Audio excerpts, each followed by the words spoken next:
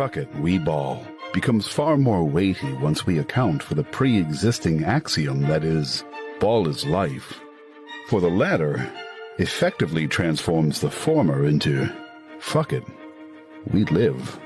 And what maxim could be more gravely important than that which urges man to persist at all costs? Oh, holy shit.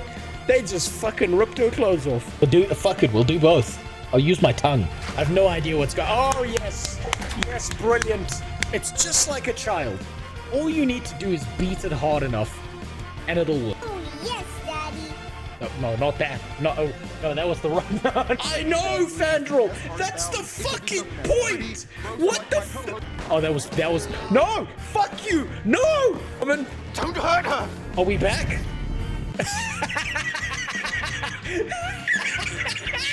Wait, shit. Did I... Son, I don't care about artificial insemination. I impregnate all my employees naturally. This is a place to be racist towards Asura, goddammit. That's better. Anyway, I'd pick suicide. Only they spent more time thinking about diversity, then the game wouldn't have bugs like this. Should've mentioned your name when the Jeff Bezos is deep up inside my asshole collecting his $2.50 from me. What the fuck's this red stuff? Why didn't he explode into light and wave goodbye? I can't do shit, I'm stuck. He can't. I'm pressing everything. I can't do it. He's fucked. Take this out of context. What you're telling me is that these fucking riggers are a problem in our society. Community has had over the course of these last several years. Of being And insane. be polite. Give them the Get a 24-inch cock around. Retarded's coming back into fashion. I tried to say that without laughing. Oh shit! Really fucking shitty to me. Oh Jesus, fuck.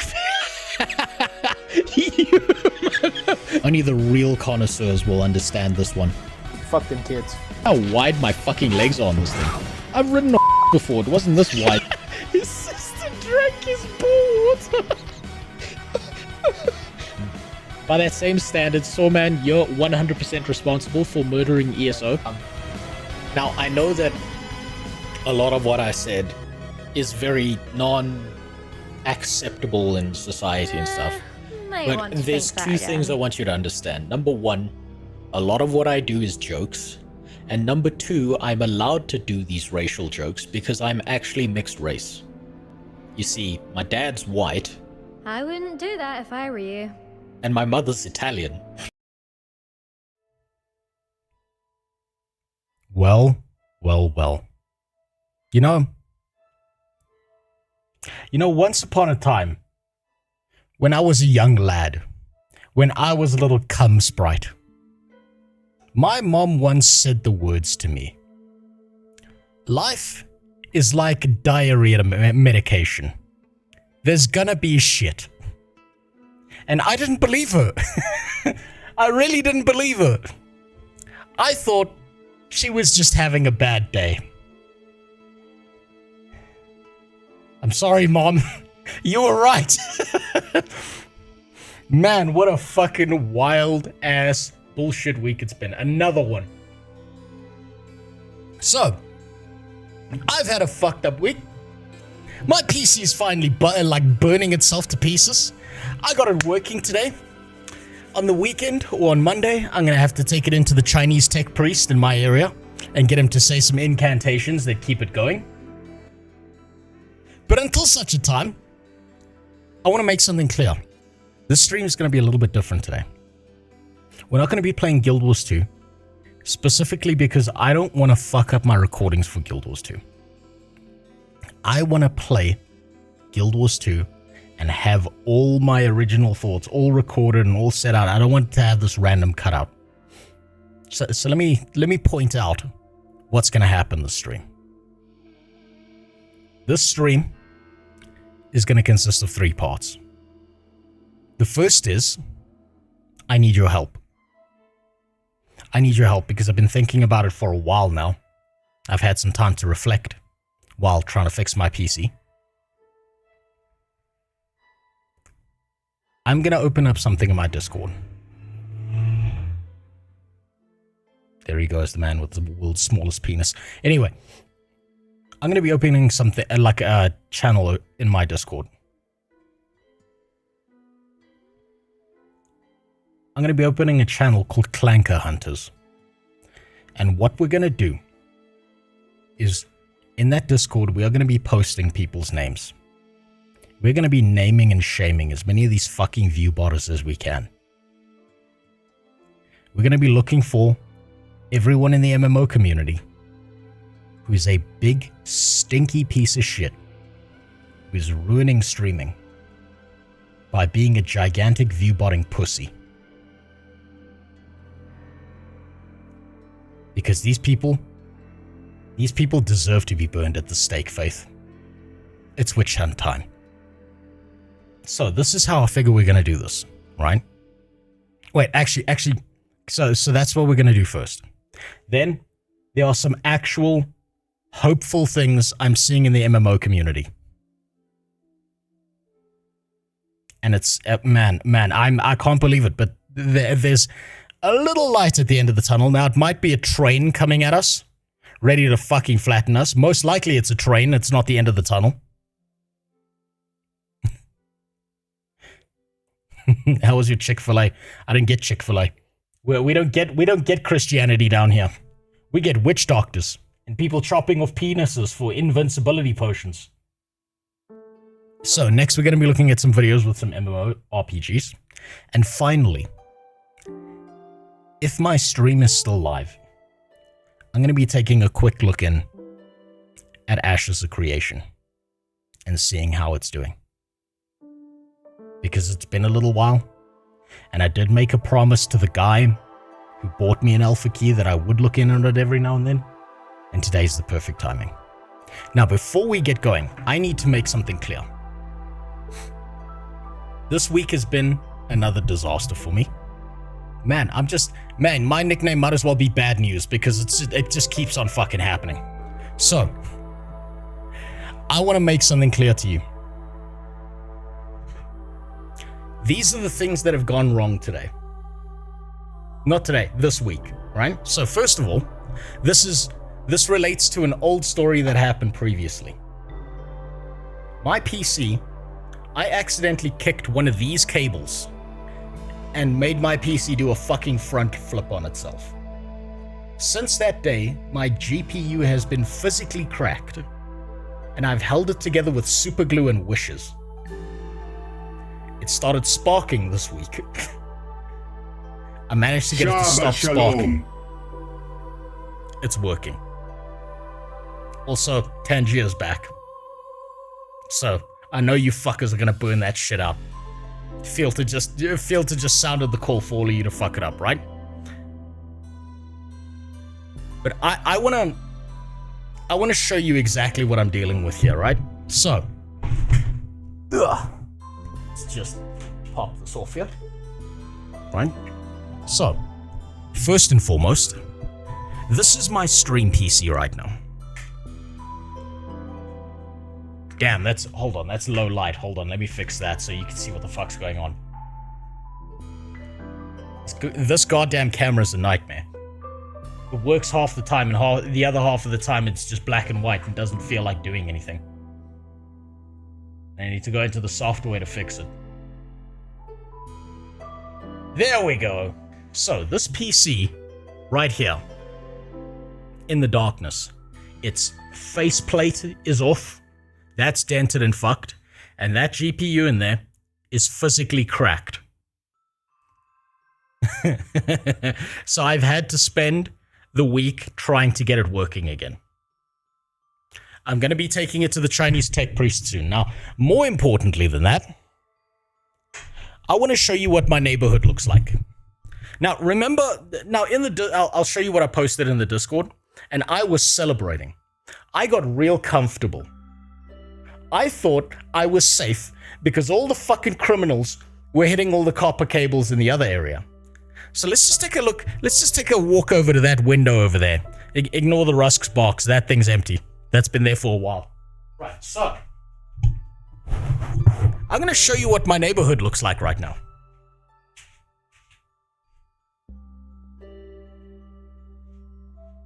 What do you think? You like the view? It's beautiful, isn't it? My neighborhood right now is almost as black as my country. We haven't had power for the last fucking week, and I started celebrating in the Discord that the neighborhood adjacent to me was hit, and I thought I was safe, and in my hubris I celebrated. Rose, do not reveal your neighborhood. Super lives in the same country as you, and he will likely show up at your house. Yeah, no one's showing up at my house because I just showed outside and it's just black. It's just darkness. I live in the fucking shadows right now. Let's put this back. Come on. Unfold. There we go. So, early in the week I posted this. Let's see if I can find it. I posted this in the Discord thinking I was safe. What's up, Endermall?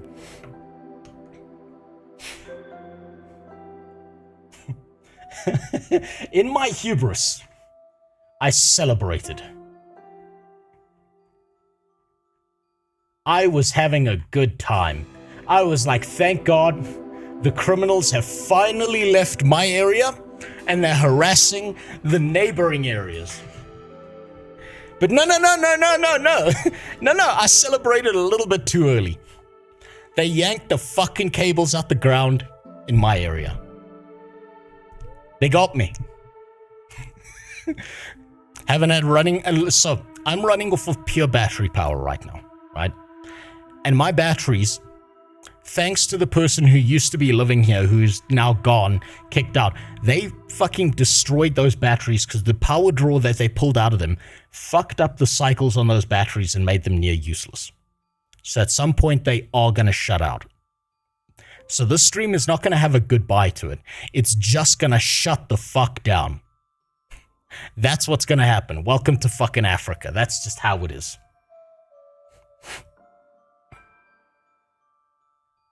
So if the stream cuts out, it's not you.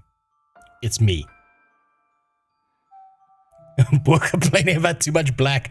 It's not the people that I have a problem with. Well, actually, it's some of the people I do have a problem with because they want to fucking kill me. It's the fact that I've got no goddamn power at all. It's fine, our house's power is so unstable. If I try to turn on the water heater on our house, loses power. I've got a toaster that does that. I discovered that this week when I tried to make toast for myself. It was great. How are your dogs? My dogs are doing great. They're having the best time of their lives. They think it's exciting to be in the dark. Who ripped out the wires? So, I got to learn the full story today because I had to go out. My wife had to buy a present for one of her friends that she's going to their birthday. So there were 3 guys in a stolen 4x4 in a truck for anyone in the US. They'd hooked up a bunch of like tow winches to the cables in the ground and just ripped them all the fuck out. Now what's really, really funny is this message here in the Discord. This comes from an affluent area that's not too far away from here. Pretty fancy area. This is where not the rich people live, but the middle class people live. And they have such big fucking cope that they're like, this can only have gone wrong if a sophisticated syndicate did this. When it was 3 assholes in the back of a 4x4 with a cable that they wrapped around the copper pipe, like wires. That's who did it. They can't imagine that their security is all theater. And so everyone in this like middle class area is like, oh my, oh. Oh, the sophisticated people. Aren't you middle class? I suppose by the fact that I get to eat food, that I own a crack house, and that I can take care of my family, I suppose that does make me middle class, right? I suppose that does. So I suppose I'm not doing bad, right? Now there's something else that has to happen on the stream. And I think you know what it is. Now, I had to pick up a little bit of contractual work this week. I had to do some extra slavery. For the specific reason that I need to gift approximately 15 subs. All thanks to Sniper Tigress and 8ax, because I made them a promise. Now I just need to figure out how the fuck I gift subs. Hold on, give me a sec. How the fuck I gift subs? God! Hold on, give me a sec. Jesus! Horrifying voice, Jesus Christ. There it is. So you fuckers are getting 15 gifted subs. You are getting this because of 8ax and Sniper Tigress, because I promised that I would gift these subs if Twitch actually did something about the viewbotting. And they didn't do that much, but they did do something. And so it's only fair. It's only fair that at least 15 of you don't have to deal with fucking ads on Twitch. Because I made that goddamn promise.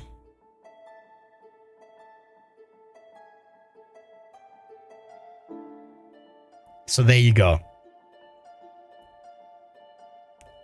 Did they ban Tectone again? Yes, I saw that on Twitch. I mean on Twitter.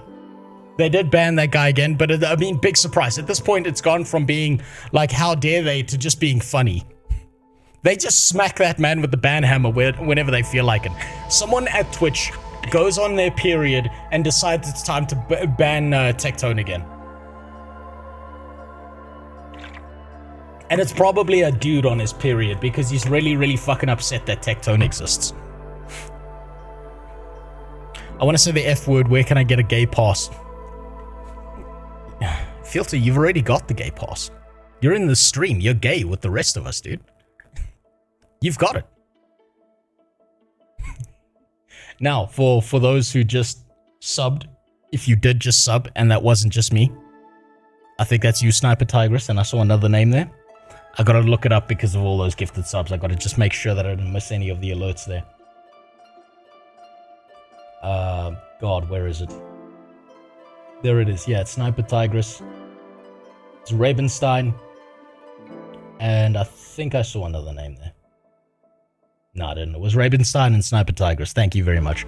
I will be putting your money towards buying myself a new GPU or getting a dirty fucking cheap one. But everyone here can suck Sniper Tigress and 8ax's dick because they are the reason you got those gifted subs. It's their fault. Because I made a promise and I follow through on those fucking promises. Just ask Vox. He got a nice game because he won that little random giveaway I did the other day. I love that I only joined in for 10 seconds to check if we have Guild Wars 2 on the menu today and got a sub. Well, Tabe, that's how it is. Thank you. Say thank you to Sniper Tigress or to 8ax. They're the reason. So, have you talked to the Chinaman? No, so I've messaged him, Cyro. He's aware of my PC ailments, right? It's very hard to speak to the guy because he barely speaks English, but he speaks PC. He doesn't even speak Chinese. He just speaks technology. Dude's a literal fucking tech priest. If he can't fix it, then I have to get a new GPU. But I'm praying he can fix it.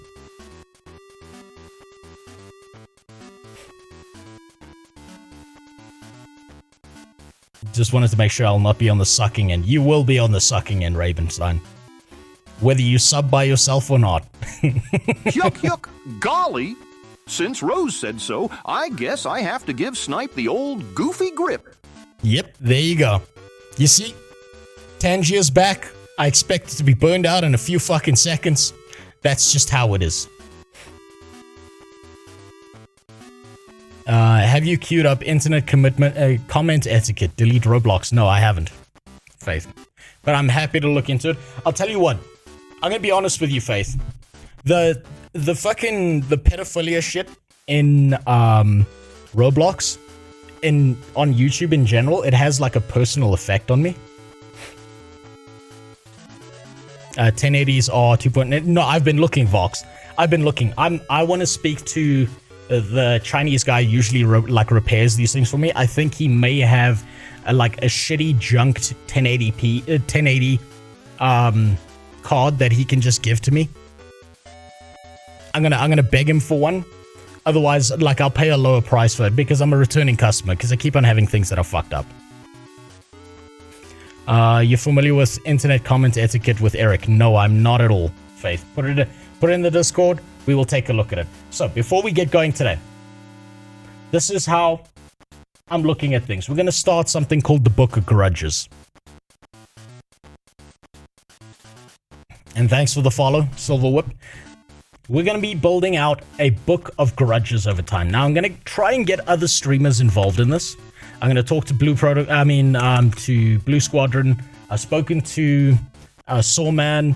I'm going to speak to Benji. I'm going to try and find as many of these botting pieces of shit and build out a comprehensive list of all of them so that everyone knows exactly who they are. And maybe I'll throw this up on a website. I'll put this somewhere that it's always available for people to look at. And yeah, no, Google Docs needs a fucking dark mode. Holy shit. So, we know a few of the view botters already. We know that there are several people who are gigantic sacks of shit. You know what? Let's actually build this out in Notes because, you know what? Notes is at least not this, right? This will wake you the fuck up right now if you were in bed. Jesus Christ, that's bright. So, I figure we work this in 3 categories, right? The Twitch users who are probably viewbotting. Get me an Twitch Iron Mouse plushie and you can have my voice for life. What the fuck? You want a 1660 super? No, I'm gonna talk to that guy because I'm sure that he's got quite a few. Don't worry about it, Vox. There's also I want to make this clear. There's also a line I don't want to cross when it comes to the viewer-streamer relationship. If that makes sense. Where you feel like you have to support me. Or you feel like I'm a charity case or some shit. You're here for entertainment. Right? If that makes sense. I'd rather keep it that way. Because you have your life. And I don't want you thinking about me anything beyond a shit and a giggle online every now and then.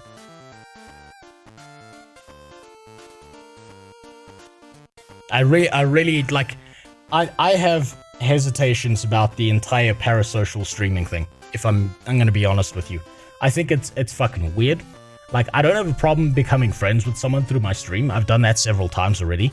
But I would rather talk to a person on an eye level, if that makes sense. I don't want to feel like I owe them, and I don't want them to feel like they owe me anything. Does that make sense? Because then that throws out the fucking relationship. That makes things weird. For both me and you. And then someone's eventually gonna get pissed off, and they're gonna be like, after all I did for you. I fucking hate that. I don't like that. I don't like the idea that you might get upset at some point in the future. I live in SA and earn pounds. That's the way to go, dude. That's really the way to go. That's really the way to go. Thanks, Timid to the Limit. So.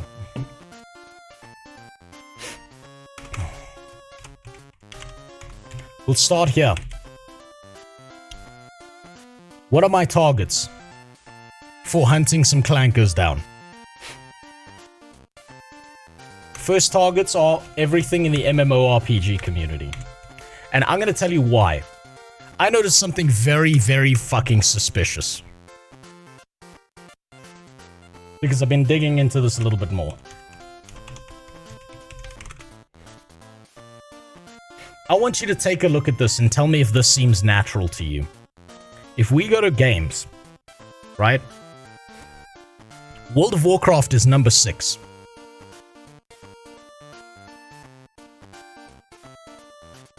That seems high. I'm willing to bet that World of Warcraft is filled with viewbotters.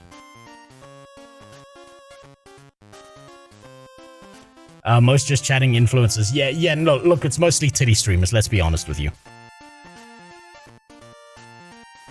Remnant from the Ashes and Remnant 2 are both on sale. You can get Remnant 1 completed. I'll take a look into that afterwards. You see, this is the point of me recording all of this, so I can reread those messages and make sure. But yeah, I'm aware of Remnant. I'm probably going to pick it up when I can.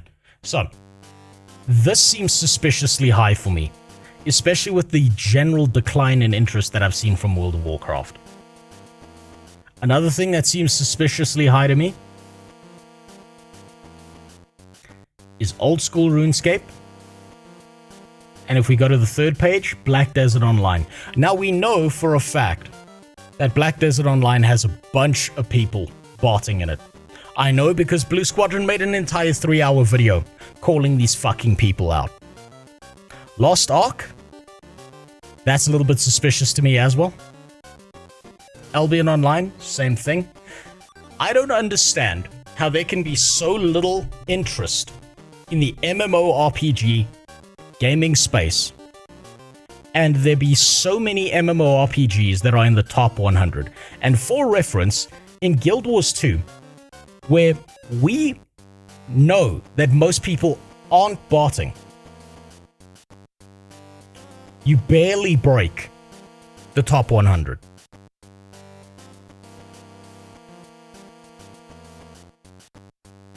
Do you see what I mean? This list seems...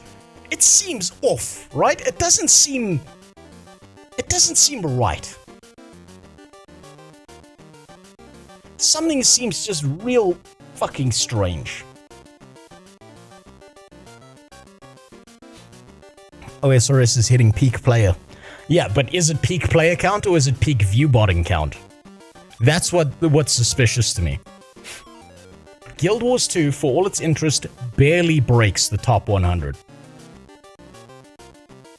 And that to me just seems a little bit, you know, a little bit suspicious. Here's some free communism from the Lord of the Rings country.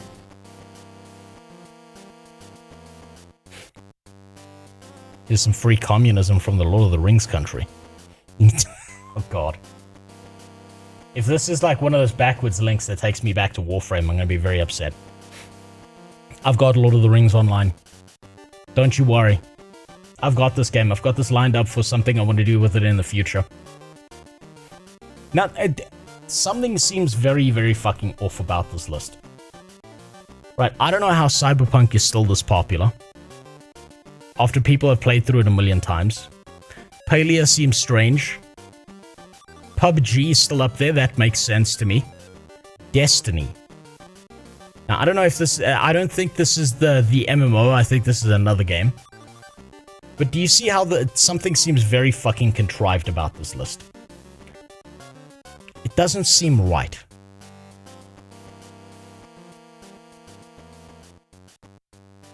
Claim the coupon code for it then. Gives you a bunch of quest packs up until level 140. Well, thank you. Okay, let me go back. I'll keep that open on a separate tab then.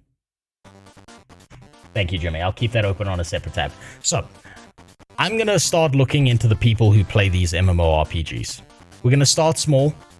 We're going to start down here. We'll start with Guild Wars 2. Right?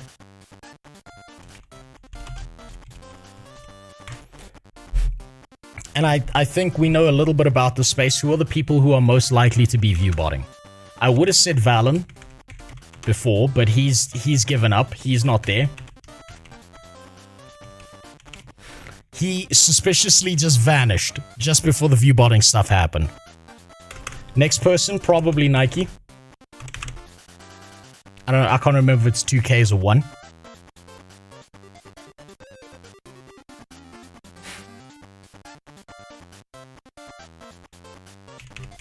But I can't think of anyone else, specifically in the Guild Wars 2 category, that would be botting. And here, let me show you why.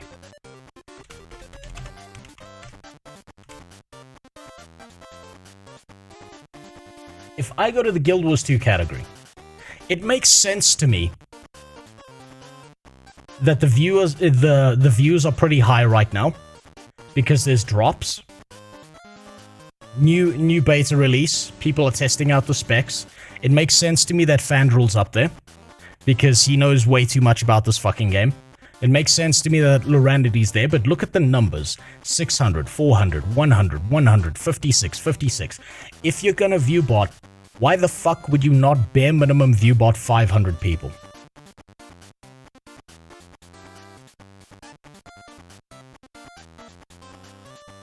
It doesn't make sense. And I did play Baldur's Gate 3 on stream a long time ago, Jimmy. It was pretty good. I might play it again. Maybe. I want to try out a naked wizard. I played a bard the last time around and my bard was useless. It was fucking worthless. Everyone else had to do all the work to keep him going. None of this seems like viewbotting behavior. But all of a sudden, if we go to Black Desert Online, let's see if we can spot a few of them.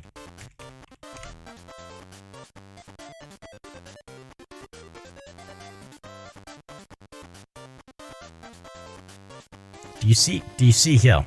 Do you see the difference in significant figures? That's where things start to get suspicious. So I'm going to be installing an extension that helps us figure this out. We're going to, like every stream, or maybe like once a week or something, I'm going to host like a Clanker Hunters stream where we go out and we try and find view bots and we try and get them into a Discord call.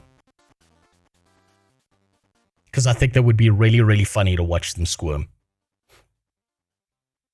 Fandrel is textbook, get big on YouTube and build an audience. Yes, he is. So this is the thing, hollowed out. What you just pointed out is really, really important. It's one of the metrics you want to look at when it comes to looking for view botters.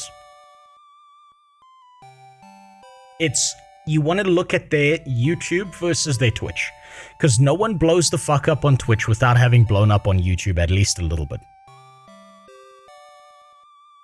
Loranity makes sense, Teapot makes sense, Muckluck makes sense, Fandrel makes sense.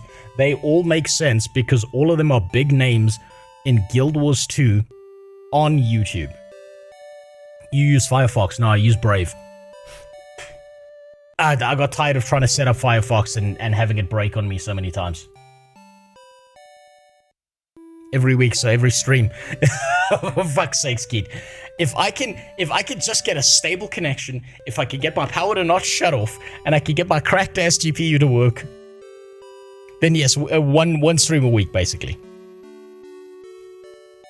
Essentially, one stream a week. Might as well switch to ad. Hey, I like Brave. Brave's been great. It auto blocks most ads. Doesn't give me shit.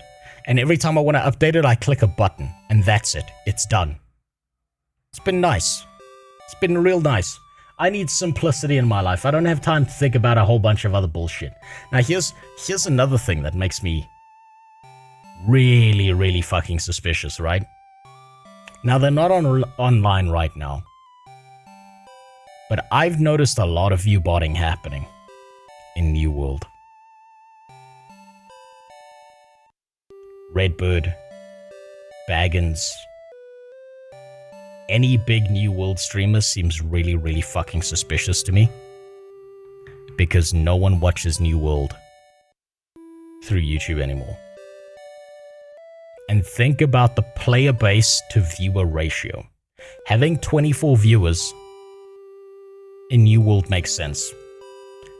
Having 2,000 viewers doesn't. Can we retroactively look at Ashes of Creation streams for botting? Absolutely, hollowed out. Abso-fucking-lutely. Moving to Cape Town would be a great choice if you had 5 mil in the bank and 125k per month. Yeah, of course. All I need is to turn into a British slave owner and get them to mine gold for free, and then I'll be fine. How do you even prove viewbotting, viewer engagement? So there's a few ways, right? Now, obviously, Endermall, there are a few ways to prove viewbotting, but there's not a way to directly accuse them. That's why the highest you can go with this is Twitch user probably viewbotting. Probably. We looked at someone's name last stream. Let me just pull up my private list here. We looked at someone last stream that was incredibly fucking suspicious.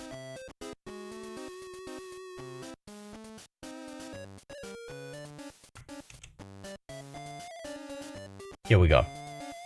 So,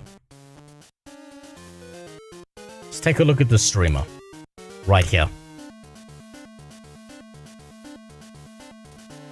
Let's take a look at their YouTube right here. Ugh, Jesus, I need to change that. That shortcut's in the wrong place.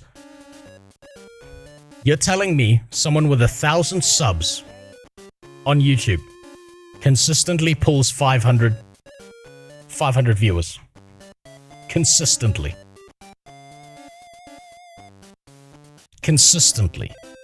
That makes no sense. Yeah, let me show you another thing that's pretty fucking suspicious, right? If we start to look at the graphs, where they were playing Dune Awakening is probably the best one. So, step 1. The natural behavior of Twitch viewers is people show up, you hit a peak, and then there's a drop-off as people go and do other things. People, generally speaking, on average, watch a Twitch stream for about 2 to 3 hours maximum. Right? If you go beyond that, you're way more than a power user. Now, this person, in particular, if you look at some of their Dune Awakening streams, they go from 500 viewers down to like 56 viewers. In some cases, because their view bots fail. And I want to make note of this. Look at the 21st and look at the 1st of August, right? So 1st of August, move on to the 21st. So 1st of August, this person went missing for 4 days. Now, we know that 4 days is exactly how long it took for people to find new viewers. New view bots, right?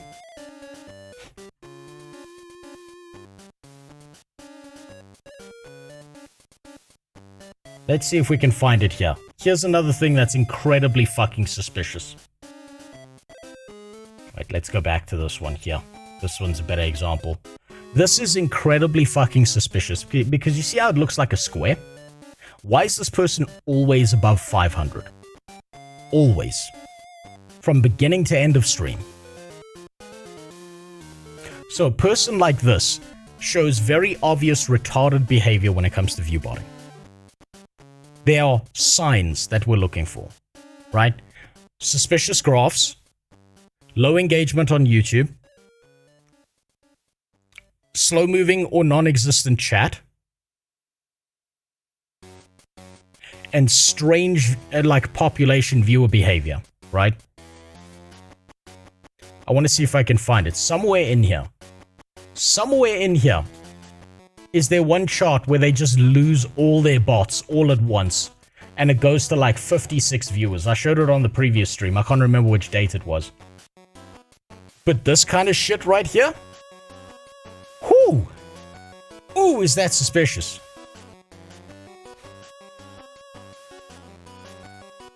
I want to see if I can find it.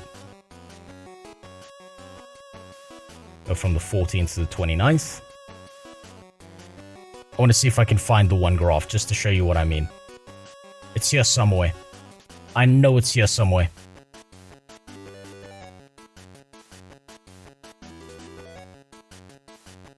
One of these graphs shows like a massive drop-off. I'm going to find it later. But we're going to start doing investigations into the pieces of shit like this who fuck it up for everyone else because they're view-botting assholes. And I'm going to try and see if I can get them to talk to me. And I think it would be incredibly entertaining to watch these people squirm. Most of the time, I'm willing to bet that they're gonna run the fuck away, and they're not even gonna bother. They're not even gonna like think, oh shit, I've been caught. Let me not keep doing this. They're just gonna be like, oh, it's not me. Oh, it's someone else. Oh, someone else is viewbotting my channel for years, guys. It's not me. It's definitely not me. Now, what makes this fucked up? Why do I care about this? I care about this because I'm a fucking autist, right? First and foremost. It irritates me when people cheat the system. Not only because it's wrong, but because they do it in such a retarded, obvious way. No followers, that's also sus. You're right, VB.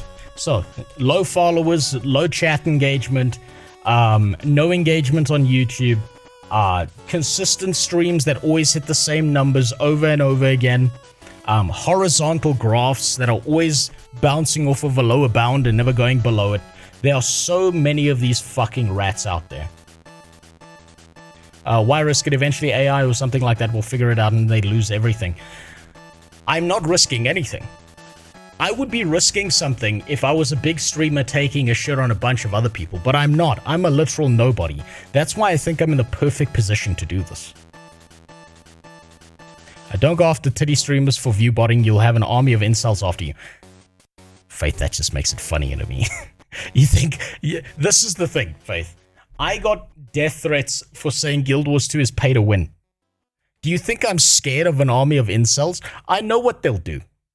I live in a third world fucking country. These pussies never leave their fucking bedroom. What are they gonna do? Cry about me on Reddit? What, are they gonna come in here and bitch at me?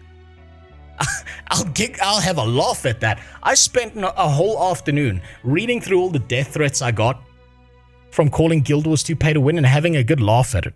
And eventually it started to annoy me, not that I was getting the death threats, but that I got people's real names. They weren't even using like a throwaway email account. There's no way I have a subreddit, Faith. There's no fucking way. It must feel lonely streaming to bots.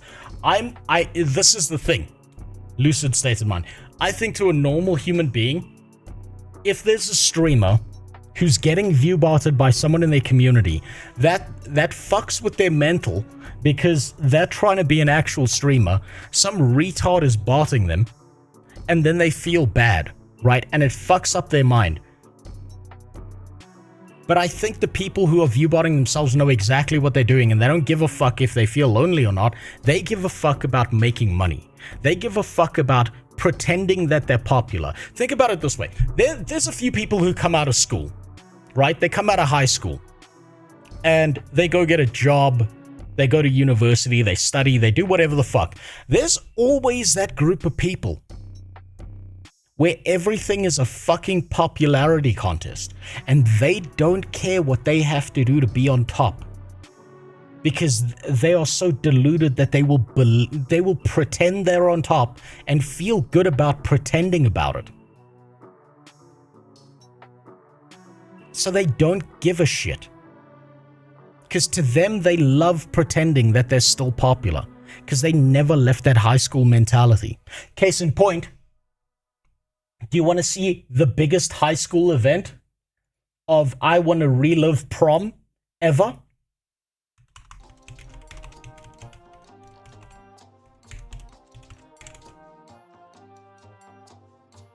Here you go.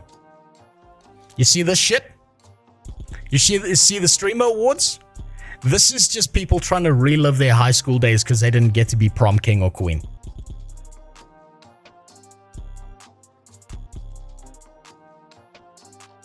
So apparently you don't have a subreddit. Well, I don't think I'll ever have one because I called everyone on Reddit a circle jerking mod incel, so I don't think that's ever happening.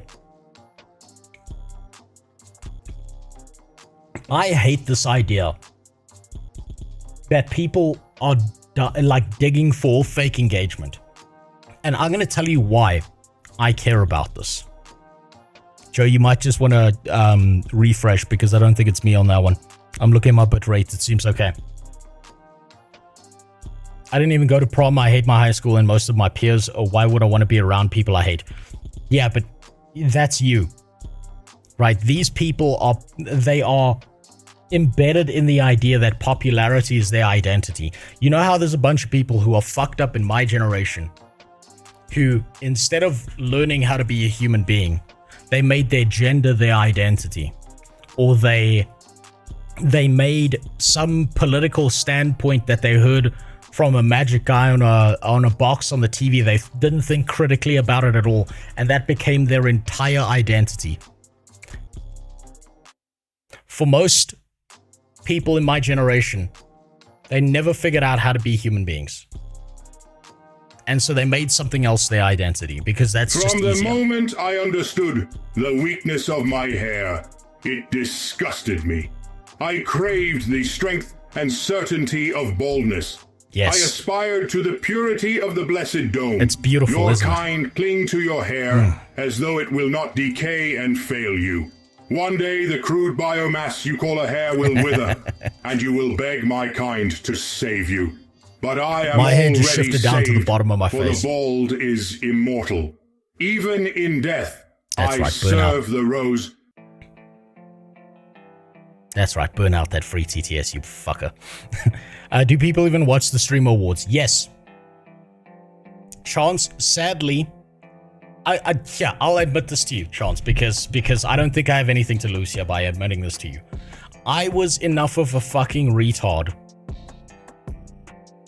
at some point in my life that I genuinely didn't think viewbotting was that big of an issue. I thought these people must have been really interesting people, that they must have been super cool streamers who did unique shit and were genuinely entertaining to people. And then I started studying their content. And the more I looked into them, the more they seemed like the most boring fucking human beings on planet Earth.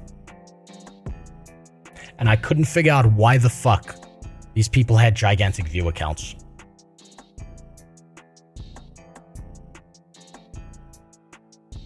And yes, people actually watch that crap. People care about it. People think that it's a big deal, and they've evaded the idea of realistically looking at people who are entertaining. Now, I'm going to tell you something. Why I feel that this is important. You as a viewer should be able to find interesting, fun streamers. And those people are probably stuck somewhere between 20 and Swole 200. Benji asked me, Omni-Man, how do we destroy the middle class so they don't control video games anymore and ban people over saying good game? Ah, the middle class, always thinking they hold some power.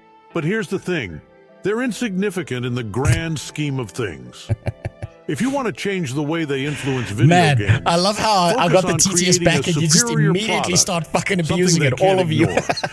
Jesus, TTS is a mistake. I need to find a way to like put like a thing on it. To adapt to the standards you set. They'll be left in your wake.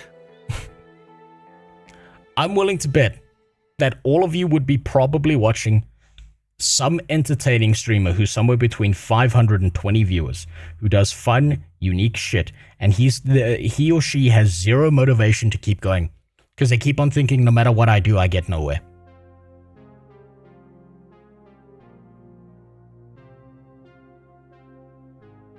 And they deserve to be higher up in the category than they actually are. Tectone with 5k viewers at any given moment when he's the most boring fuck I've ever watched. So Tectone is not viewbotting himself because he's made enough money that it doesn't matter. And he even said it himself, he lets people viewbot him because he doesn't give a fuck. Tectone's, I think this is pussy behavior, but Tectone's entire thesis is, if people viewbot me, so what? Everyone is viewbotting. And in my head, that's like saying, it's okay if I have AIDS, so long as everyone else has AIDS. That's just how it is. Jojoho asked me, oh, all-powerful Omni-Man, please explain the cultural significance of UWU. Here we UU, a fascinating representation of human expression on the internet. It's an emoticon conveying happiness or affection, often used to soften interactions I gave you the ability to ask an AI shit on my stream. Has a knack for using this may have been a symbols to mistake. communicate emotions in ways that transcend words. But remember, Relying too much on such trivialities can distract you from striving for true strength and understanding. I only watch 2 to 3 streamers, all with 20 to 500. Never really got into streams. I usually leave it on when I work. This is the thing, right? That's normal behavior, right? Throwing some shit up on a second monitor while you're doing your job, listening to something, lurking in a chat. That all makes sense to me. And then every now and then they say something entertaining that you have a good chuckle at and you keep on going. That makes sense to me. But the problem is, those people who deserve to actually turn this into a job will never be able to, because a bunch of fucking rats on the internet are stealing that position from them. And I want us to have a comprehensive list of every single one of these motherfuckers. Every single one. And I care about the MMO space, so that's where we're going to be starting. So I'm going to like, first episode of Clanker Hunters, I'm probably going to be contacting a bunch of different streamers, seeing if they're willing to help me out. Maybe having a talk with them, maybe having a talk with Blue, maybe having a direct talk with Sawman. I'll talk to Muckluck as well. I'm sure Muckluck would be more than happy to help, the more I think about it, because Muckluck has been directly affected by this, and he's been viciously attacked by people over embedding when people are a million fucking times worse, and when people shit on Muckluck for it, he immediately stopped doing it. So I feel like it would be vindicating to that man to help out with that. I feel like he would get some sense of relief.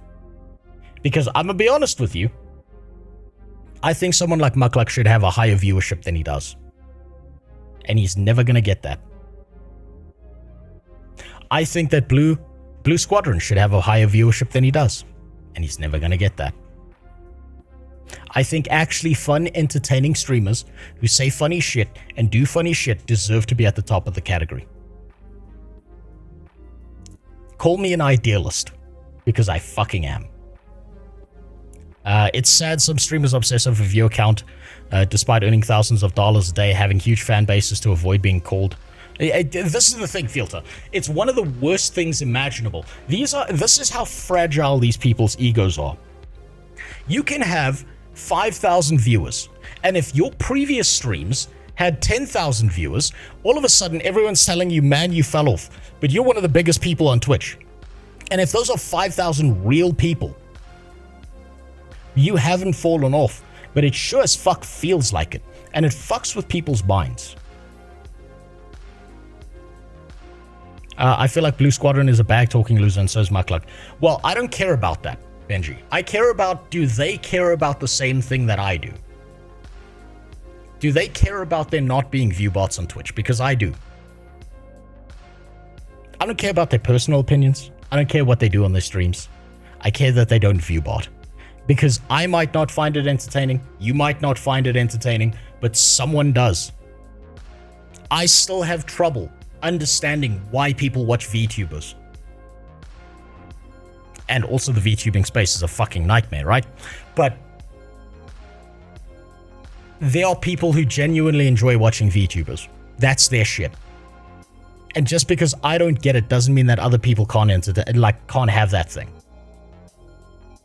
Merit-based is good, but none of these people are going to let it happen. Probably not. But I would, bare minimum, like to have a list of every single rat fuck piece of shit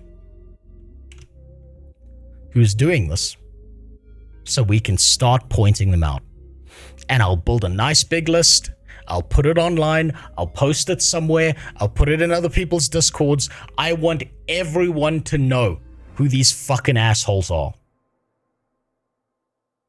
Muck was embedded on a website dedicated to Guild Wars 2. I could see some drama if he was embedded in some top SOE. Oh, that's right. By the way, that definitely deserves to be there. But that's how it is. That's how it is. I'd like us to be a little bit more honest about what the fuck's going on Twitch. And I'm going to need your help for this.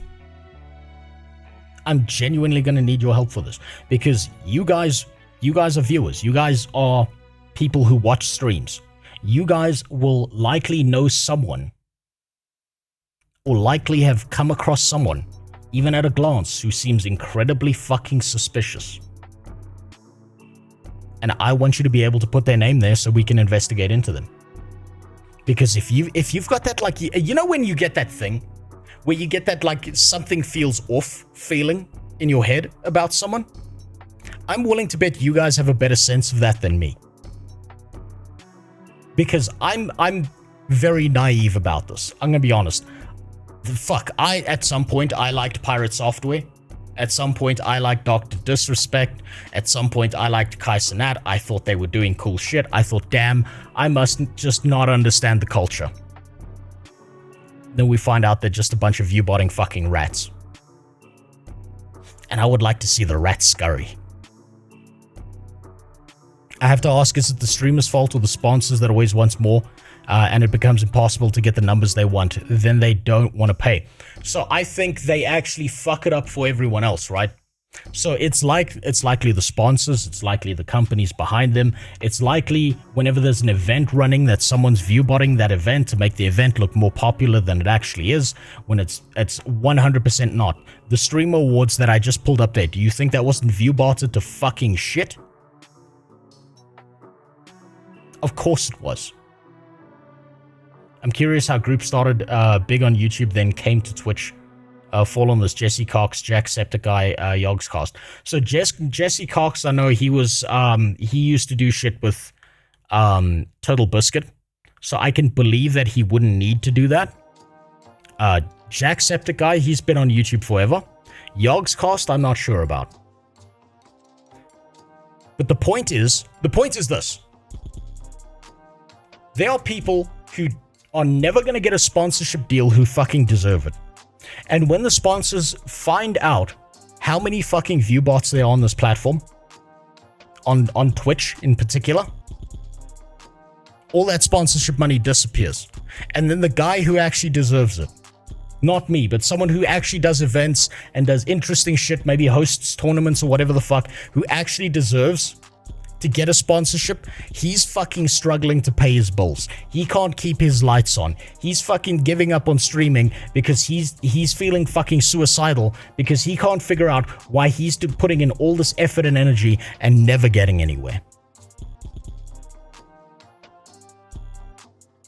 When he deserves to be. Case in point. Yeah. This is a personal streamer I quite like.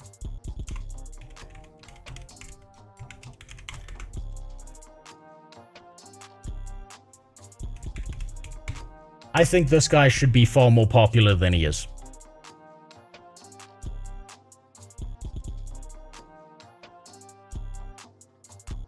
And I don't understand how this guy is such a bright, entertaining person. Very wholesome, very nice, and sure, he plays StarCraft too, so let's be honest, he's not getting max viewership. But this guy definitely deserves to have a higher viewership number than what I think he's got currently. Because he puts in real fucking effort into streaming. And maybe he's viewbotting and I'm gonna find that out, and that's gonna be fucking heartbreaking for me. But I used to love watching this guy's streams. I just don't have the time for it anymore. So that's the entire point. Nepo babies like Pirate have an entire team of lackeys pumping out slop content for them. Yes, they do. They do. And do you know why they can do that? Because they bought their way to the top of the category. They do a bunch of sneaky bullshit behind everyone's fucking back. And then because they do that, everyone thinks they're a big deal. It's not your job as a viewer to have to think critically when you just want to enjoy yourself. And maybe you find one of these people and you start clicking on their stream and you're like, I don't get it. This person's boring as fuck. Why am I watching them? And now you've lost 10 minutes of your fucking life, and your time is the most valuable thing out there. And if you're not enjoying yourself, if you're not having fun watching something, that is time you will never get back. You've been scammed. And I don't like that. I just don't like that. Game companies have so much incentive to bot their own category. Of course they do. Of course they do, Sun Matrix. When I looked into this first and I started looking at numbers, I'll pull these guys up again. This company right here, that runs all the Chinese cartoon games. These guys bought the shit out of everyone who streams their games. So they can pretend that they're popular. So they can pretend that people care. So that they can steal money from advertisers. So they can steal money, pretend that they're popular, and by proxy, somehow, by faking it until they make it, they get you to spend money on their games, they get you into their games and caring. Doesn't need to bot. Hoyoverse is the biggest botters. Faith. They are the biggest fucking botters out there. Anyone who's like associated with these people gets the shit botted out of their streams. That the first person who should be at the top and they have the most incentive to do so. List is someone named Fextra. So think about it this way.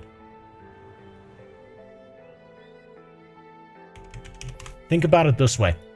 This is your return on investment when it comes to botting like this, right?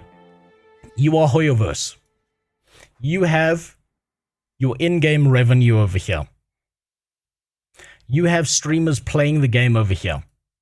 You viewbot this category to pump this viewership number up here. This gets several thousand people who would otherwise have zero interest in the game to look at the game. Of this new subsect, there are certain people who are vulnerable to gambling. People who just can't help themselves. They will start gambling in the game. Their return on investment is they will spend something like $1 botting the like per $1 that they bought the shit out of people on Twitch. They then re-syndicate people over to playing their games, getting addicted to gambling, and this person will then spend like 1k on their fucking game, and that's just one person. And you know who this happens the most to is kids, particularly with anime games. So these people directly take advantage of anyone who thinks, that actually looks quite interesting. Let me try it out. Oh, it's got a bunch of gacha mechanics in it. Wow, I can't help myself. Why am I spending 1k? And these systems that are set up in these games are so fucking predatory that you don't register you've spent 1k until you've actually spent it. Stop thinking about this like you have a triple-digit IQ. Start thinking about this like what happens to the double-digit IQ retards out there who can't help themselves. They're being taken advantage of.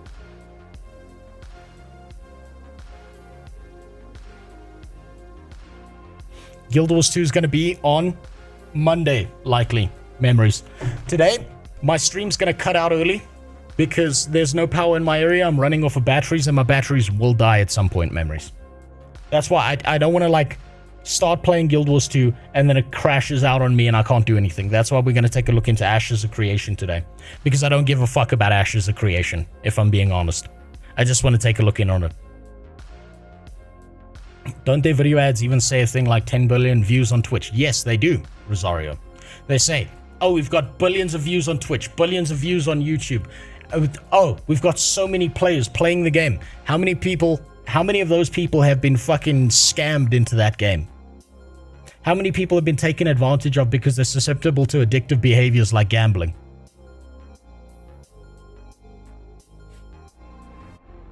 Yeah, a ton of them. That's why I want to do this. I will become the Chris Hansen.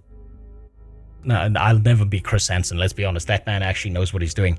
But I would love to be a piece of shit who calls these people out, looks at them. Because I'm going to be honest with you, I've noticed a lot of bitch behavior when it comes to this. And if you want a precursor of what this looks like,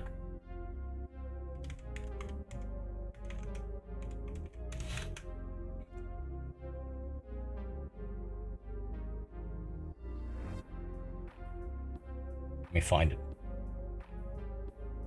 Let me see if I can find it. If you want a precursor of how many excuses, how retarded these fucking people are, right? Go take a look at this video by Blue Squadron. And every single person he calls out and talks to squirms like a fucking worm when he calls him out on the viewbotting bullshit. Every single one of them. And they do everything in their power to pretend that it's not them. If you're going to be a Chris, it's going to be Chan. That's right, Devilis. That's damn right. I'm so scared of actually ever seeing that medallion around my neck. That's how I'm going to die. I believe there was another streamer actually who killed himself recently, who put on the Sonichu medallion. So it's claimed another life. That thing is evil. That thing has actual evil power around it. I still don't understand why those practices are even legal. They're not. You're not supposed to do this, but it's so poorly policed that people just get away with it. ABC, always be cheating. That's just how it is. So look out for that in the future in my Discord. We're going to have a Clanker Hunters channel. And we're going to be looking into these people. Because they fucking deserve it. How much money did you give to Blizzard? My sub. My monthly sub and nothing else, Keith. I have never touched a cash shop in Guild Wars. I mean, in World of Warcraft. Is that free run? I don't know. I don't think so, because of the butterfly wings. I just thought it was a funny image. Because she's in a jar. You know where that's going.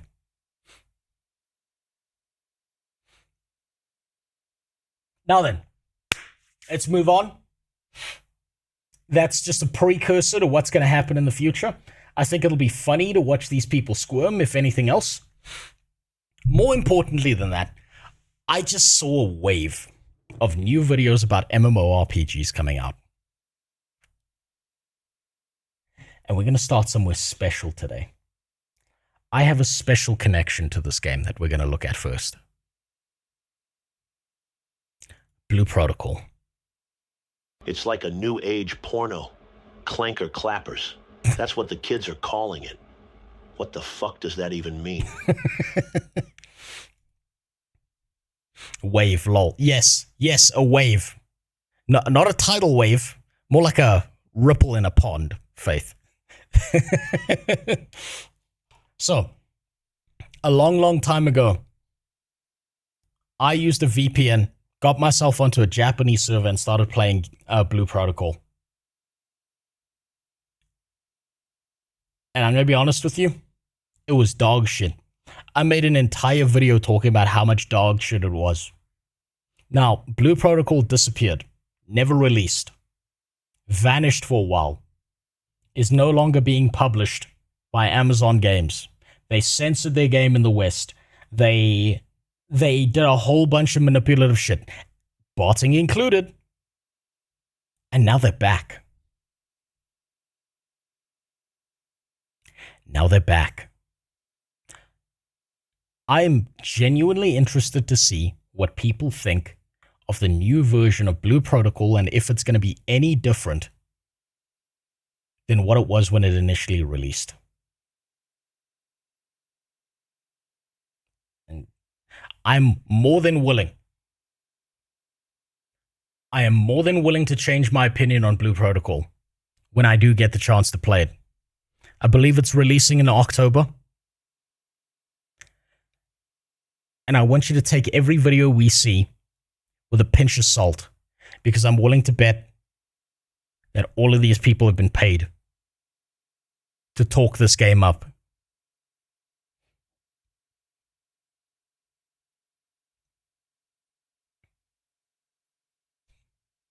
You're going to change your mind on Veilguard 2? Absolutely not. Absolutely never. That game deserves to burn, crash and burn. Those fuckers deserve to have that game die. For what they did to such a beautiful series like Dragon Age, every single one of those fuckers deserves to lose their job. Now let's take a look into Blue Protocol. Let's see where it's sitting right now. They did a little bit of a rebranding. But is that all it is? Or did they actually do something to make the game better? Let's find out. Star Resonance is the long-anticipated anime MMORPG from Shanghai Bokuda Network Technology. It is one of the MMOs that I have covered on this channel more than any other, and that is because it is one of the MMOs that I am personally most excited for. Star Resonance is set in a vibrant fantasy world brought to life with stunning Japanese anime-style visuals, arguably some of the best. Okay, so the gameplay I'm looking at in the background seems exactly the same as it was previously. The anime genre has to offer. It offers a rich variety of gameplay experiences to satisfy a wide range of player interests. At its core, Star Resonance focuses on both single-player and multiplayer social interaction, blending an anime aesthetic with immersive cooperative features to create an engaging world that offers both thrilling adventures and casual social experiences, catering to every single type of MMO player. Naturally, being both the MMO and Blue Protocol. So did you hear that? You hear that they're trying to cater for a whole bunch of people. That's the worst way to build an MMO. To try and get everyone to play your game. This feels like this guy's reading off of a script right now. But one of the things that is really, really fucking annoying about MMORPGs is that they're trying to be for everyone. Casual players, addicted players, people who love the grind, people who don't love the grind. Don't do that. Make a good game. Make people enjoy playing the game. Make the game enjoyable if people can play it for 1 hour a week or 20 hours a week.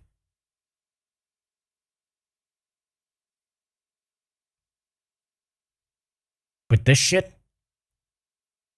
Nah. Not a good idea. Star Resonance connoisseur that I am, when the team reached out to me and offered to sponsor a dedicated video, I absolutely had to say yes. The team reached out to him so he could do a sponsored video. You know, sponsored videos are always the most objective videos out there on the internet.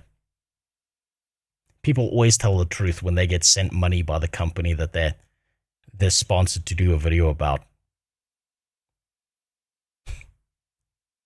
And I did. Now I said, yes, they ghosted me. They probably looked at your channel, Benji, and they were like, oh shit, this guy's going to tell the truth. And then they ran for the fucking hills. Well, if you're as excited for Star Resonance as I am, then I urge you to take a moment, go down into the description of the pinned comment below, click that link, and pre-register right now. There it is. There it is. There's the resyndication. I can't blame him for doing this. This is how you pay your bills. What is going to be one of the most fun, engaging anime MMOs of 2025. You genuinely do not want to miss this. Now let's talk about the game. I will preface this by stating that this is still in active development, and as such, this does not represent the final product. Star Resonance takes place in an enormous, mostly open world. I say mostly. Do you know why he's off camera right now? It's because he's reading a script. Because it's not a traditional open world MMO, and so that there exists a singular world and allows for seamless traversal without loading screens. Instead, there's a main city, cut off from the rest of the world via a small load. And what I would designate regions with smaller zones that you can freely traverse. Each major region has a small load separating them, otherwise it's completely open. The area is very significant. So did you hear the double speak there? Did you hear the double speak there? Oh, every area is instanced and cut off from every other area, but it's definitely an open world, guys. I wonder if they still have like a 35 player limit in each region. This isn't the final product. Phew, now we are free to make shit. Yeah. It's a co-RPG like Guild Wars 1. It's not even that, Faith. From what I played when I played Blue Protocol initially, it's an ARPG from a first-person view. You don't even need to have other players around you. And one of the biggest issues was you had 30 people sitting in one zone, waiting around one enemy, trying to get enough hits off on that enemy. And no one's fucking queuing. Everyone's just slamming buttons as hard as possible, desperately trying to get enough hits off on the enemy to count as a kill. I wonder if they still face that problem. It's kind of like Monster Hunter, but horrible in every way. Vox, I'll give it this. The action combat, the actual action combat with the weapons feels good, but that's all it's got going for it. Significantly in theme and purpose, every region looks and feels completely unique, from dense forests to open plains to mountainous spires. Every new region is thrilling to venture into, with new story, new things to explore, and most importantly, new enemies to murder. Every area features a variety of ways to traverse. You can climb, you can jump, you can fly utilizing the wind. When beginning the game, you're given the option of creating your very own character. Mrs. 69. I wonder if they censored the Western version like Amazon Games wanted, or whether they took that back. I'm curious about that one. Went through a few different models over the course of our time spent in game, but she ultimately settled on Buns, the adorable machination that you see on screen right now. There are a plethora of different options. You have hairstyles, facial sliders, body sliders. Yes! Let's see if there's a titty slider. Body sliders. Admittedly, we did spend a little too much time in there, but that is a defining feature of a good MMO. Stylists, fashionistas are absolutely going to love this game, partly for the character customization options, and partly for all the insane outfits that you're going to have access to. And trust me, there are enough to get you absolutely soaking wet. All of them are going to be stuck in the cash shop, and you're going to have to pay extra money. Now, if I remember correctly, from when I played Blue Protocol, this is how it worked. It wasn't just a gambling system, right? They had their baseline gambling system where it's a gacha system where there's actually an anime girl that shows up on screen and pulls a lever that cranks shit out, and then you get drops off of that. Now, not only is that in the game, there's a secondary currency you get from going into the first gambling system that lets you into the second gambling system, which lets you buy more shit to do more gambling because they've got like a double currency system working for them. I'm willing to bet that still exists.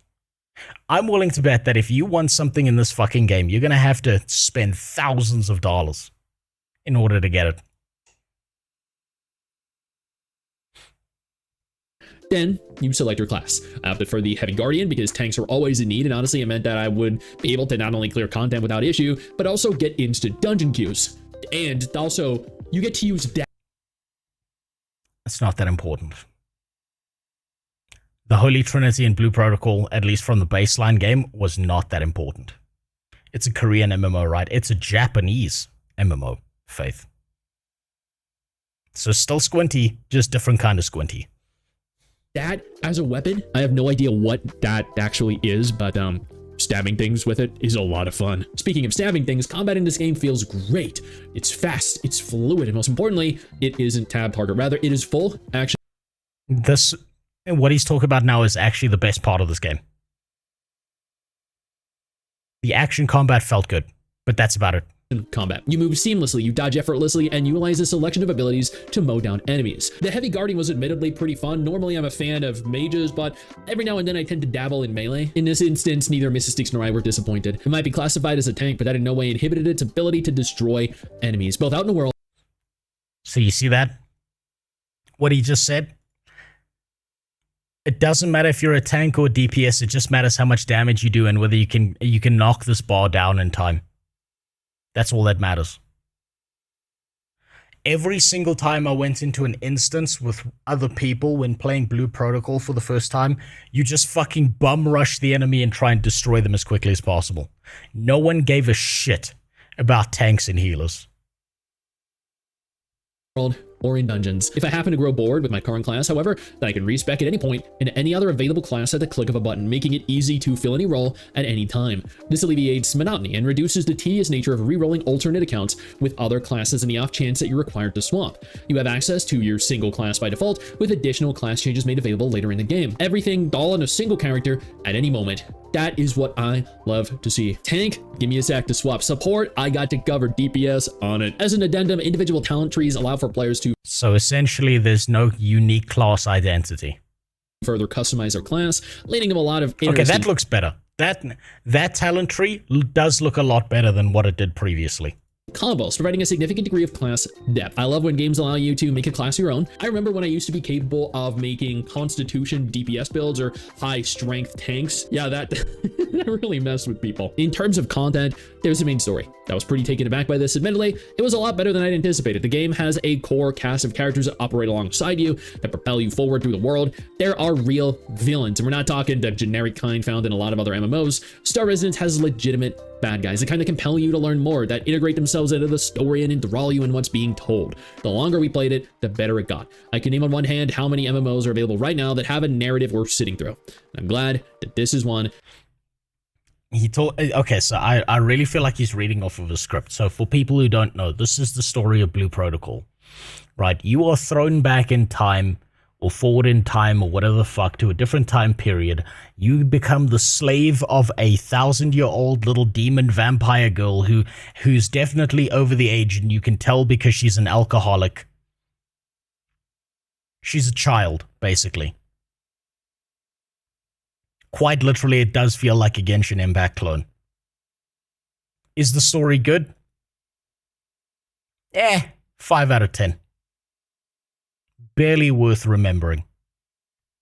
That I can add to that list. There are dungeons. This is where more of the fun comes into play. Mr. Six and I absolutely love running dungeons and raid content in MMOs. It's a challenge of not only your skill, but your ability to work with other players. Now, sometimes other people suck, and that genuinely cannot be helped, but it is also part of the thrill. Overcoming adversity, the odds, and emerging the victor. Star Residence's dungeons are a blast to play with multiple different... By the way, you see this thing in the top right corner here?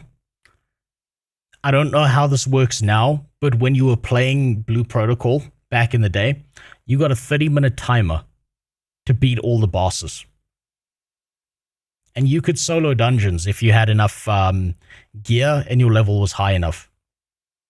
You didn't need to interact with people. You could sprint through a dungeon by yourself and beat it. But you know what the limiting factor of that was?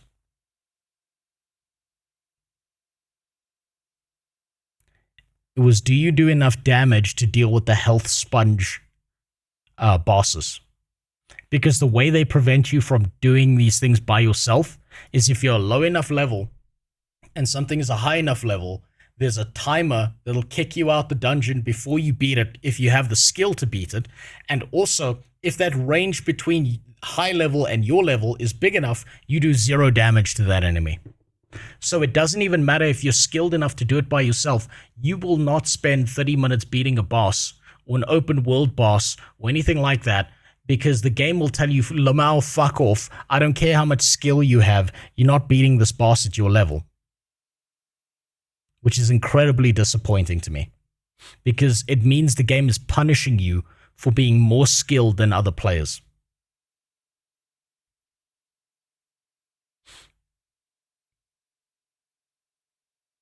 That's why I'm wondering why we're watching this, because I'm looking for the changes. That's why. I'm looking to see what's different about this MMO now than what it was previously. So far, the differences are I'm seeing more weapons. The talent tree decisions are different.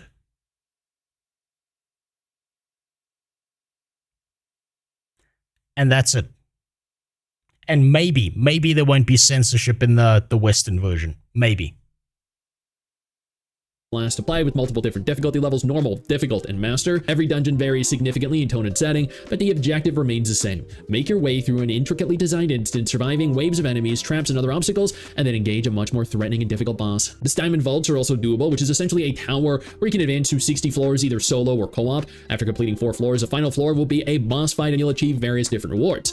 Mr. Six only made it to level 10 before meeting a wall at level 60 with 3 others. How far do you think you'll be able to get? These fights are genuinely very impressive and are ridiculously fun to do. Working in tandem with other players to overcome something of this magnitude is genuinely something that I miss. There are also life skills that involve things like fishing, cooking, crafting, or in this instance, gathering. These are non-combat. Okay, so they have made this better than what it was previously, but here's the big fuck up, and I think this is still going to be in the game.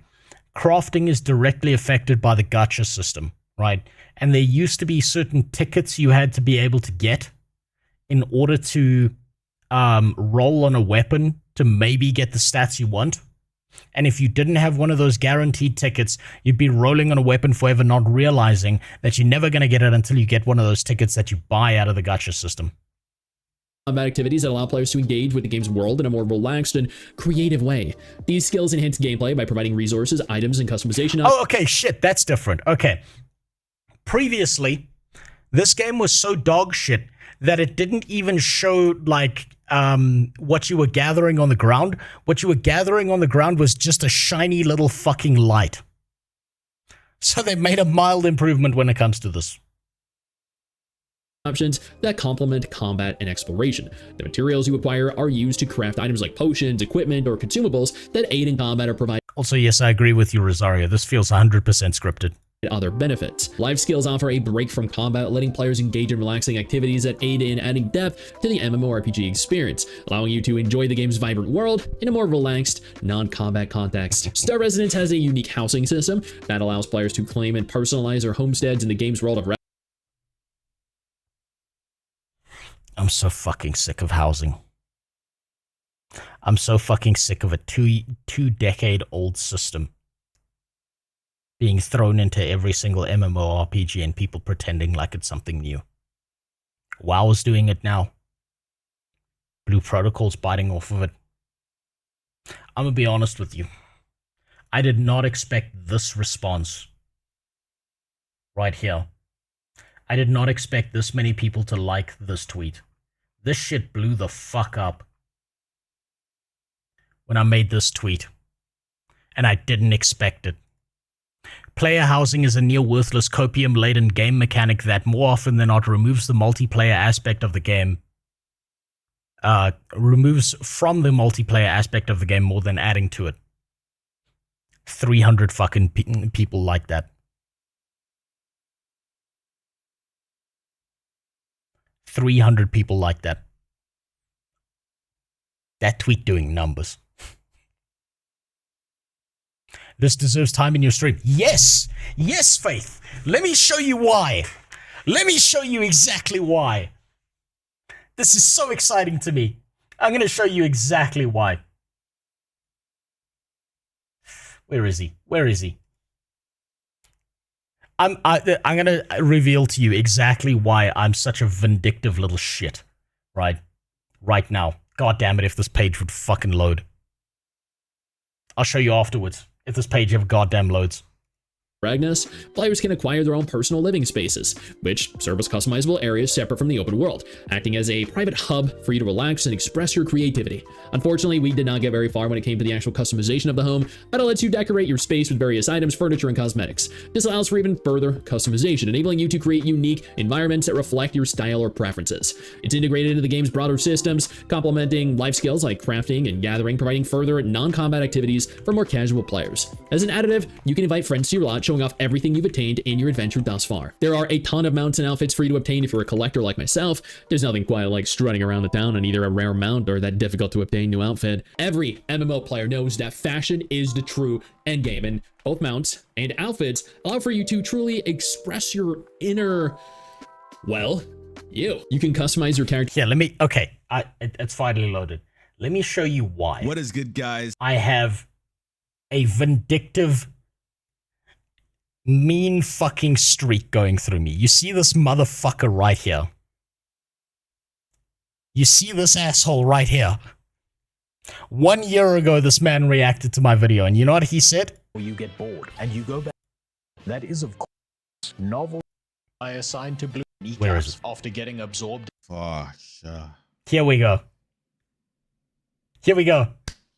I'm going to say this right now. I cannot wait for this game to come out in the US. I cannot wait for it to be a thing where everyone who made these type of videos who said that this shit was horrible or pay to win, gotcha, crazy, whatever the hell. I can't wait for it to come out and you see all these content creators just literally taking back their words and looking stupid as they make content about how much they enjoy the game. Can't wait. Sorry, what was that, bitch? A fucking year ago? This is why I care about this. This motherfucker came after me. This guy was out here saying, oh, you're going to be a dumbass when this game releases. The game was so dog shit that they had to pull it for a fucking year and remake it. What was his point? His point was, oh, Blue Protocol's fucking incredible and amazing. That was his point. I don't speak either. It's fine. I live in Africa. I understand what he's saying. Can't wait. But anyways, guys, we're going to go ahead and I already liked it because I thought it was going to be something that it wasn't what I thought it was going to be. But anyways, thanks to Rose, whatever, for the content. I really appreciate it. It was funny. some parts. Quick! When And, you I hope swing you guys at the enjoyed king, video. you better not miss Hugh. Do they still make content? I don't know. I don't know. Yo, guys, welcome back. No, they gave up. They gave up before Blue Protocol released. They gave the fuck up. That's even better. Oh, that makes it even better. That's so good. Only thing I see is a bald white man trying to keep a young beep down. Keep it up, bald white man. A young beep. But I have a vindictive streak because I know there's a bunch of fucking retards out there who really think this game's going to be good, even after rework. Even though both, I think, player housing in MMOs is a dumb system and a lot of players have been begging for it in every MMO that didn't have it, sadly. There are a bunch of dumb people who are out there coping for a fucking housing system, and it's one of the dumbest things imaginable. And one of these things that these people don't realize is the more they focus on some stupid fucking system like housing, they're removed from the development of the actual game. What happens is, you get the Guild Wars 2 problem, where the devs develop a whole bunch of stupid shit that no one cares about, that fucking sucks. Instead of them just focusing on making the game good, they just keep adding systems that don't need to be there. Development is a resource. Capacity is a resource that is limited. And if you keep on spreading your goddamn resources so thin by adding all these bullshit systems in, you take away from the ability for the game to be better than what it is. Another black man's career gets destroyed. Oh, fuck me.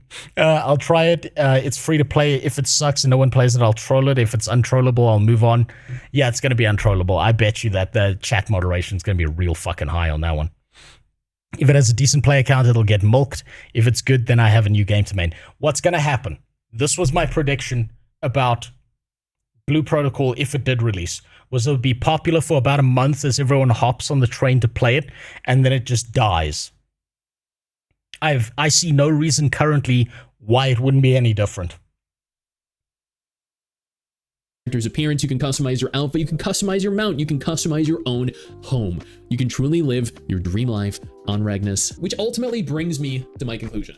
Blue Protocol Star Resonance is an incredibly fun experience. It's a beautifully stunning game with so many varied forms of content, the pursuit hunts, chaotic realm, the story, guilds, if you're feeling spicy enough to join one, an enormous world filled with numerous regions to explore. It's not an enormous world, I can promise you that. It's an instanced world.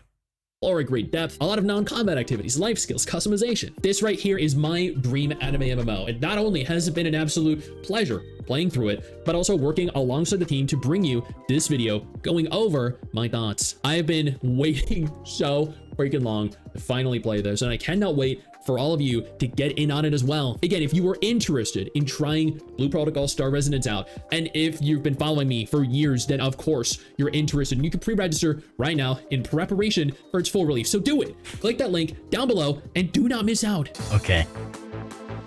Now, I want you to remember this video. I want you to remember this video for when Blue Protocol releases. I wonder if his knees hurts. I wonder if the back of his throat hurts, Vox. Noted that in Guild Wars 2 they gave us housing, but after a week. So, yeah, this is the thing. This is why I feel like they just junk a system in there. It's fucking shitty. They could have done better, and they just don't.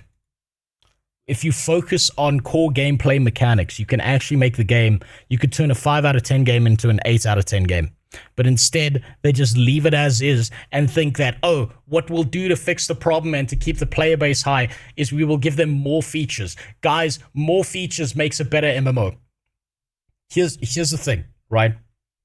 People don't realize if you do one thing and do one thing better than everyone else, you can worry about the secondary features later.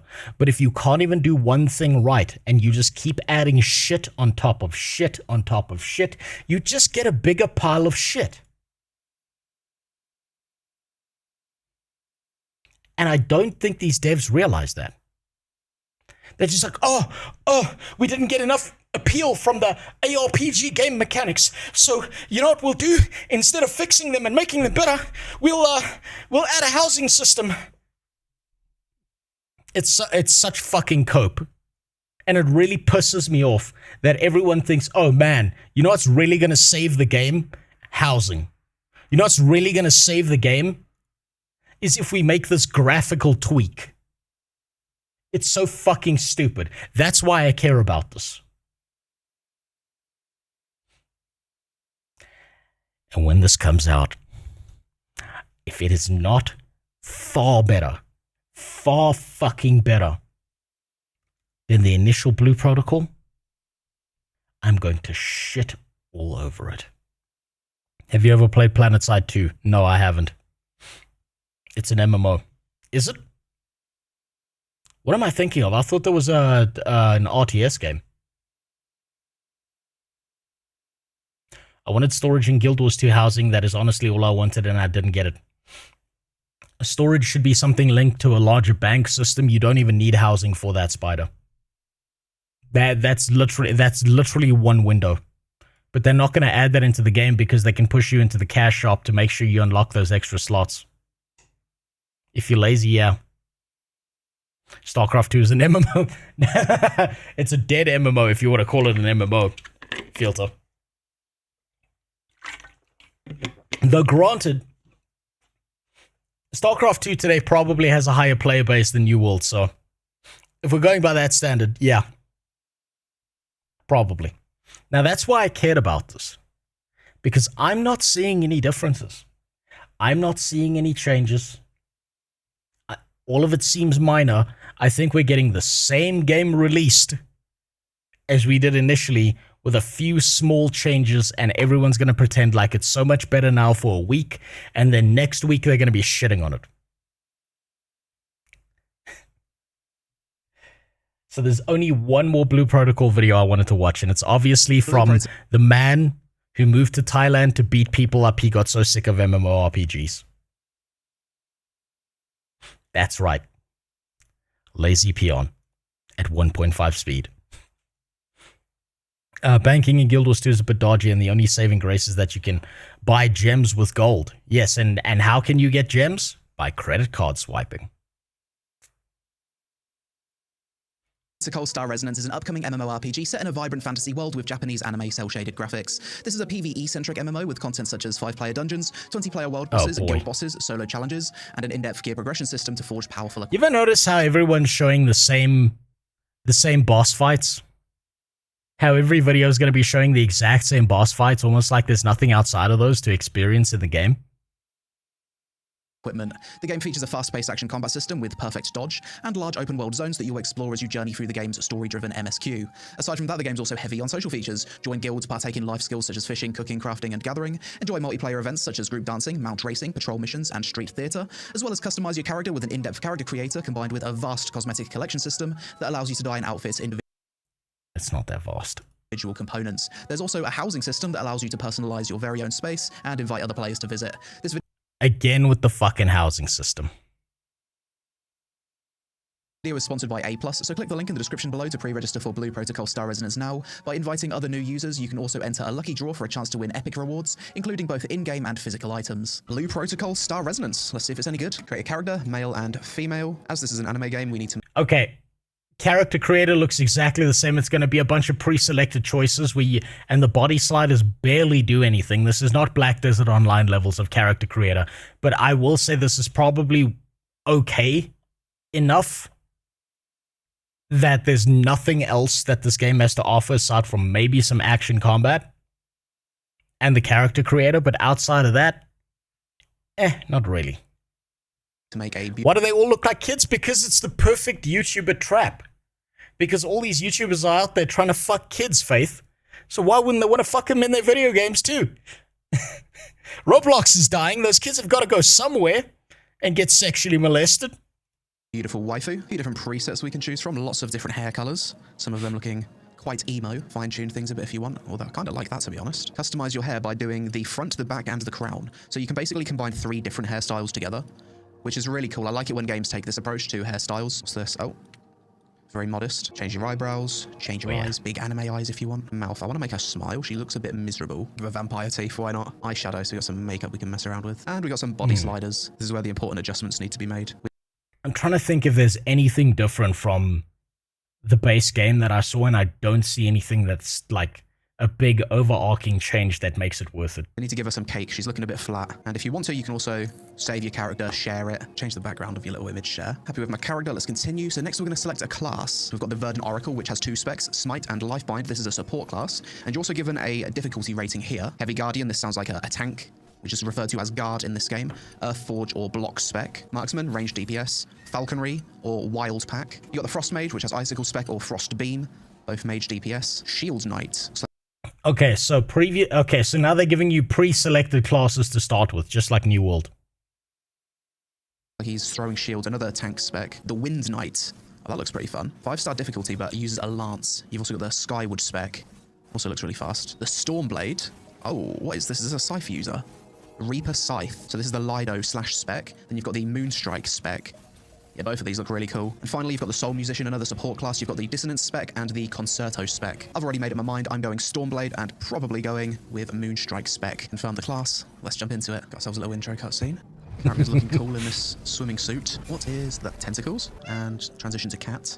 Oh, it was a dream. Yeah, there you go. You wake up in the bed and you're a slave. Yes. WASD, we can jump, we can double jump, we can dash with shift, movement, and control. I wonder if they removed the little girl, because I've seen no one talk about the little girl. I wonder if they removed her. That'll be interesting to see if they change that. Because there's like a 200-year-old dragon girl that follows you around and shit all the time. I wonder if they got rid of her. Lazy Peacock is a twerp. His MMO won't save him because he's a featherweight that couldn't pull a... Okay, Benji. My one counterpoint to that is one of the most dangerous people you could ever get in a fight with is Demetrius Johnson. That motherfucker is dangerous as fuck, and he's a midget. But he's like... Demetrius Johnson is quite literally the black guy in the cage from Ace Ventura when he goes to Africa, and like the entire tribe keeps this crazy midget in a cage because they're so scared of him. That's who Demetrius Johnson is. That's the one counterpoint I can think to what you're saying. But this guy just does Muay Thai, so that's a little bit different. Demetrius Johnson has to do everything. Controls super responsive. Scroll in and out with the mouse wheel. Character looks kind of hot. Read the letter. When you're ready, come downstairs. Behold the most radiant young girl in the crowd. Her brilliance eclipsing the stars. You'll know it's me. That was an arrogant thing to say. Gear, armor, and we've got our sword as well. Very anime. Apparently she saved my life and we owe her money. Oh, we've got... Okay, so they changed out... They did change out something. Before this was a 11-year-old girl. Now they changed it out to a 13-year-old girl. Interesting. Very anime. Apparently she saved my life and we owe her money. Oh, we've gone manga anime now. Big damage. Leave the tavern and hopefully get to some combat. Intro cutscene of the city. Fashion designers. Culinary district. Beachgoers. I like games with double jumps. I will watch it, Faith. So let's go kill some stuff. Ariona, send me to the battlefield. Episode 1, beginning of the journey. Getting a bit of a tour of the city, joining the festival. Participate in the Thunder Demon Smackdown. Guess this is a little bit of a combat tutorial. So that's my left click. Nice. Got a number 1 ability. Got a number 2 ability. Wait, I've got all my abilities unlocked. Press R. Oh, that's my ultimate. Okay, so the tutorial's just giving me a taste of my classes. Okay, so the action combat seems like it's faster, like they've sped it up a bit. But other than that, it looks about the same. At this point, I wouldn't even be... I would be fine with a modern looking and running Guild Wars 2. Just stop making MMOs even worse. It's like they compete in being as shallow as possible. You're not wrong, Barando. But here's the thing. I don't think any of us should be playing 20-year-old or 10-year-old MMORPGs. We deserve an MMO that's come out, that's released, that's better than everything else. But we're never getting that shit because the people in charge of making these games no longer give a fuck about the passion behind making a good MMORPG. So that leaves us with all the ancient shit we have to go to the back of the fridge for instead of anything new. Because everything new is just about how much money can you milk out of the person playing your game. MMOs are probably the fucking worst. Actually, no, they're second worst to all the Chinese cartoon games. And this is both an MMO, and Chinese cartoon games. So this is going to be the worst of both worlds. Combat, it feels pretty good. Holy. Number 1, number 3. Dash through it. Yeah, that's nice. Choose your favorite. Definitely the headphones. Wardrobe. Headwear. Whilst we're in the menu, let's see what other cosmetics we've got. Crown. Cat, that's cute. Hey, what's up, Invectus? Thanks for the sub. I appreciate it. So, it's just mild changes. It's literally just mild changes that I've seen so far. Dog. More headphones. Game's definitely got an element. And more visuals. More visuals to buy in the cash shop or to get out of the gacha machine. I understand. Of a dress-up simulator to it. Have some wings if you want. A necklace, okay. You can even equip a ring. Weapon skins. There's only a few at the moment. How about full outfits? Hell yeah. Not bad. Maid outfits. Yeah, there's loads of outfits. Why would you whack off to this game when you can just play Black Desert Online? Why would you bother jerking off to this shit when Black Desert Online, an old-ass game, is better at porn than this game is? Yeah, you could say Gooner game, but this is like low-tier Gooners who are simps because they don't believe that they deserve to jerk off to Black Desert Online characters. And so instead they'll jerk off to 14-year-old girls in this game instead. Big mascot outfit. Yo. So if you're an outfit enjoyer... She got a fucking pussy hanging out of every single one of these costumes. Jesus Christ. This game, it has outfits. Oh, that's a teleporter. And with this, we can view the map and also teleport over here. Now we leave the city and we're heading to the Estelia Plains. Bit of lore. Don't worry, we're watching it at speed, Faith. Okay, vibrant looking world. And the this is the last one, I promise. Some goats. So will I get to keep all of those abilities that I had on the tutorial? Oh, I do. Okay. Oh, wow. I thought this game was going to start off really slowly with me having, like, hardly any abilities and then having to build up to it, but I've even got an ultimate right off the bat. Nice. Okay. I promise you beating up the same goat for an hour gets old fast. Okay, so the combat is instantly fun at the start of the game. I appreciate that, and it feels lightning fast. Normally, I dread the start of RPGs because they usually insult your intelligence by just not giving you enough abilities, and it's so slow, but now this game allows you to have fun straight away. There's a random chest out in the world. Rose gem. I'm talented. Arrogant response. Level 3. Attributes enhanced. Okay, and we've got a talent tree. I love the anime art style of this game. Super vibrant and colourful, cel-shaded graphics. And I love starting zones like this where it's super green, open plains. Very cozy. RPG starter zones are always my favourite zones. Look ahead. Oh, what is that? Talk to the snowman. She's just showing off her cosmetics. Perfect dodge. Perfect dodge. Okay, so when you perfect dodge, it does like a blinking thing. That's nice. I love games that have perfect dodge. Okay, so that's a new feature, is the perfect dodge. And again. Yeah, the perfect dodge feels really good to pull off. Getting that audio-visual feedback. Open the treasure chest. Scythe blade. Can I turn off the UI for screenshots? Oh, wait, there's a camera mode here. Hide UI with F. Okay, you can. If you want to, you can hotkey hiding the UI and just play the game like this if you want. I really appreciate it when games give you this option. We've got a little mini-boss here. Decimated. What's this? Adventurer level. Do you get, like, rewards every time you level up? I think so. Go to the cliff. Here's what I'm looking for, right? You guys probably don't know this if you didn't play this. Benji will know what I'm talking about. One of the biggest copes in this fucking game was that they didn't give you quests. What the game gave you was a tab called the adventure board that you have to open. And you have to select only, like, let's say you've got like 7 things that you can choose. You could only choose like 4 or 5 things out of the adventure board to do at once. And if you haven't selected those specific things, let's say you didn't select this last one over here. If you go out and you try and complete this quest, for some reason, it won't let you do that. You can only do these ones that you've selected, right? So I'm wondering if they fixed that and they stopped insulting people's intelligence, or whether they just kept doing it. Ruins. Wait, what? Yo, I've Spyro the Dragon mode. This looks like a little dungeon. The void is messing with us. Epic anime cutscene. Boss fight. Man in black. Oh, nice dodge. Pop the ulti. Big damn. And he's dead. Level 7. Level 8. Game is speed running me through the early levels. What's this? Join the dance. This is where everyone hangs out and dances together in a group. Congratulations, you're now completely owned by the Pioneer Bureau, body and soul. So I guess this is basically the Adventurers Guild, as it's otherwise known as. Next, the game taught me about the Battle Imagine feature. These are basically craftable abilities that summon NPC allies for a short duration. These come in different rarities, but for the legendary ones, you'll need to go out into the world and farm the associated monsters and content to obtain the required crafting materials. Level 9, choose my reward. And if I remember correctly, there are certain summons that you can summon into the world that you can only get out of the gacha system. And it's always the best ones. Do you think that's going to be any different?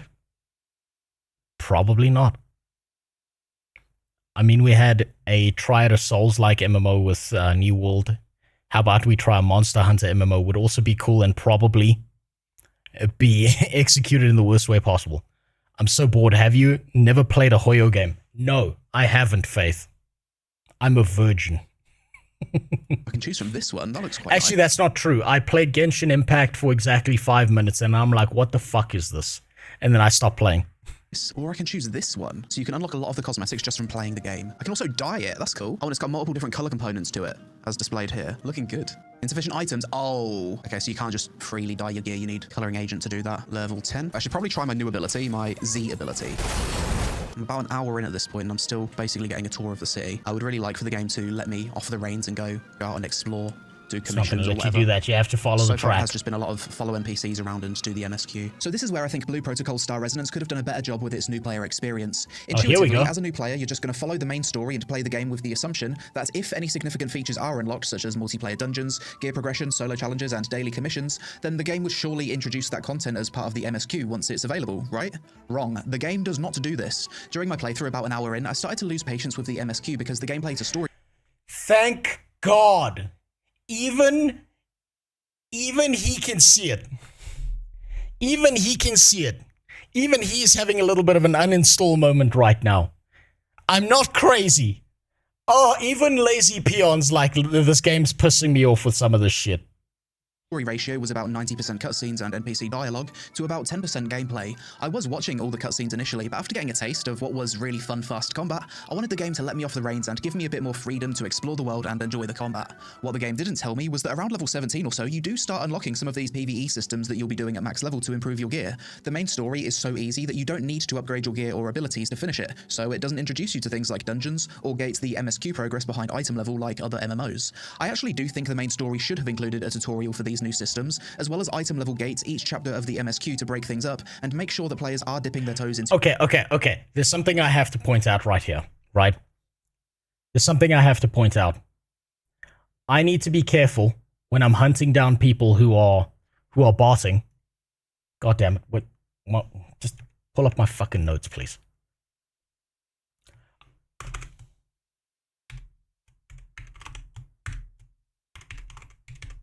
Right, this is something I have to pull out because I need to point this out when it comes to the viewbotting.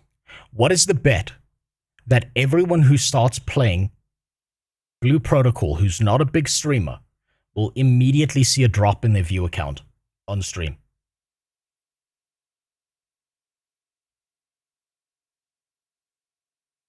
It's probably 100%. For anyone who's not like a big established streamer, who has a community who's there for them and not the game, will see them turn on Blue Protocol and everyone just vanishes. I'm willing to bet that's going to happen. To endgame systems before hitting max level. If you follow the MSQ until completion like I did, it'll take 4 hours to complete if you skip everything, or around 12 hours if you read everything and watch every cutscene. Then once it's over, you're left super overwhelmed trying to figure out the entirety of the endgame gear progression loop all at once, whereas it'd have made a lot more sense if the game slowly introduced it during the main story via gating story progression with item level. Bit of a stealth section here. We should run up behind him and stab him in the back. Big damage. Hello? Oh, nope. Infiltration mission failed. Oh. Use the Terra Resonance ability. I'm gooning. I'm gooning to how fucking bad this is. Resonance. Oh, and now I can jump and I can press Q. Wait, unless they follow the gacha route of bot. Oh my god, Dubba, you're right. Okay, so anyone who's not... Okay, so you just pointed something out, Dubba. This is what's going to happen, right? If you look at the chart of anyone who's playing this game, right, who's not like a big streamer or whatever, it's going to be, I'm playing one game. Guys, let's play Blue Protocol. And what's going to happen is the people who aren't viewbotting are going to see their views drop like that. Anyone who is viewbotting is just going to stay at this level, or it's going to spike right here. This might be the perfect game to be able to decide who is viewbotting, because the people who aren't are going to probably watch all their viewers disappear. And that allows me to float up in the sky. That's cool. This allows me to float really high. I didn't know there was so much verticality to the zones in this game. That's pretty cool. There's like floating islands and stuff. Surely there'd be treasure on top of one of these. Of course there's treasure up here. The world looks absolutely gorgeous, and it's a lot more open than I thought it would be. What is this? Take photos. Oh, is this like it's a collection instance, thing? by the way. This part of the map? Oh, there's a lot of stuff to claim. There really needs to be a claim all button here. And also the rewards. Wait, can you try and attract view bots by adding a Hoyo game tag? Johncom, that's not a bad idea. Do you think we should give that a try one day? Because, I mean, look, we all know that if I go above 50 viewers, there's probably view botting going on. Let's be honest. Game's throwing at me these rose orbs. I've never had to use them whilst just focusing the MSQ, so... Like, getting the reward whilst leveling doesn't feel super good because you don't really know what you use the currency for. Yeah, there you maybe go. That's part of the tutorial. There you go. It just doesn't tell you what the fuck, and it just keeps shitting currency at you. There you go. It would be a good idea to show the player what you use the rose orbs for. The purpose of rewards is to get the dopamine going, but you can't have any dopamine going if you're getting rewarded with something that you don't understand. And the Mount Swim. No, but I can swim. I love the colours here. Is this a world boss? I just found this out in the world. I've never seen... Yeah. Oh, I mean, that's much harder than anything I've faced in the story, so this has got to be a world boss. And it's taking like 0 damage. Fuck, it's still in the game. It's still in the game. Do you see that? Do you see that? This is one of my biggest things that pisses me off about this fucking game right here, right? Is if there is a world boss that is a higher level than you, outside of your bracket, it doesn't matter how skilled you are, it doesn't matter how good you are at dodging all this bullshit, you do 0 damage to them, so you might as well not go near them. You might as well just fucking ignore them. Imagine that. Imagine taking your most skilled players and punishing them for being good at the fucking game. God, that pisses me off so much. Okay, the flying stuff were more like verticality is nice, but why is any new MMO instanced? WoW did it like 20 years ago. It's because all of them are running server tech from 1995. That's why, Barando. Somehow, magically, between then and now, we've forgotten how to run a server that has more than 35 people in an instance at a time. I've seen... Yeah. Oh, I mean, that's much harder than anything I've faced in the story, so this has got to be a world boss. And it's taking like oh, wait, 0. okay, wait. He is actually doing damage. Now, previously, all those numbers that would pop up would be a 0.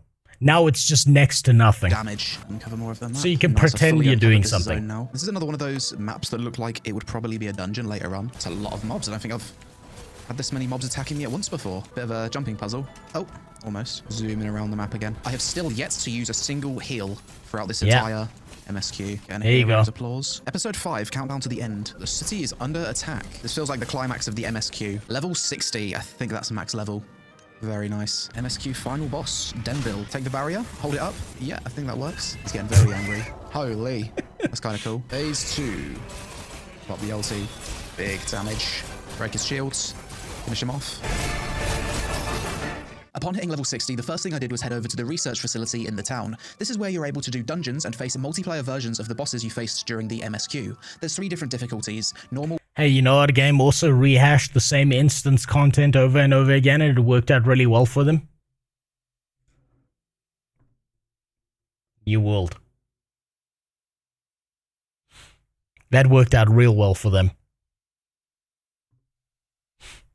Difficult and master. Normal mode is the only difficulty option that you're able to join solo with a team of NPCs, and it rewards you with a set of level 40 purple gear. When you progress to difficult and master modes, you'll only be able to enter matchmaking if you have the minimum gear score requirements. Nice, this is the kind of content I was looking forward to. The nice thing about doing this with NPCs is that you can just go at your own pace. It's good to see that the bosses here have actual mechanics. Would people complain if the MSQ missions were actually hard? Yes.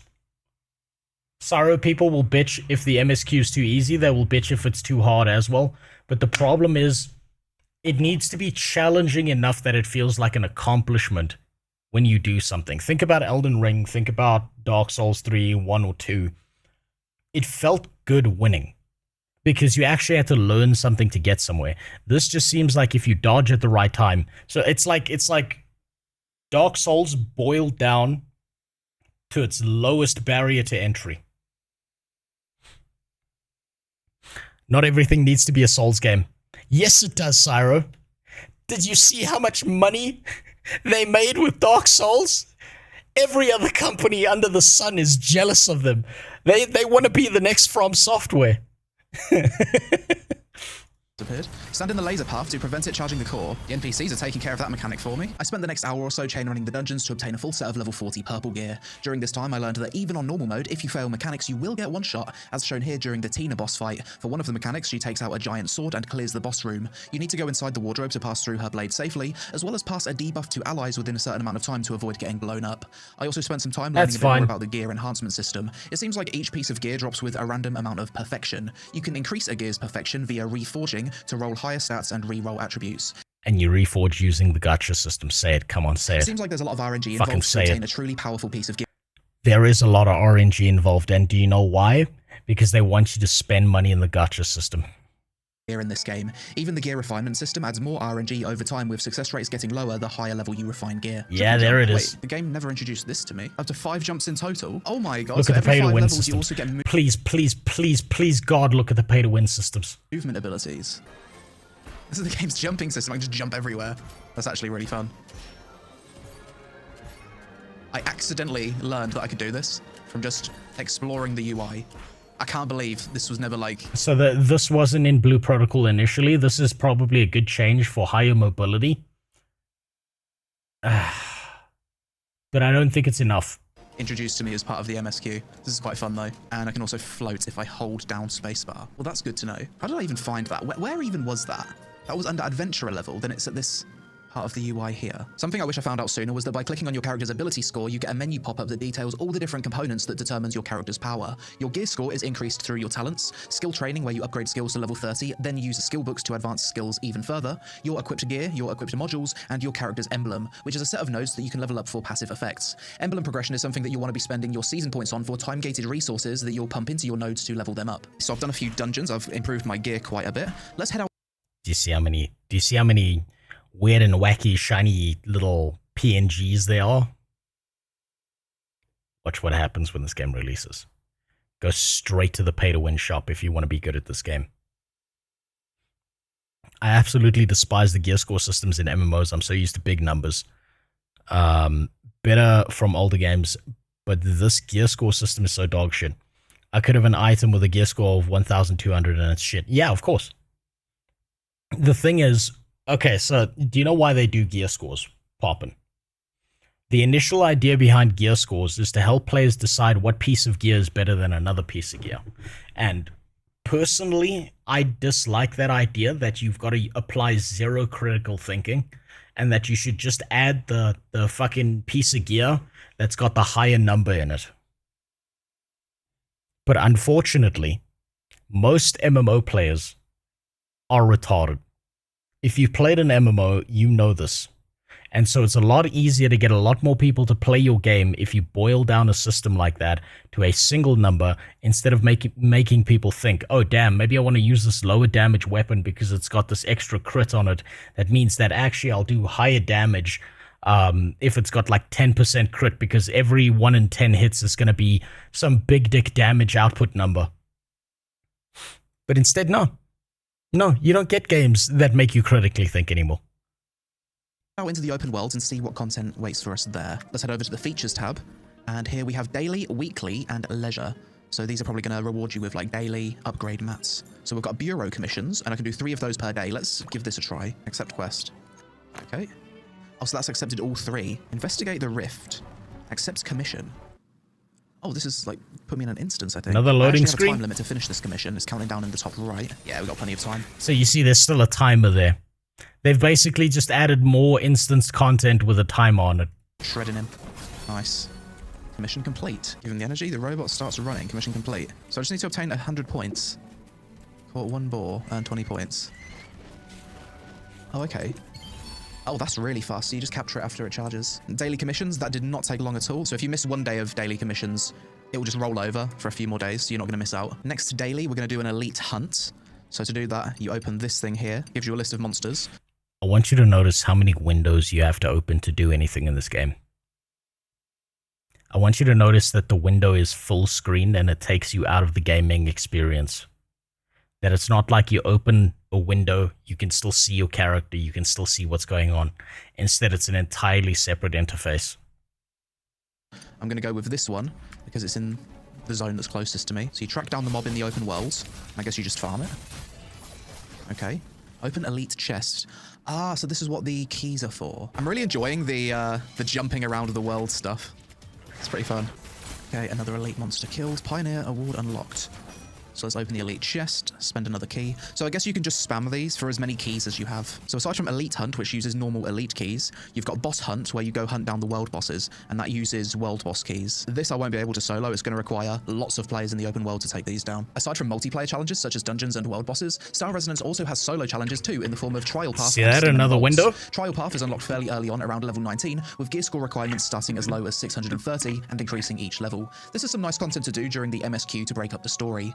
Stim and Vaults is basically a tower mode that you'll start ascending at endgame once you've farmed a full set of level 40 epic gear. Each floor gets increasingly more difficult, can be done either solo or with a party, and has some nice rewards used for crafting legendary battle imagines. Mobile game, I guess. I don't know if it's going to have a mobile release, but I would bet that it's going to, especially with the way how many buttons you have down here.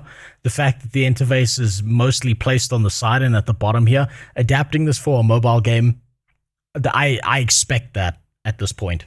What is this? This looks like a dungeon. Is that a different version? Towering Ruin. Oh, I see. So aside from the multiplayer... Wait, if it's an MMO, how is combat pausing when opening menus? I don't think the combat pauses when opening menus, as far as I'm aware, if you're in a dangerous zone. However, the idea of something continually popping up and putting you in a different window, taking up the entire screen, personally, I think that takes you out of the experience and it makes you less immersed with your character. Versions of the dungeons with different difficulties. You've also got exploration versions of the dungeons where you go through it and you uncover all the areas, collect hidden things, uncover some lore. Life skills are another big part of Star Resonance and come in the form of botany, Another culinary, window. artisanry, Another window. mineralogy, alchemy, smelting, gemology, gem crafting, and weaving. You are able to unlock and level up each of these life skills, but the amount of actions you can take per day related to your life skills is limited by your stamina, which caps at 2,000 and recovers 400 per day.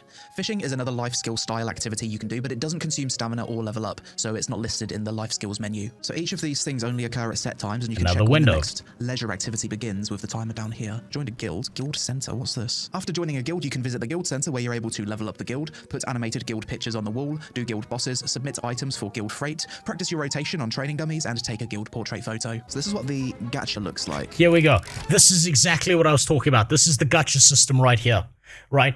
Some little 14-year-old girl yanks on your crank until something pops out. Okay.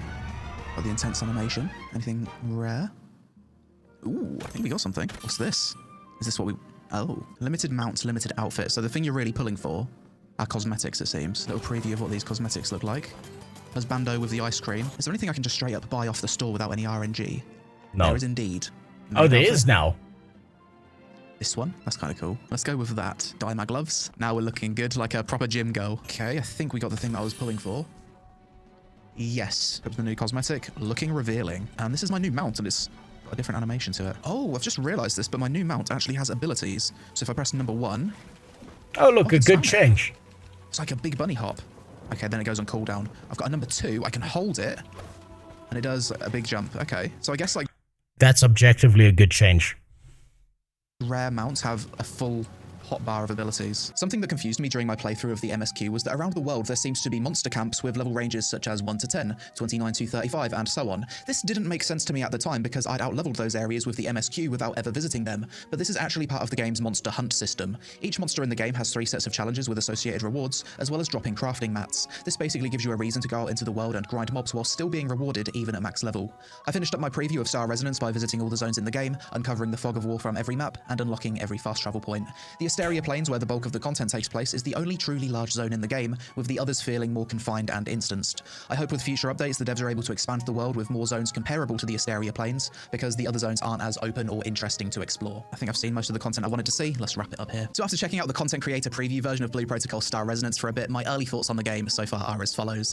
Things I liked. You're instantly given a decent rotation of abilities, and combat feels great right away at the start of the game. The combat itself feels fast, responsive, flashy, and fun. I loved the jumping system with new movement unlocks every 5 levels. The game has a beautiful anime art style. I especially liked the vibrant colors. I liked the fashion system with the individual outfit components being dyeable. The real Hold on. I've got to pull up something with this. Right. I've got to pull up something with this. I have to do a comparator here. I have to do a comparator here. So I put this in my video from over a year ago about the good parts of this game. Quantity and the in-game story and lore are well made, directly affect your character, and are interesting to experience, assuming you either install an unofficial English patch or know how to read 2-minute noodles. I would personally recommend that official English patch. There we go. Okay, so this is what I originally thought was good about the game. Good action combat, environmental combat mechanics, art style will age well, as in they won't need to update this graphically forever because it's the Chinese cartoon style, decent musical score, and coherent story and lore. Right? That's the best things I had to say about this game. Let's see if his list matches up. So combat feels good, fun jumping system, that's new. Anime art style, yeah, kind of the same. In-depth fashion customization systems. I don't like visual progression that you buy out of a store because I think it takes away from knowing who the good players are and who aren't. But that's personal opinion. The game is clearly fashion flexing here. I appreciate that the game does give you reasons to go back out into the world at endgame. There's a lot of fun social features that bring players together, such as group dancing and leisure activities, and the game I don't think there's enough fun social features. Will be free to play upon global Of course, it's free to play, and that's a negative in my opinion. Things I disliked. I disliked that the Okay. Now on to the negatives. Let's see what I thought were the negatives about this game. Asian MMO, big surprise, gambling, pay to win, monetization before content priority, not much depth to the game itself. Crafting systems are incredibly basic, no in-game economy, nuance, detailing, and novelty is non-existent, and group content is a Zerg fest. Main story content was 90% NPC dialogue and cutscenes to 10% gameplay. The story to gameplay ratio was a bit off, and the lack of challenge or need to progress your gear during the MSQ made for a not so engaging leveling experience. The new player experience is not good because the game doesn't properly introduce features to the player once they're unlocked. As I suggested earlier, the devs should gate the MSQ progression behind item level and break up the story with multiple. So that's gotten worse. Because before, the introduction to systems in Blue Protocol was pretty straightforward because they didn't have many systems to introduce you to. Player content like in other MMOs. As much as Star Resonance has a lot of PvE content, there doesn't seem to be any PvP. PvP content. I found the quality of the cutscenes to be inconsistent. Some of them were amazing, high-quality animation that you'd expect from a proper anime, whilst others seem to not be up to the same standard. Claiming all of your rewards can be tedious due to there not being a claim all button, and as much as the Asteria Plains is an amazing zone to explore, the other zones feel much less interesting to explore. Overall, okay, so he missed out on the instance content, the fact that it's going to be a limited population size. Did you steal his text font? No? I think he stole mine. Fans will enjoy Blue Protocol. No, it's different. And the game's only going to get better with future updates. For me, the biggest thing the devs should focus on for player retention is improving the new player experience to properly introduce new features and break up the main story, so new players don't make the same mistake I did of thinking you need to complete the main story before partaking in the other content. The main thing is that the combat feels good, the movement feels good, and the visuals are good, so it's a great foundation to build upon. But that's it for this video. As always, let me know your thoughts on Blue Protocol. Decent video. What this tells me off the top of my head is that Blue Protocol Star Resonance is objectively better than Blue Protocol. But is it enough for this game to survive? I think I need to change my opinion on this game. I no longer think that this is a game that people will play for a month and drop. I think this is a game that PC players will play for a month and drop. And whenever you take an hour-long shit because you went to Taco Bell or whatever disgusting fast food chain restaurant that makes you blow your goddamn intestines out your ass, you're probably going to be sitting on the toilet playing this game. Star Resonance in the comments below, and thanks to the devs for sponsoring an honest preview of their game. Click the link in the description to pre-register for Blue Protocol Star Resonance now, and invite your friends for a chance to win epic rewards, including both in-game and physical items. It's not enough. I don't think that's enough for this game to survive. If I'm being honest with you, if we take a look at all the old MMORPGs, if we look at even some of the newer MMORPGs where people start playing it and enjoying themselves, I do not think that Blue Protocol Star Resonance has enough to be an MMORPG that stands the test of time. I think it's going to be a niche game that some people care about and a bunch of people viewbot on Twitch about, but that's about it. Is there an anime MMO that's good? Well, since they're mostly developed by Asian devs and all of them are obsessed with pay to win and milking their customers for as much as possible, no. No, I don't think there is one. My hot take about the entire MMORPG genre is that there's not a single S-tier MMORPG that currently exists. And this is not one of them. Damn. It's not enough. It's not enough. It's just not enough. I'm sorry, that's just how it is. That's just not enough. Good to know that my opinion initially was probably the correct one. And we can move on and maybe we'll find something a little bit more interesting. Right? Now, I want to save this video for the end because apparently we've got a cameo from someone we know in here. Apparently someone shows up in this video, so I'm looking forward to that.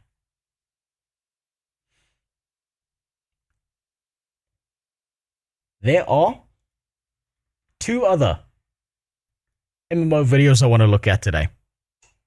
What's up, Lordfoot? Now, how you doing? There are 2 other. And when I said wave, I meant ripple in a fucking pond. That's right. That's right, we're back on the Riot MMO. Desperately begging, coping, shitting, crying, and screaming, hoping that they do something.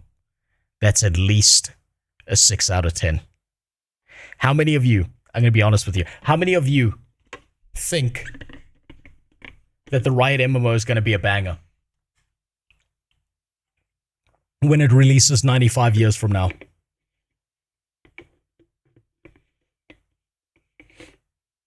What do you think the chances of the Riot MMO being good are? Nope, me, I do, overly censored and slop, nope. So I'm seeing some yeses, right? And I cannot blame you for saying yes, because Riot, at least as a company, has made some good stuff. Not all of it's been good. Riot Forge shut down, but some of the single-player games they made were actually pretty good. They were pretty comfy to play.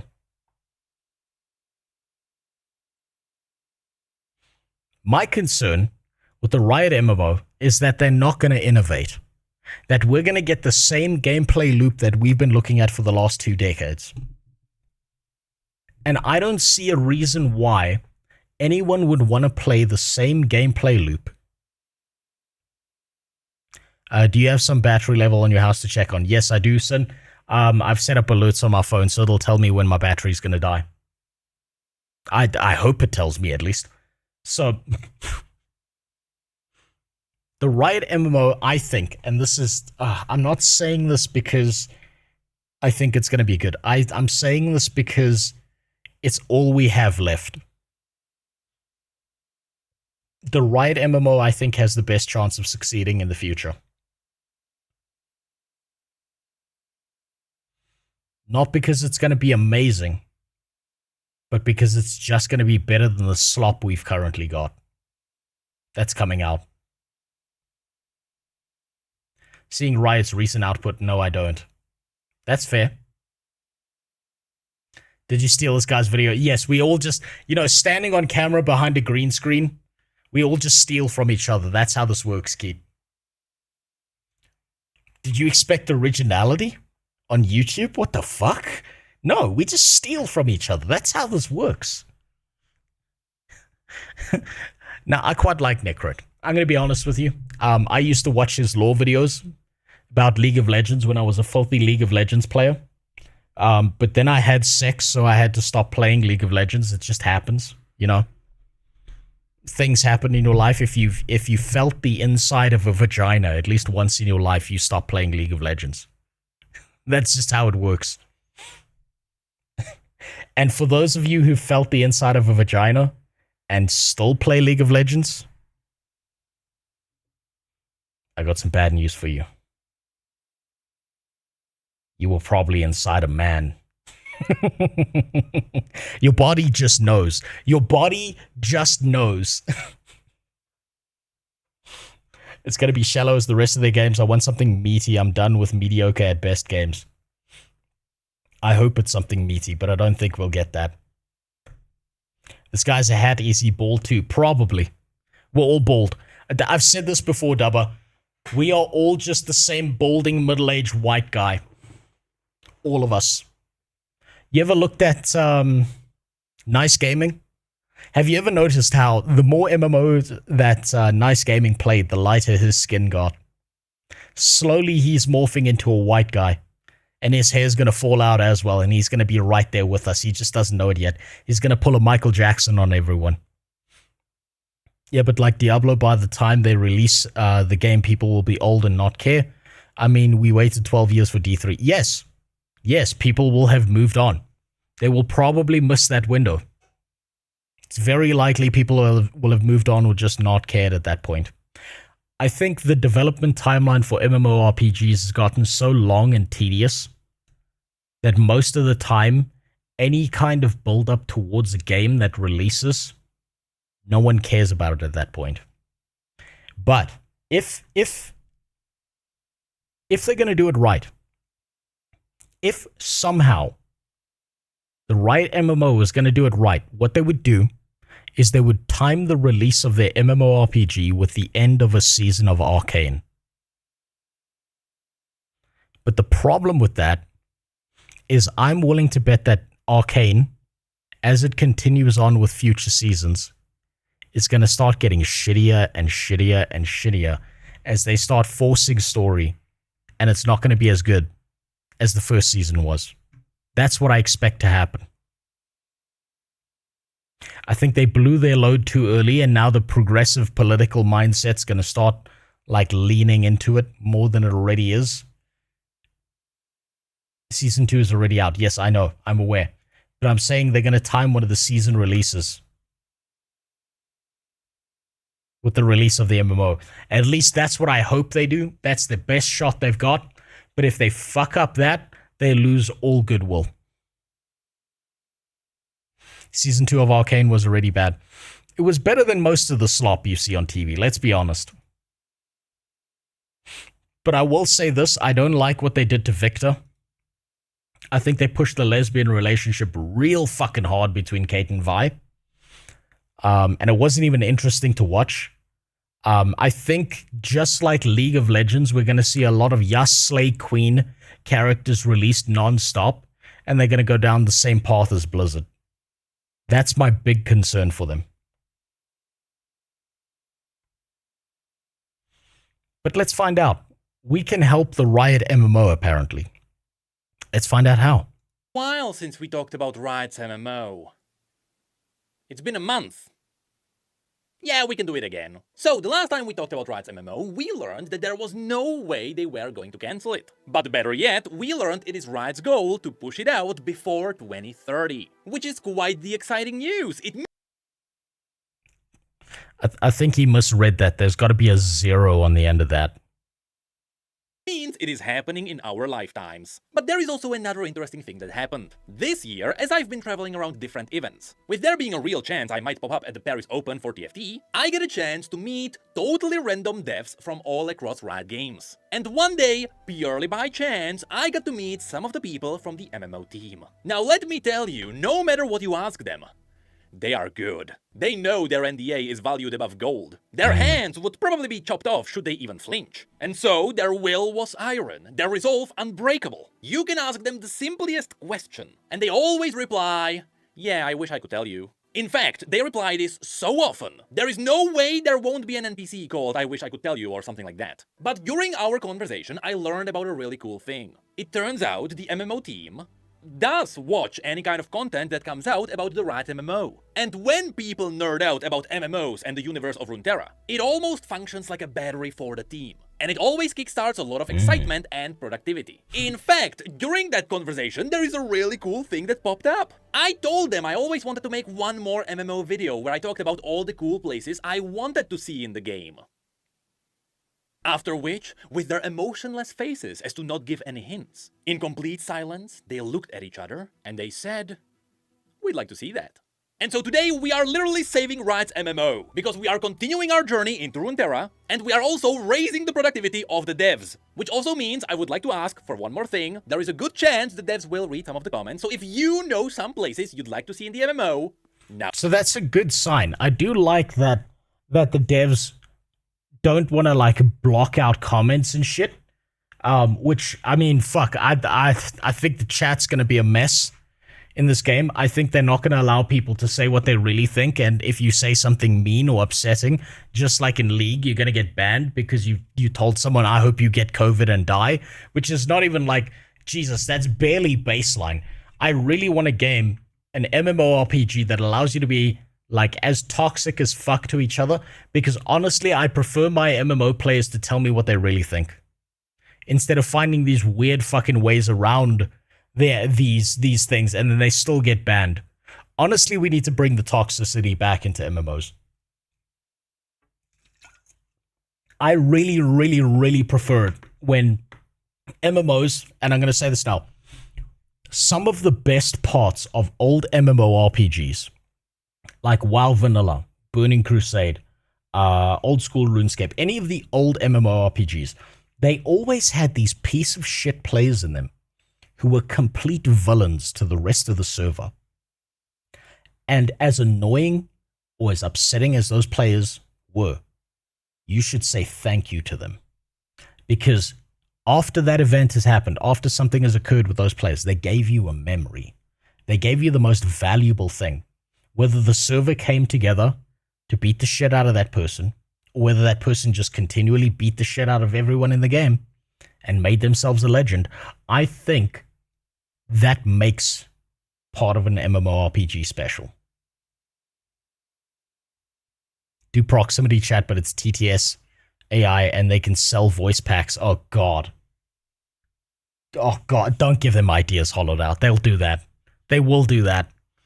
Now's your chance. And so, in this video, we are gonna talk about interesting places around Runeterra, which most people will not know about. Because sure, it is one thing to see the capital cities of the regions which everyone knows about, or even some of the other cool places which are badass, but rather than that, I'd like to focus on the unconventional places. You're weird about positivity. Yes, I am. Do you know why?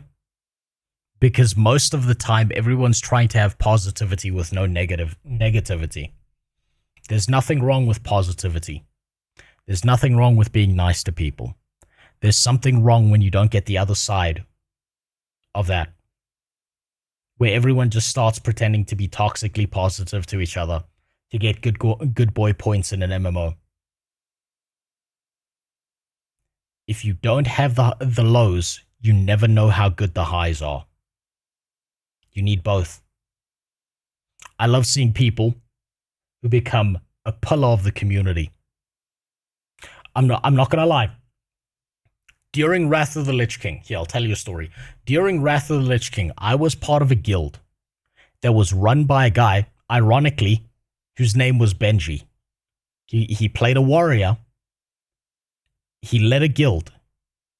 He was one of the best guild leaders I ever had.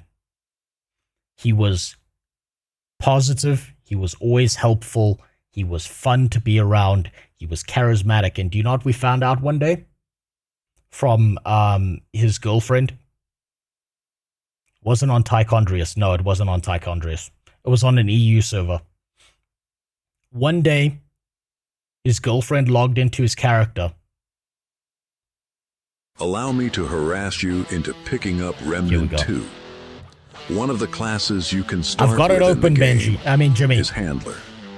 The Handler has a permanent dog companion that you can change at later levels, from guard dog to support dog to attack dog.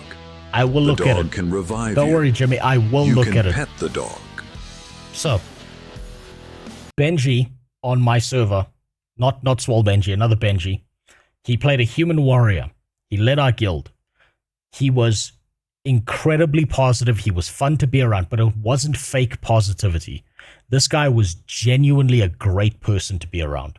He was always supportive. He helped players whenever he could. He never kicked the dog shit members of our guild. And guess what? He was so fucking charismatic that somehow he got our shittiest players to be good enough that we could run Ulduar without any problems, without any failures, right? One day, he disappeared for like 2 weeks, and everyone was wondering where he was. Then his girlfriend logged in, to his character, and we all just started whispering. We were like, yo, where you been, man? We missed you. And she just posted a message in the guild chat saying, hey guys, I'm sorry to tell you this, but Benji has died of leukemia. He's been hospitalized for months. He told no one. He didn't even tell me until I started to see what the chemo was doing to him. Then he had to come out and said he didn't want anyone to know. He just wanted everyone to have a great time. He was one of the best guild leaders I ever had. And he was so fucking positive. He was great. And we all loved him. Because he wasn't a fake piece of shit. He was an amazing person to be around. And we lost that man. And we didn't do something stupid like hold an in-game funeral for him or anything like that. But we did get together and all email this one email that her girlfriend had given us, so that those things could be printed out and put in his grave with him. And we all did it. Every single member of that guild did it. And he was amazing. I will always remember that man.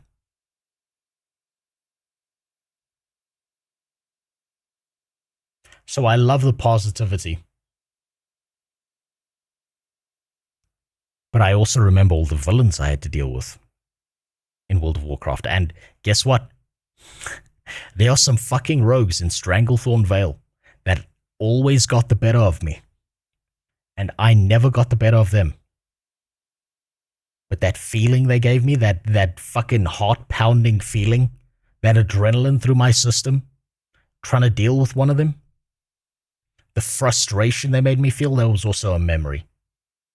And the only reason, like one of the reasons I remember how good Benji was because I remember what a little fucking shit some of those rogues were. You can't have the highest highs without the lowest lows. These are places that are very hard to find anywhere. They are not in the game, and usually they are not even shown on the map. And we only know about their existence from all the cool niche stories. Which means there is a good chance Riot might miss out on these places as they are building the game. And so, let's fix the game. Starting with the first place I would like to see, which are the ruins of the marketplace of Nerimazeth. Yep, I told you these would be unconventional places. So Nerimazeth is, or was, a city in Shurima. In fact, many years ago, it used to be the first ever capital of the Shuriman Deserts. This is where, after... For someone who knows a lot about League lore, I've never heard of Nerimazeth. This is interesting. Separating from Targon, the first ever Shuriman started using the first ever Sundisk to create the first ever Ascended. Now, because they were new at this, it didn't really work out. Instead of the Ascended, they created a lot of abominations. And so, they built the Sundisk again, much bigger this time, and they moved it to the very center of the Shuriman Desert, which created the capital city of the Shuriman Empire. The thing is, Nerimazeth is where Zerath was born, with Zerath By the way, Zerath did nothing wrong.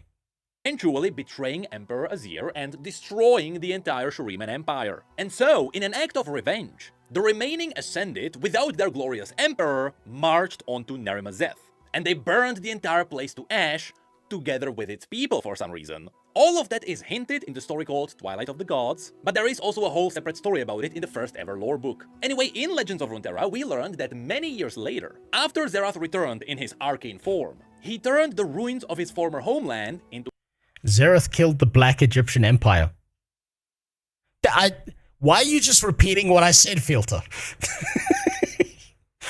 his new base. In fact, his goal in the current... Hey, look, if I was a slave my entire fucking life, and then the guy who's technically my brother was just like, Lamau, I'm not releasing you until the last fucking second, I would have also crashed out.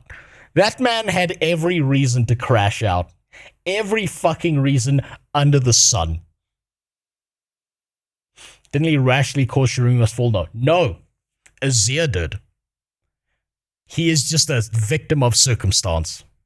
day is to bring back the original Sun Disk, so that he can continue channeling the celestial power. However, once Riot totally turns this place into a proper raid, where we totally get to fight Xerath as a raid boss, there is a place in here that shouldn't be missed. You see, the Twilight of the Gods is a story that describes the beginning of the end of the Darkin. It was the moment the aspect of Twilight came to Shurima, specifically to Nerimazeth, and using the Chalikar, which is the blade that Sivir is currently... By the way, I fucking hate that character. I fucking hate Zoe so much. It's not even her kit. It's none of what she does in game. I just hate that there's a child running around like that. I don't know what it is. It sets me off. It's one of the reasons I dislike Annie as well. It just feels weird. It just feels real weird that a character like that exists in a game like this. The kind of comments I see about it all the time are really fucking creepy. Or at least the comments I used to see about it. Wielding. The aspect of Twilight used the power of the moon to not only seal the first Darkin inside the Chalikar, with the power being so great those Darkin were instantly cleansed, but after this, with the help of the Lunari, she also taught mortals how to seal the Darkin inside their own weapons. The thing is, this really cool lore moment happens in the former marketplace of Nerimazeth, and this is how the story describes it. The space had not been designed as an amphitheater. It had served as Nerimazeth's marketplace, but Tanari slaves had carved it from the desert's embrace, and his magic has shaped it with heat so intense it vitrified the sand. Now it was an arena of blown glass, a caldera of smoky black, sea green, and luminous iridescence. Its surface captured the soft moonlight and reflected it back in floating veils of silver. And so, inside the ruins of Nerimazeth, there should be the place that started the end of the Darkin. But Zoe is over 1,000 years old, okay? For fuck's sakes. I fucking hate that meme so much. Everyone's just right. Like, I have seen so many fucking games where some guy in mid picks Zoe, and it's just like 9 people posting fucking comments in the chat going, ooh, Cunny. And I'm sitting there playing Brom support, and I'm like, this is not right. You people are fucking sick. God, oh man, it gets so fucking weird. And those are the people that don't get banned. But if you tell those other 9 people to go fucking kill themselves, then you're the bad person. Chat moderation was a mistake. Should look like a giant amphitheater of glass, which was burned with the magic of the Ascended. But now, moving on to the second place of this list. We are actually not moving that far away from Shurima, because next, let's have a look at the 10th city of the Prophet. This place was described in the story The Feast of the Prophet, which is a story that follows Mir, a Noxian who struck an officer, and as a result, Noxus wanted him dead, which is why Mir started running south. Eventually, he successfully crossed over into Shurima, and his only way to escape was going further down. He described the place where he was as a place that turns grey. This means that in this story, Mir is somewhere in this general area. It should be north of Icathia, somewhere in a mountainy area. And funnily enough, even though this is not the place I want to focus on, this story also revealed another interesting area, because Mir wanted to travel to the southernmost point of the Icathian Peninsula. He believed that that place had to have some kind of a smuggler's port, or possibly a stop-off for the fishing ships of Bilgewater. He was hoping to catch a ship there, which would give him a new life somewhere on the Serpent Isles. So dear MMO devs, if you're interested in this, you can put something cool to the very tip of Icathia. But again, the place I want to show you is north of Icathia. Here, beyond an outcropping of rock. Honestly, you know what I think the entirety of Icathia should be in-game? I think it should be just one giant fucking raid. I think there should be like, you know Hyjal? How Hyjal was? Where the entire zone is a raid? I think that would be peak. That a whole area is so fucking dangerous that you have to go there as a raid to get anywhere. Rocks. There was a hole. That's actually how Mir described it. And this hole went far beneath the sands of Shurima. He witnessed cultists throw livestock into the hole, sometimes each other into a hole, sometimes themselves into the hole. And every time something fell in, the hole got bigger. And sounds like my ex. At this point, it was as big as the city Nashrame. And right next to this hole, there was the 10th city of the Prophet, which is a place full of weird cultists who got twisted by the void, who were also following the guidance of Malzahar. the Void Prophet who would bring the void upon this world. The one cool thing is how the story describes the cultists who lived here. Outside of their forms being totally corrupted, their mind had been completely blank. And they got angry at you for thinking, because your thoughts were way too loud. And so spoiler alert, because Mir was thinking, it was really Raid level zones would make the Blizz form baby screech so loud. That's why I want it to happen, Dubba. I want to see people getting fucking upset about it. I want to see people throwing temper tantrums about it. It would be so funny. Oh my god, I'm a bad person because I'm just in it to watch people get upset. hard for him to hide among the cultists as he was trying to travel south, and so Mir was thrown into the hole. And so, Riot, if we get the chance to explore the Shuriman deserts in the MMO, there better be a really big hole east of Shurima, surrounded by some really weird cultists. But enough talking about sands, now let's move into the mainland. So, our next place comes from the story called Finishing Sotes. This is a really awesome story about the performance of a theater. Here, a group was practicing a play about death. That's right, we're talking about Kindred. The thing is, that play which they were practicing turned out to be cursed. It was written by the legendary Sotes. Think of it like a Shakespeare of Runeterra, only she was known around Demacia. And on her deathbed, she wrote the Kindred Fables. The issue is, death had claimed her before she was able to finish it. And in fact, the final scene of that play was written as she was passing away, meaning it is filled with what Sotes saw, which would be references. So you see all of this world building. This could be really, really fucking good, or it's going to be incredibly disappointing when none of this shows up in the MMO. Right, so like, I hope that no one tells you about these stories and that there's not these massive text dump expositions, but it tells you the story through visual kind of storytelling, where it's a case of show don't tell. I don't want to be told the story. I want to be some random nameless nobody stumbling through these areas trying to piece together what the fuck happened. That's what I think. I think that's peak storytelling. I hate it when it's like, you talk to an NPC and he's like, long ago, and then like 5 hours later he's done talking and you just want to fucking die. I hate that so much. A new Witcher book coming out next month and there's pre-orders available. Man, if only I had time to read. One day I will. I still got to make my way through the old Witcher books. I haven't read all of them. I prefer it if it were like Dragonstand, make most of the zone content raid level, but include small side paths that are soloable. Maybe, or maybe there's a safe path through there or something. Like, I don't know. I feel like there's a lot they can do, but I'm really concerned that the Riot MMO is going to attempt to be WoW Classic when it needs to be something completely new. That's what I need it to be. You pointed out being more of the same, but perfectioning a formula doesn't. Sometimes it actually works, and it's what people been doing for a while. Yes, it could work. This is the thing: it could work. But I'm very concerned. First, about how they monetize it. Second, about whether they have the ability to execute on all the story and lore that they're building up for years. And third, are they going to be able to make it a big enough thing with like, I'm sorry, but MMOs are based on gameplay, right? Gameplay needs to be first, and gameplay needs to be unique and memorable and novel. And if it can't do that and it's just a rehashing of another game, then you're in trouble. Think about it this way. If you went back and you played Rift and World of Warcraft never existed, you would think that Rift was an amazing MMORPG. But the problem is, all they did was copy-paste everything WoW did. And then touted themselves as a WoW killer. And then died. And now they're in maintenance mode, keep on being swapped between different people owning it. And it's a mess. Good night, Spider. Do you see my issue? No point in trying to get a new audience into MMOs. They're all playing Fortnite. That's exactly why there's a point in getting a new audience into MMOs, Cyro. But that's also why you can't rely on gameplay mechanics that are over 20 years old.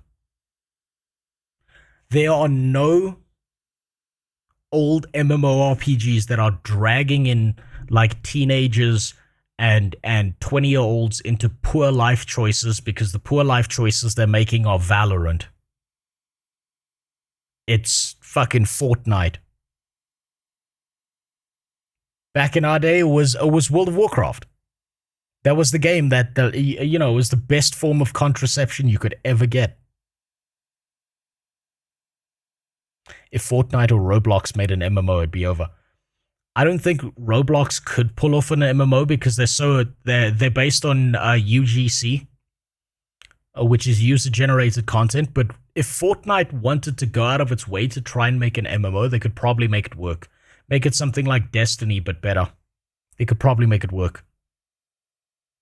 To the real afterlife. That part of the play is called The Lamps in the Orchard.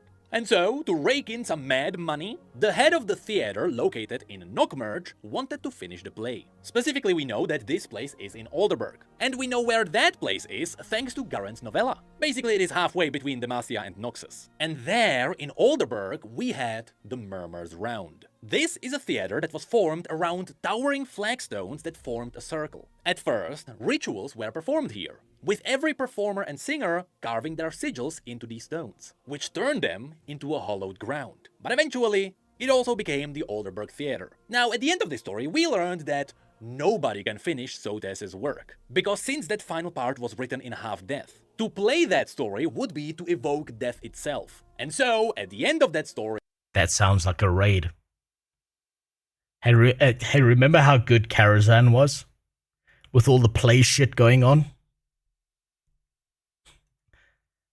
That what he's talking about there sounds like some invoking of a ritual to invoke death, so that you could try and fight a version of them. That could be really, really good. Whenever I join a guild in an MMO, people are always twice my age.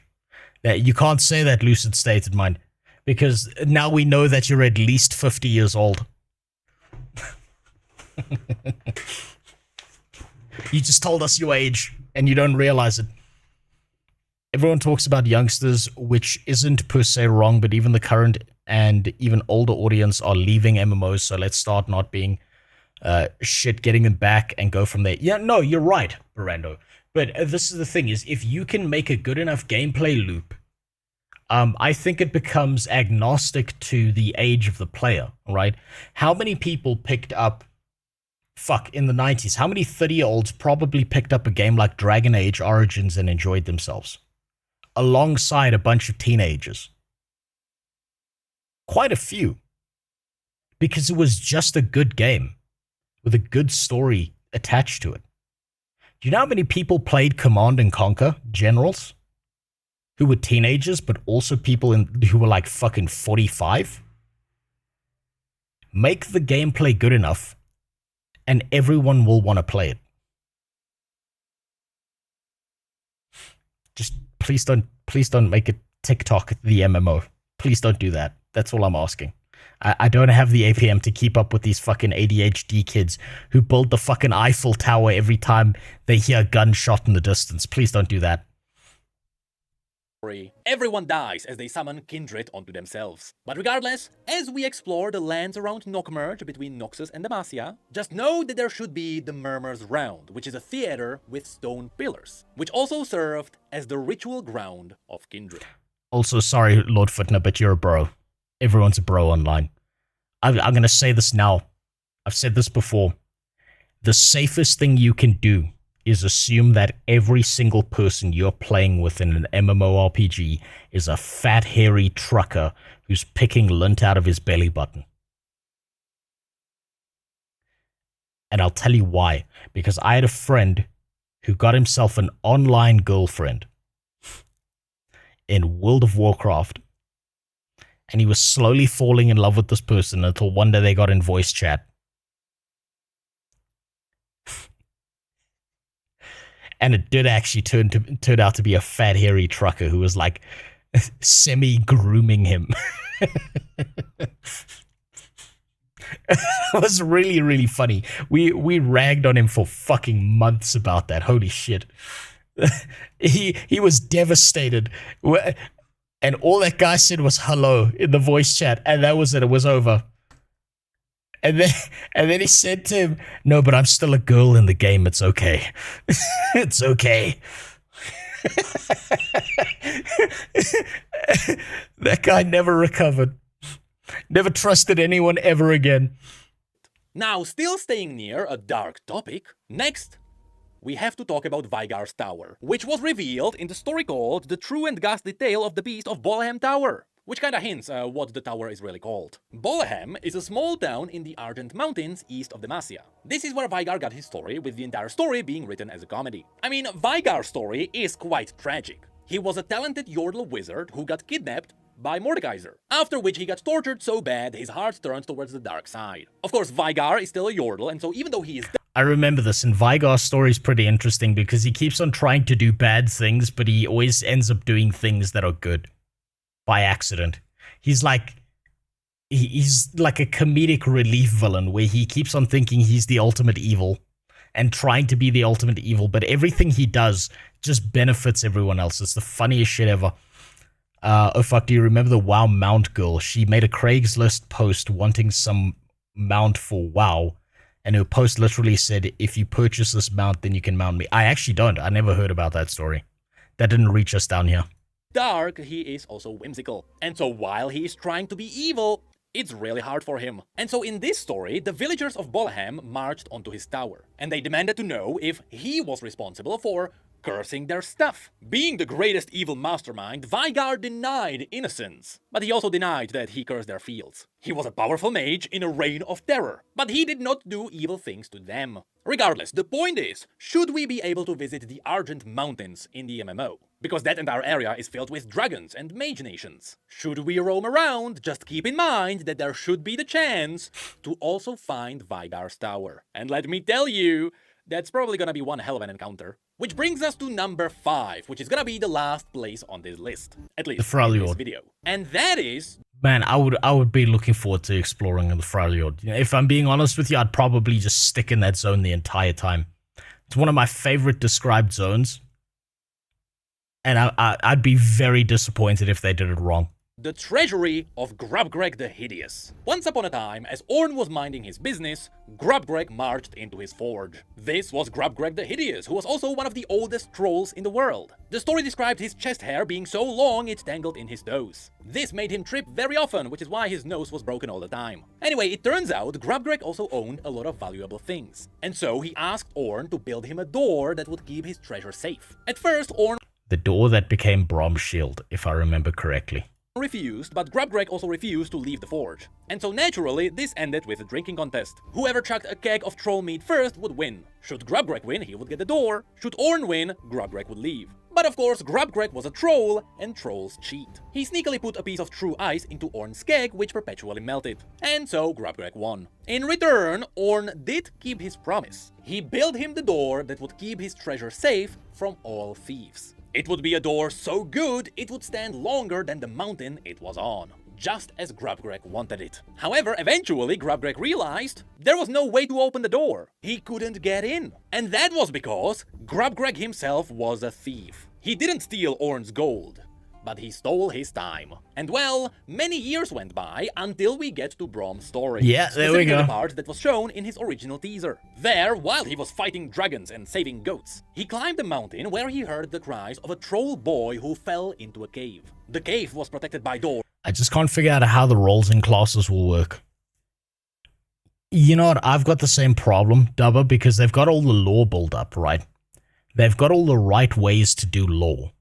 They've got all the big stories that they can lean into, and all the details are kind of already fleshed out for them. When it comes to class design, that's where things are going to get interesting. Like, I don't think it's going to let you just pick one of the characters from the game. I think they're going to make you pick, like, choose your own character and build them up and shit.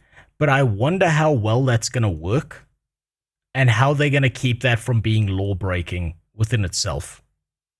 That's going to be a difficult one. Or that Brom couldn't break. But he could break the mountain, and so he literally punched his way through. After which, what a lad. Collapsing, he picked up the door and shielded the boy from the rubble. That's the story of how Brom got his shield. But more importantly, technically, even though a big chunk of this place caved in, the treasury of Grubgreg should still be somewhere out there in the Freljord. And it would be really cool if, as you just roam around the mountains, you just randomly find treasure. You know what I think would be really, really funny?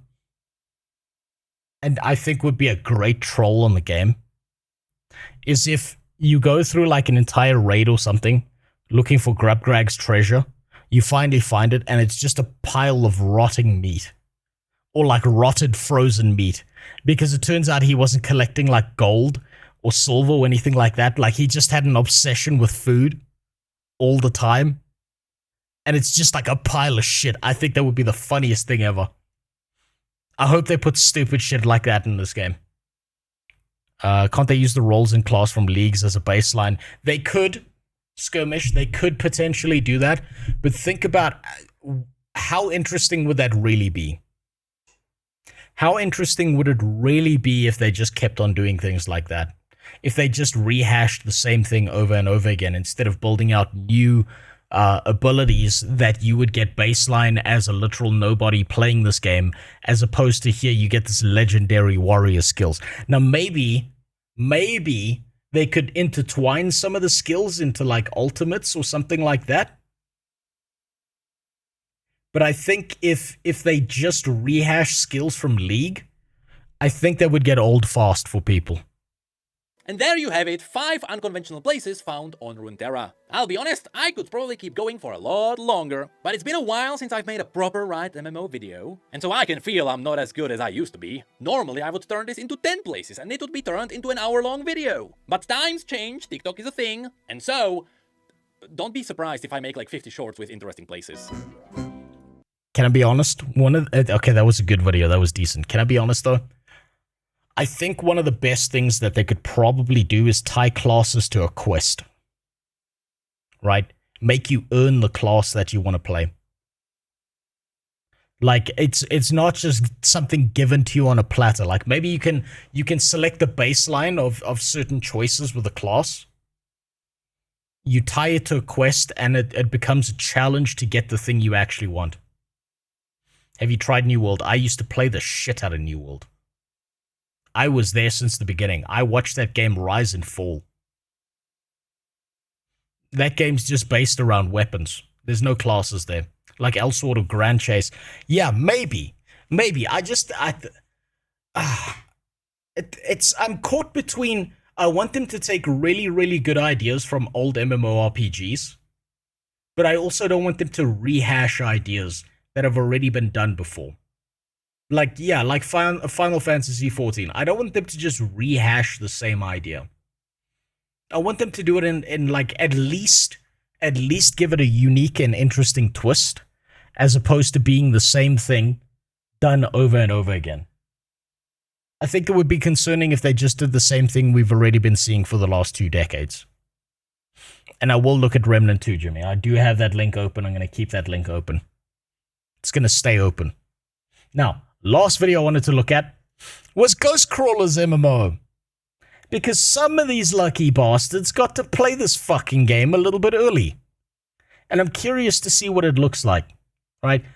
Obviously, this is like a pre-alpha kind of build. And it looks like shit right now. But I'm curious to see what the gameplay loop's going to look like. And whether they're going to fall into the same trap of go kill 10 bears for 10 bear asses with a 10% drop rate. So we're going to take a look at discount Henry Cavill. Man, Josh Strife-Hayes really missed his calling in life. I think he could have been an actor. He could have been Jon Snow in Game of Thrones. And watched his whole life fall apart after that. The fuck up of the final series of that show. He really missed out on an opportunity to become a cokehead.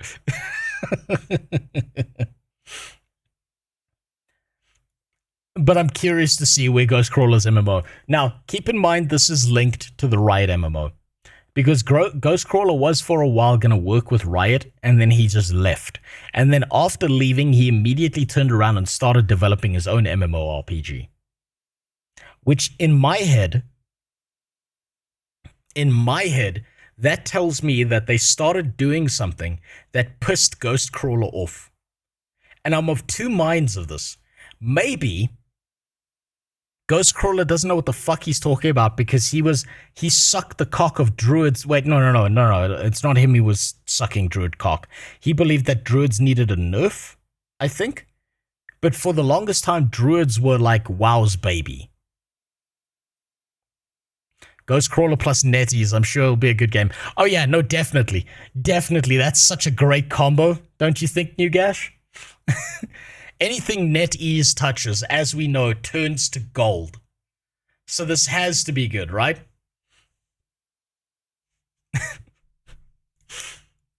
Honestly, I'm curious to see what kind of competitive edge Ghostcrawler would have, having looked at the Riot MMO, said no, and then started working on his own one. It's because it's going to be two different design philosophies who suck druid cock. The entirety of the Blizzard office.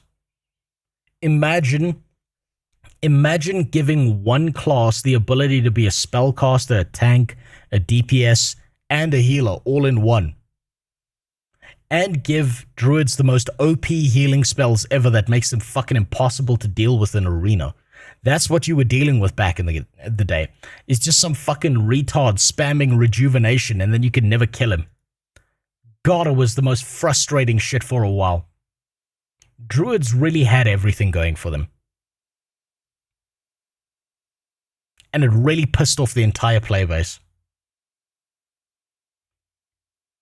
And I remember Ghostcrawler had some strong opinions, and maybe it's just because I'm exhausted right now, but I think he was against druids for a while and believed they needed a nerf, or he might have been on the side of treating druids like they're his baby, but I think it's the former, not the latter.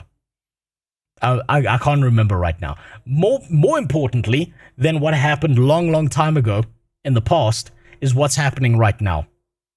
Let's see where this goes. I'm curious to see, is there any hope for the future of MMORPGs?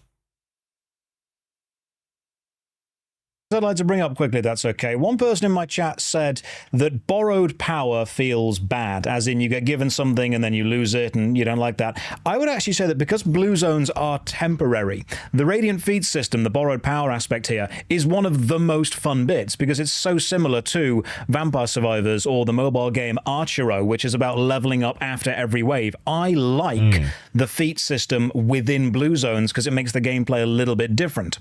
But the question that followed was... Okay, we got Guild Wars 2 gliding. Good idea. Why are you bothering to show this off now when it seems like it's so far away from release? Two great questions.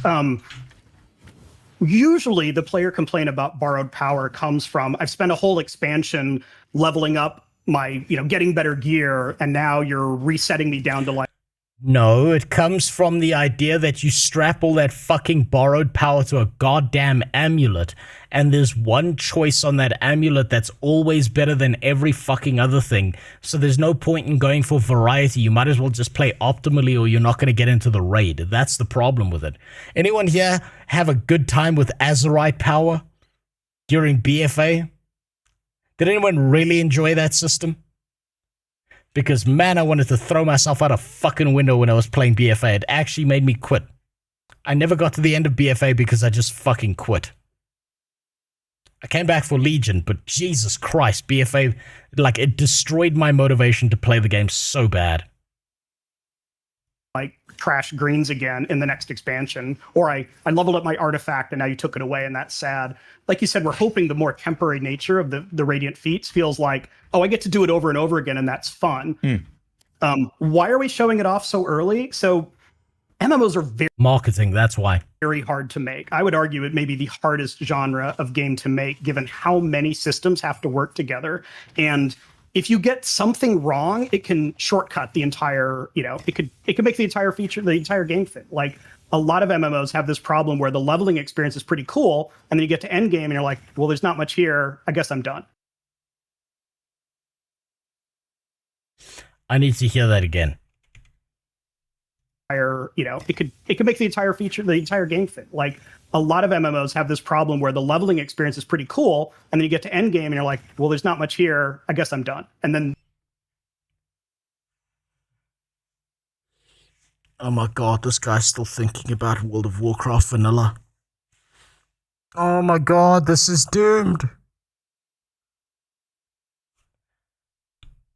I can't remember a current MMORPG that has focused on the leveling and made the leveling anything more than a fucking slog to get through so you can get to max level so you can actually start playing the game. What he said there made no sense to me because most MMOs treat the leveling system like it's a fucking chore. They treat it like it's a problem, not something to enjoy. They treat it like, oh god, I can't believe we have to put this fucking thing in the game. I don't know, we'll spend 5 minutes working on it, and then we'll just focus on endgame, because that's where everyone's going to end up. What was the last game that had a really, really good leveling system that made you sit there and enjoy it?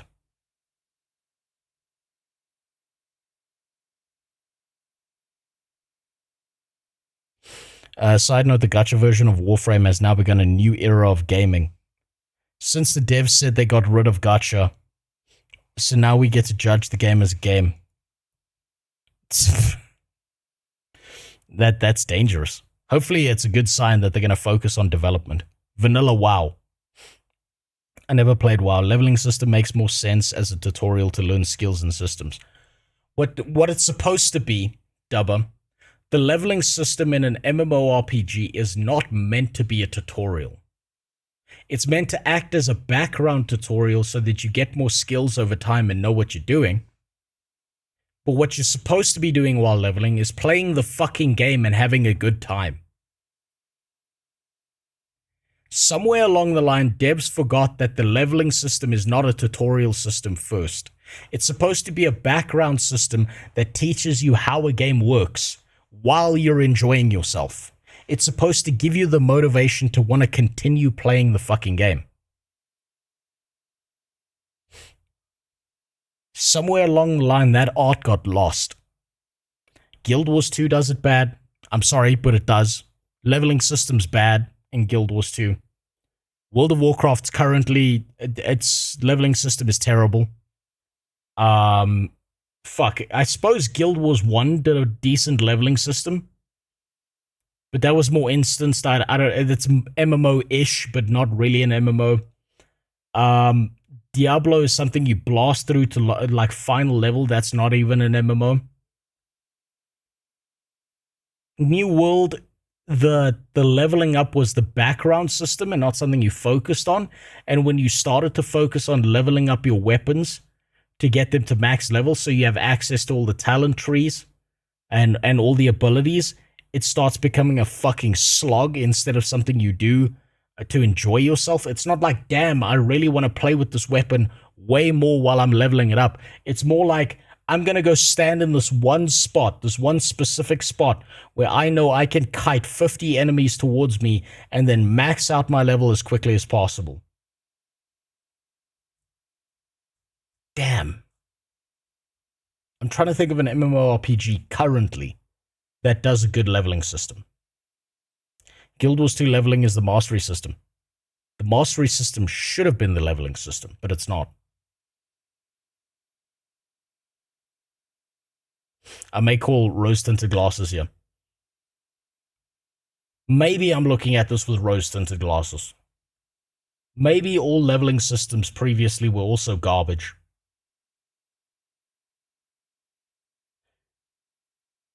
I think the reason I feel that way is I remember spending a lot of time leveling up characters in different MMORPGs. But I remember having fun doing it. And I wasn't focused on, damn, let me get to the next level. I was focused on, I really want to play this game more than I'm currently playing it.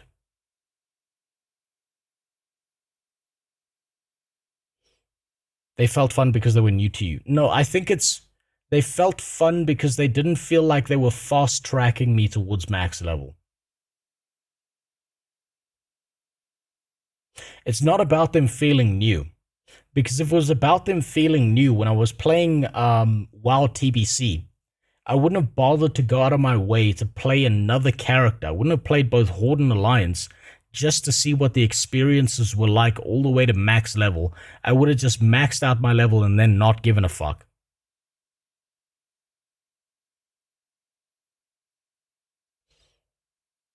Old school RuneScape has a decent system for this by avoiding leveling entirely.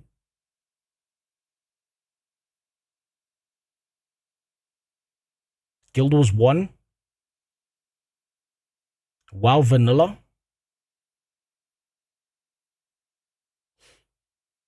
The question, okay, so here's the question you need to answer to tell if a leveling system in the past was good or not. Is when you've got a character to max level, do you ever feel the urge to just start playing another class because you're curious to see how enjoyable it is?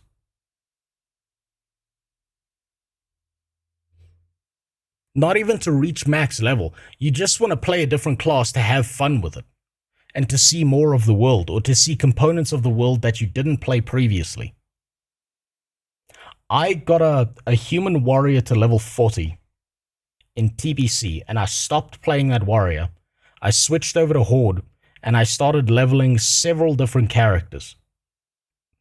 A Blood Elf Warlock, a Troll Hunter, I think an Orc Shaman, and I just had fun with it. But it might have been a Tauren Shaman. No, it was a Tauren Shaman. I wasn't thinking about the level.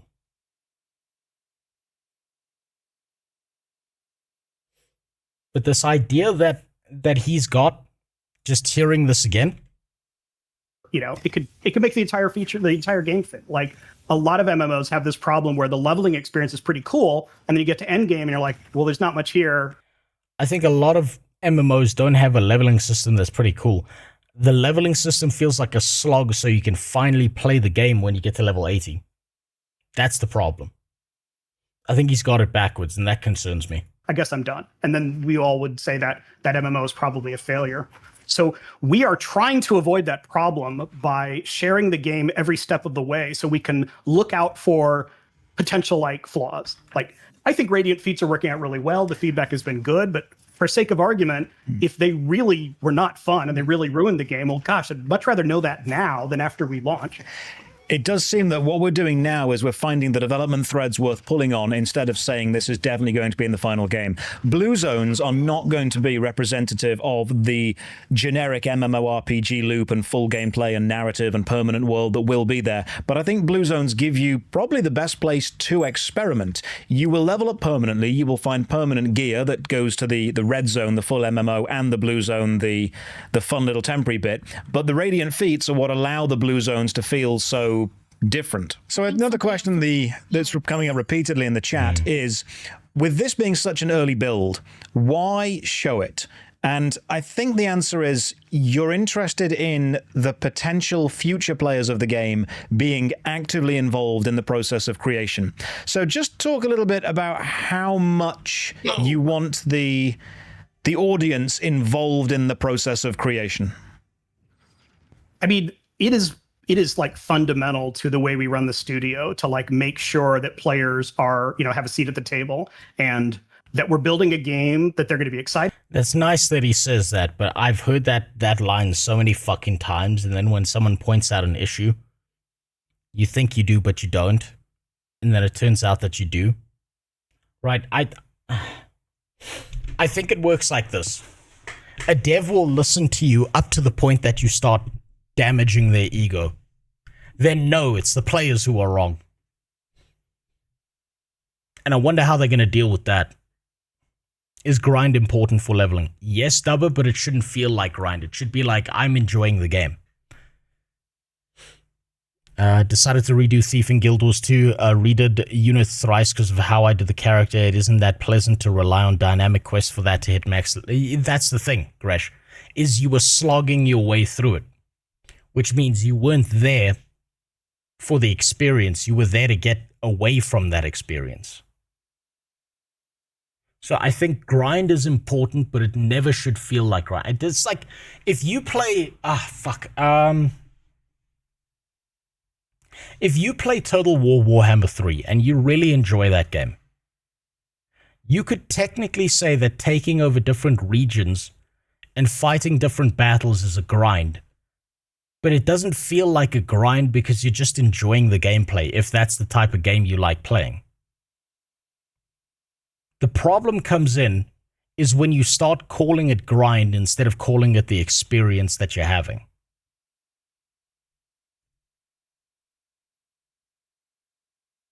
Does it feel valuable to the player? About that we're not doing something dumb that's going to annoy them. We're not crowdsourcing the game. We're not going to have players like vote on features or things like that. But like the question, Ko was asking just a little bit ago of like, is this too far from an MMO? Are we going to have a lot of people who are excited about this game ultimately reject it? Like that's the kind of stuff that we want to make sure to nail. And if we need to like add more MMO features or make sure that the red zones are more front and center, like, again, I would much rather fix that before we launch than be trying to like panicky patch it in, before we lose all our players. So one thing I do want to touch on, because this is a very interesting design philosophy for a project of this size. Like having your project based on feedback is kind of like medicine, right? I mean, it's fantastic in the right dosage, but if you get too much of it, it's a poison pill. So take a game like The Culling, it over-engineered itself due to community feedback into basically failure. They were not able to properly go through the feedback and implement it in a way that made everyone happy, but they just kept trying until they ruined it. How are you guys approaching your filter or feedback? What testaments and trademarks are you unwavering on with this game? Yeah, that's a great question. For starters, we have a very solid vision of the game that we want to make, and we have a very solid idea of who the audience is. So we're not trying to make a game for everyone. We've had some like more survival players saying like, well, I like hearing him say he's not making a game for everyone. I think it's like someone said earlier in the chat, is if you try and make a game for everyone, you make a game for no one. It's like a huge problem with MMOs these days. I wish the building was a bigger part of the game, or we've had people say, well, I really just want to like have something like WoW Arenas and focus on that. And like, yeah, they may be disappointed. If you try to make a game for everyone, you end up making a game for no one. Well, there you go. That's part of it, is just be crystal clear on your audience and like what is core to the vision or not. Like exploration is core to the vision. And if we got a lot of feedback that said, well, what I want to know is just give me the map of the whole thing and show me where everything is, then I can just go to the next part. Like we wouldn't do that because that just kind of fundamentally violates the vision of the game. Oh, awesome. It's hard though. I mean, this is something I've tried to do my whole career, is like listen to players, really understand their concerns and what it is they're trying to fix, so that we can make a better game. Because we want players to embrace the game. Or if people come and they're like, this game's okay, well, gosh, we've just spent a lot of time and money for nothing. That's exactly right.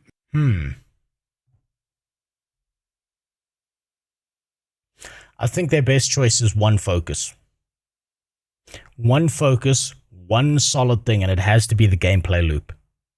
Fuck everything else. Get your gameplay loop perfect. Make it unique. Give it a flavor that a very specific group is going to like. And then build from there. I'm glad you guys are thinking about that. We live in an age of too many of those games, unfortunately. People are asking in the chat a very simple question. Who is the target audience for this game then? Oh, that's a good question. We really want to target Western, by which I mean players who love World of Warcraft, Final Fantasy XIV, Elder Scrolls Online, Guild Wars 2. Like a lot of those games, are in some cases decades old. So old people, that's who they're targeting. Player feedback can be a double-edged sword because it's important to listen to players. They're also retarded. This is the important part about it, Fern, is if you have a vision for a game and people are telling you to adjust components of that vision to make that vision like better, you should listen. But if you're making a vision, you've got a vision for a game and the direction it's going, and someone else is like, man, I really wish that this game was more like Conan Exiles, and that's not at all how you want your game to be, then you can throw it in the trash, right? It's only a double-edged sword if you're too fucking stupid to think critically about the information you're looking at. And let's be honest, Blizzard has been too fucking stupid to look at any of the information that was given to them. So yeah, I think it comes down to how good is the critical thinking of the team building the MMORPG as opposed to who it is. And there's a sense that it's time for a new big tentpole MMO. And when we ask players, like, if we made a new MMO, would you try it? The numbers are, it's like 80% of players say absolutely. So we think... Of course they would. Look at the New World numbers. Nearly 1 million people wanted to play New World. And then look where it is today. The hunger is there and the timing is right for this kind of game. But that is really the core audience we're targeting. If we had a lot of people who love Warcraft and hate our game, we've probably made a mistake. Now, that said, we're not trying to take on WoW. We're not trying to say, don't play WoW anymore, play our game instead. And in some cases, we're trying to make a game that... You have to. You have to.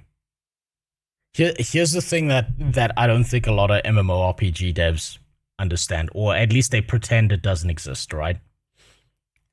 If this is the pool of MMORPG players, if this many people are playing World of Warcraft and spending their time in World of Warcraft, that means this is how many people are not playing your game. You've already lost that audience. You are in direct competition with every other MMORPG because MMORPGs are gigantic time sinks. They are all about how much can you get someone to play this game over something else. And usually MMORPG players are very loyal to the game that they really, really enjoy, even though they bitch about it endlessly, but they're very loyal to that game because they feel the game they're playing is better than all the other stuff that they've come across. You need to compete with other games. That doesn't mean you need to market yourself as the fucking WoW killer or something stupid like that.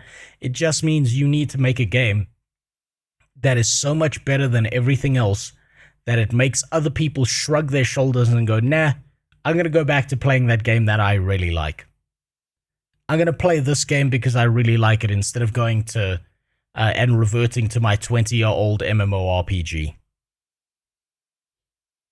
Battlefield 6 is having some issues at the moment. The game is more of a war game with drawn-out team battles and keep captures, and COD streamers are demanding it be about... that's relating to that video that you put in the Discord. I'm going to look at that at a later date.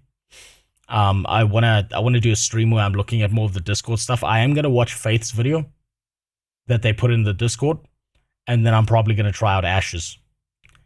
This is where Guild Wars 2 model has a leg up, and not having to sub makes it really easy to just play when you feel like it. Yes, it does. But to be honest, if Guild Wars 2 had a sub, I would be both incredibly pissed off at paying money to play through the base game experience, but also Heart of Thorns has been decent enough that I would almost prefer that they had a sub rather than relying on cash shop stuff. But they have, obviously that's pie in the sky. That's my personal wishes. They found a model that works for them and that keeps on drawing in money. Also, thanks for the follow, Quirty.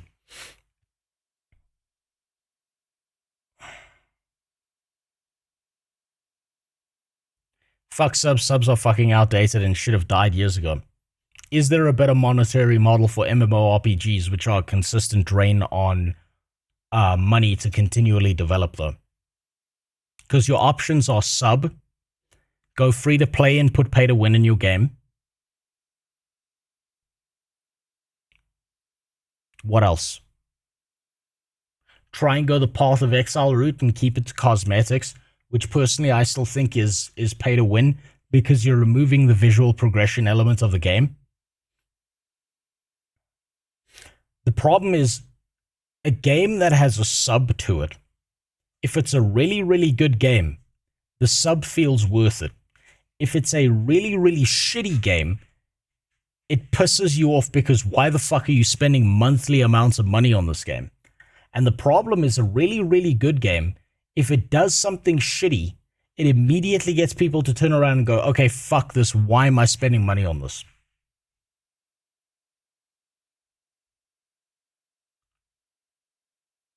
That lets you fit it in, even if you have like a main that you mostly focus on. So can you tell the audience anything about the narrative of the main game so far? Not necessarily the gameplay of the Blue Zones, but the narrative of the story of Project Ghost. Yeah, I would love to get into that. I'll probably say too much, but so clearly this sky full of these broken planets did not happen. It's not a natural occurrent phenomenon. Something strange happened that preserved the environments of these places, didn't just like disintegrate. At the same time... Wait, I need to hear that again. But also, thanks for the follow, little skirmish. Now go back to YouTube. Fuck off back to YouTube where you're comfortable, goddammit. Watch where you feel like it. The environments of these places didn't just like disintegrate. At the same time, there were once gods in this world, like powerful deities, and they are all gone. And the players start out like not understanding why. So it's basically the World of Warcraft dev team. Like, what happened? Where did they go? There aren't like a lot of priests getting their spells from the gods. So the big mystery is kind of like, how did the earth break up, and what happened to the gods? And part of the narrative will be like understanding that and like needing to understand it in order to like prevent really bad things happening towards the end of the story. I also want to take a little credit for we are planning out a 10-year story. I only hope this game lasts for 10 years, but we wanted to make sure we knew where it was going. There were, I mean, I guess it's okay if I say this, there were times on World of Warcraft where we would finish, say, Mist of Pandaria expansion and be like, okay, guys, what next? Like, where are we going? And we didn't have...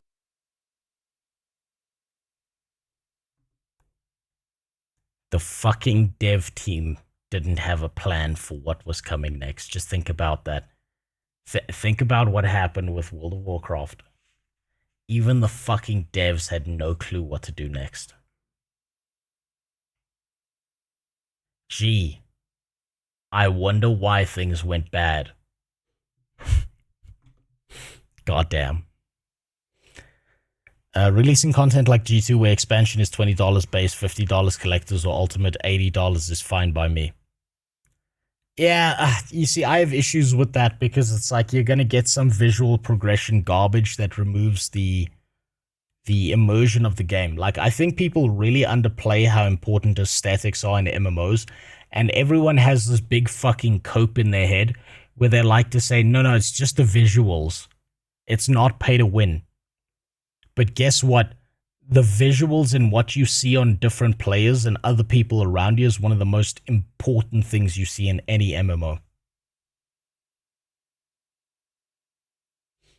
So my problem with that specifically is a personal one, where I'm so deep in the hole of fuck pay to win that I look at that kind of shit and I'm like, you are removing elements of the game that would otherwise make it fantastical just to appease some monetary incentive. Which is why I'm not that mad at submodels. But hey, you gotta keep the lights on somehow. I think they do now, to give them credit, but at the time we didn't have a roadmap of where we were ultimately going with things. So for Ghost, we really wanted to know where we were going. What? That... It just ended? The fuck? Damn, they just ended there? Fuck me. Alright, well, I suppose. All MMOs should have the SWTOR model of subs, to be honest. Sub once in a while to get access to all the content forever. Yeah, that would be nice. But I don't know how you maintain a large player... Well, I suppose it's not a large player base. It's a smaller player base or for something like that. I have seen the SWTOR model. It's not bad. It's honestly not bad, but there's a lot of pay to win in that game as well. As I said, despite me not liking subs because I'm poor and unemployed, I would have no issues with subs if it was only that. That's why Final Fantasy XIV pisses me off so much, because they have a fucking cash shop and that shit too. Yeah, no, if you've got a sub model, I don't think you should be allowed to put cash shop trash in your fucking game. I think that's such a dog shit system to do that. Right, we're gonna end off here. We're gonna end off with the dark side of RuneScape, and then we're gonna take a look in on trashes of creation and see where it's shitting. I was about to say sitting, but let's be honest here. Ashes of Creation has, you know, I'll talk about it after this video because, man, it's already a storied game and it's still in alpha. It's time for some proper meat. I love this man. This man makes such interesting content. He's so cool. Submodels just kill the game. The way I play usually, I swing in and out of games for chunks of times and having to go back and drop $15 just to play grinds my guess. No, I understand that. I understand that, Foon. I wonder if there's some kind of hybrid system where they would be able to allow you to play the game for a certain given time period, and if you wanted to play for the full month, then you would sub. But I understand the frustration of, damn, I just paid $15 to not play this game this month because, you know, I didn't feel like it. I loathe him. You don't like him. I like him. I like how nobody gives a shit about Ashes after Pirate Software pissed off the community. Jimmy, I have so many things to say about it. I have so many things. We'll save it for the end of this.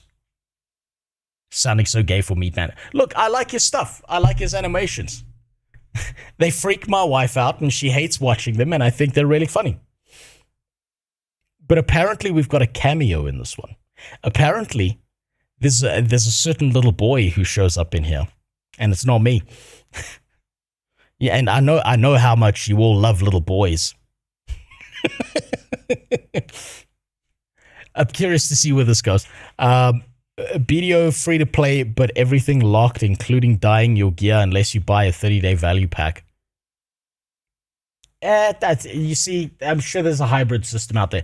You know what? I don't think we've come to the ultimate solution of what's the best payment model for MMORPGs. All I know is they're fucking expensive to develop. They're fucking expensive to maintain. And, you know, they milk you of every piece of cash that they can. Let's be honest, the worst words you can hear from your MMORPG is that they are beholden to some shareholder. Because that ruins it. Do you trust game devs? No, that's the problem. Exactly what I'm saying. Hollowed out is that I don't trust the game devs to do it in the right way. I feel like the right system exists somewhere out there, and the problem is every single game dev, every single company has zero incentive to find the right system, and instead to find the most predatory system instead. Because it's not about you. They don't give a fuck about you. They give a fuck about their shareholders. They give a fuck about not being fired. And if their boss says, put a trash cash shop in this game, they'll do it. Because that's going to keep their arse in a seat at their job. And it's going to keep them nice and comfy while Bobby Kotick buys his next yacht to threaten the life of his next employee on. Obviously after he's done sucking her tits. Non-consensually, of course, because that's just how he rolls. That's it. Even the best system will be bastardized. Yeah, that's exactly it. That's the problem. Zero incentive to find the best system and keep with it. But anyway, let's focus on the dark side of RuneScape. I'm curious to see where this goes. There's someone who shows up in this video, apparently. Let's see if we can spot him. The Papa Beat channel, how you doing? How you doing? Coming in sundown because today we're going to talk about RuneScape. Yeah, we all have specific games that hold a special place in our hearts, right? I mean, for me, it's basically just Magic the Gathering and League of Legends, and they both make me very sad. I don't know if I want to include this, but if you went back and looked at my search history of things I've said during League, yeah, they probably would be good. I guess that's special. I feel like I like the idea of games more than actually playing them. I like Silent Hill, but I don't really ever like actually playing Silent Hill. You know what I mean? I don't know if that makes sense to people, but I like the idea of games more than playing them. That hurts to hear. That hurts to hear because how many of those games are out there that you're like, damn, I really want to go back and play that game. And then you play it and you play it for like 30 minutes and you're like, what the fuck am I doing here? Do you know what game that is for me? It's Bannerlord. Mountain Blade Bannerlord 2 feels good to play the first time, and every now and then I think about playing it, and I'll open the game, and I'm like, what the fuck am I doing? And then I'll close the game. Every single time. I like the idea of Bannerlord more than I like the idea of playing it. That's how I feel. But for many people, they spend their formative years playing one of the most popular MMOs of all time, Runescape. This game has stood the test of time, evolving over the years to develop its own unique community and culture. And today, thousands of people... I'll say this again. I've said this before. There were two groups of MMO players in my school. There were people who played World of Warcraft, and then there were people who were horny as fuck. Everyone I knew who focused on RuneScape could not keep their hands off their dick for more than 5 minutes. We had a guy who figured, I've told the story before, so I'll give you the spark notes. We had a guy who loved playing RuneScape. He focused on it so much, but you know what he also talked about all day? Was different methods for jerking off. He had discovered that he could jerk off and dunk his nuts in ice water so that it felt like he was coming and he actually wasn't. And then one day he left his freshly melted ball water in a glass by his desk. He left and his sister came in his room and drank it. His sister drank his actual ball water.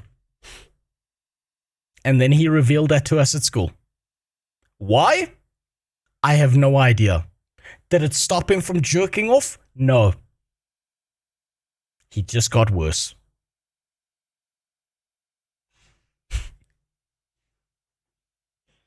Cut the wings off a fly and make it run around the top of your knob. He probably would have done that. I wouldn't be surprised if he did that. People still play the game consistently. It's one of the pioneers of the free-to-play MMORPG genre and has inspired many games that came after it. At a time where new games come and go like clockwork, it's fascinating to see how this relic can still be talked about frequently in the gaming space. And it's because of this that I want to take a deep look into the game and see why are people so obsessed with it. My first exposure over to RuneScape was I was in my friend's basement, very dirty, and his friend, I didn't have internet growing up, so I would get like little spurts of things. And this is one of the spurts of things where they were arguing over who would log into their account, and they were like kind of having a measuring contest on like armor. And I think one of my buddies had like dragon armor, which I think at the time was like, it was a pretty big deal. But then I was like looking at the game like, whoa, this is insane. I just like that I could right click somebody and then I could follow them. And then I could type stuff just like, you're gay. And it would pop, the little text bubble pop up. I was like, that's about as far as I got. I did kill the rats at the beginning, but it was a browser game back in the day. And I played it with one of my friends, and we got tricked into going into the wilds with some guy. He beat the shit out of us and stole all our stuff. And my friend spent a week harassing that dude until he got his stuff back. I never got my stuff back because I was just like, fuck this. I'm just going to go work a job so I can pay for a sub to WoW. that's about it. I think the rats killed me. I didn't understand there's a whole hierarchy of an ecosystem and a financial aspect with gold and trading and markets and stuff. Going into the market on a busy day was like having a panic attack. There were so many text bubbles popping up. I could barely take it. It was too much for my fragile, tiny mind. Let's take a look at how this game came to be. Because in 1998, Andrew and Gower Paul, two brothers from the University of Cambridge, developed a browser-based MMORPG named Devious Mud, or Multi-User Dungeon. It was a bare-bones isometric game written in Java. Oh, Muds. Oh, man, Muds. Oh, holy shit. These were the amoeboids of MMORPGs, were Muds. Some of them were so creative and some of them were so fucked up. RuneScape is basically for the kids that couldn't get their parents to pay for WoW. Yes. Basically. Yes. If I didn't make enough money working a shitty job that I managed to get through, like, you know, back in the day, child labor was a lot more lax. And you know how it is. The children crave the coal mines. If I didn't make enough cash or I just didn't work that month because, you know, school, yeah, then you'd log into RuneScape with all the poor kids.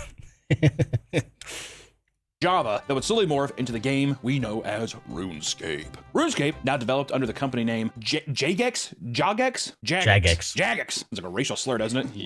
Jagex. Jagex was released in 2001 to an overwhelming response. It anticipated a player cap of 2,000 slots to be more than enough, and ended up struggling to find server space to fit all the players that would rush to register. They worked around the clock, updating the game to add new content and fix issues that would arise with the non-stop stream of new incoming players. And during the early 2000s .com bubble, many internet-based companies soared in value because of the belief that these internet companies would be the future. And they're right, to an extent. They were right, but there's always going to be like a few winners and a billion losers. It's the same with crypto. It's the same with everything else. That's the .com bubble burst.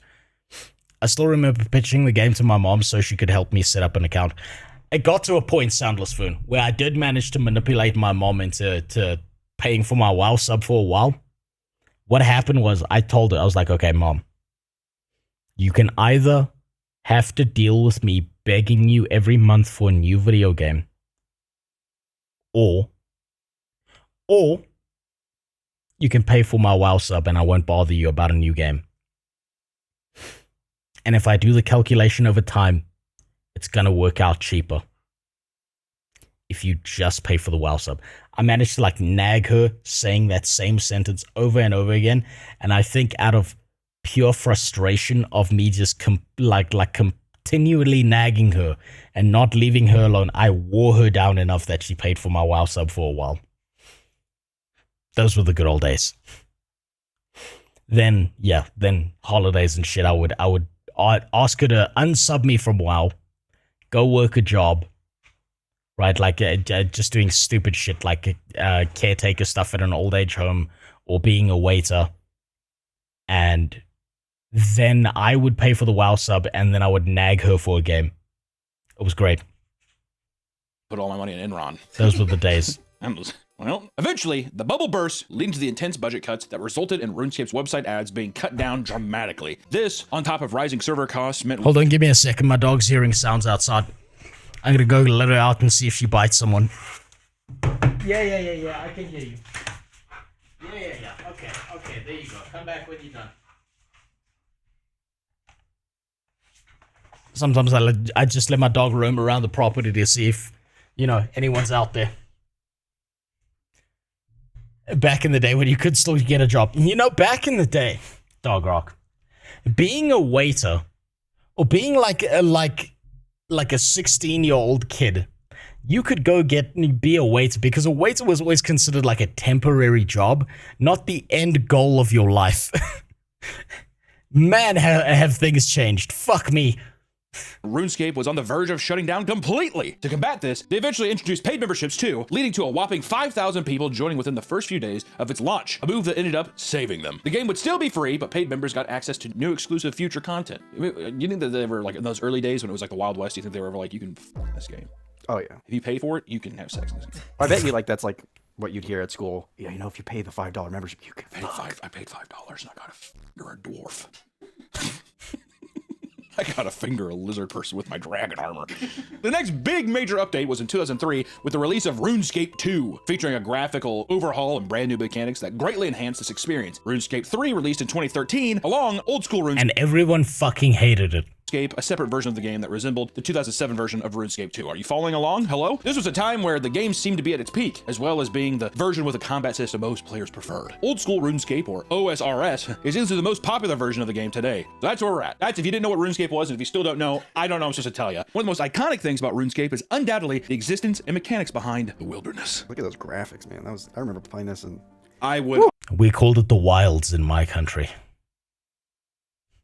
That's how fucking stupid our little brains were. We didn't even want to say the wilderness. We just wanted to say the wilds because it was shorter. Imagine being so retarded that you want to abbreviate one single word that doesn't have an abbreviation. Man, we were little dumbasses. I was like, oh my god, this is amazing. I feel like, honestly, that's what the charm of it is that. It's like an aesthetic choice. If it was all realistic like Guild Wars, who still plays Guild Wars? There's gonna be some asshole.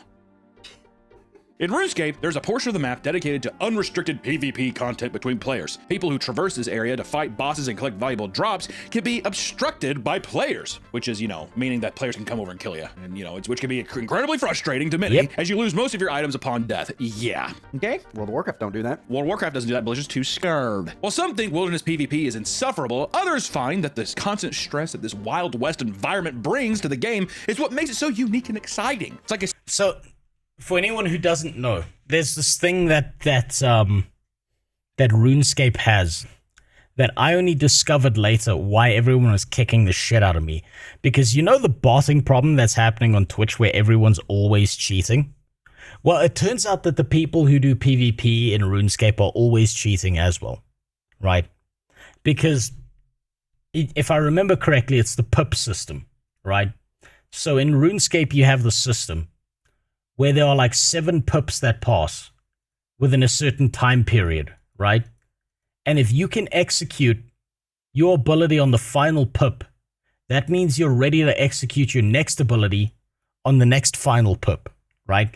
And if you can get the frame perfect timing of this shit, you can always do perfect damage on everyone. Hey, guess what's really easy to write a script for if you know what you're doing? I only discovered this later. And I kept on asking people damn, how are you this good at the game? And they would just be like, I just practice. I just practice. That's how I get that good. Yeah, it turns out that was a fucking lie. Turns out all of these pieces of shit were just fucking scripting in the background. Goddamn assholes. I love how easily manipulated I was as a kid into just believing that people did things without cheating. Man, I'm so fucking stupid. Escape from Tarkov. When I play, it matters. When I traverse the wilderness, it matters. Player killing, or PKers, are people who seek out players to kill in the wilderness for items, money, or simply for sport. There's a whole community around the idea of PKing, with some people going to elaborate lengths to fool people into entering the wilderness only to be killed immediately. Those are sociopaths. If you're, even in a digital world, if you are going and making time to lure someone in somewhere to kill them, it's the same as basically being like, my son's killing cats. It's like a new age Jeffrey Dahmer. One man furiously explains how he had weeks of progress destroyed due to the constant abuse from gangs of PKers, which is exactly the kind of post PKers want to see. He is feeding them. Oh man, he would. When I was talking about RuneScape players love jacking off, some of them were jacking off to porn, some of them were jacking off to your salty posts online. RuneScape players feel like a specific type of joy that the regular human being will never experience in seeing how mad they can make someone else. They love it. They love it more than anything on planet Earth. PKers have become so infuriating to players that they would have to start searching for protection rackets, where high-level players would be paid to follow them in-game and protect them while they went around about their business. How cool is that, though? That kind of turns, that's like a legitimate, fantasy story. Yeah, like hiring a Kingsguard or something. Yeah. The Wilderness Guardians, one of the most well-influential clans in RuneScape history, was created specifically to combat this issue. They've even organized multiple real-life meetings across the country. Was created specifically to combat this issue. They've even organized multiple real-life.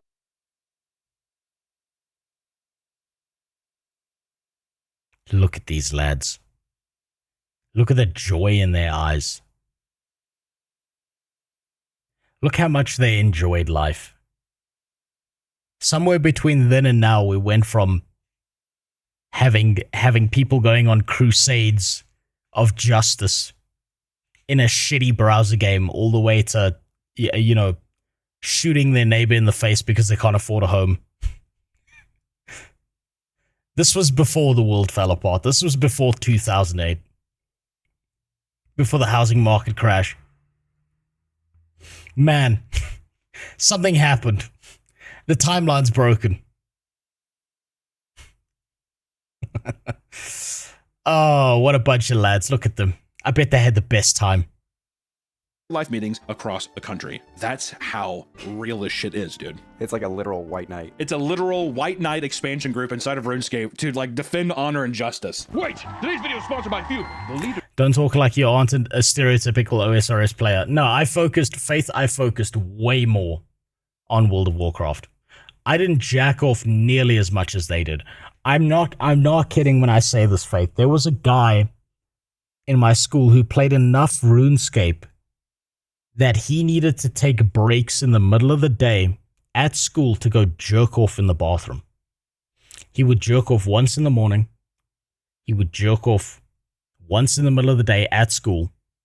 He would then go home, play, like crank up RuneScape, play with one hand while jerking off the entire time.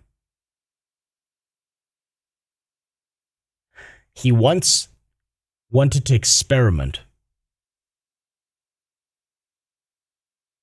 So he said he stopped jerking off for a week.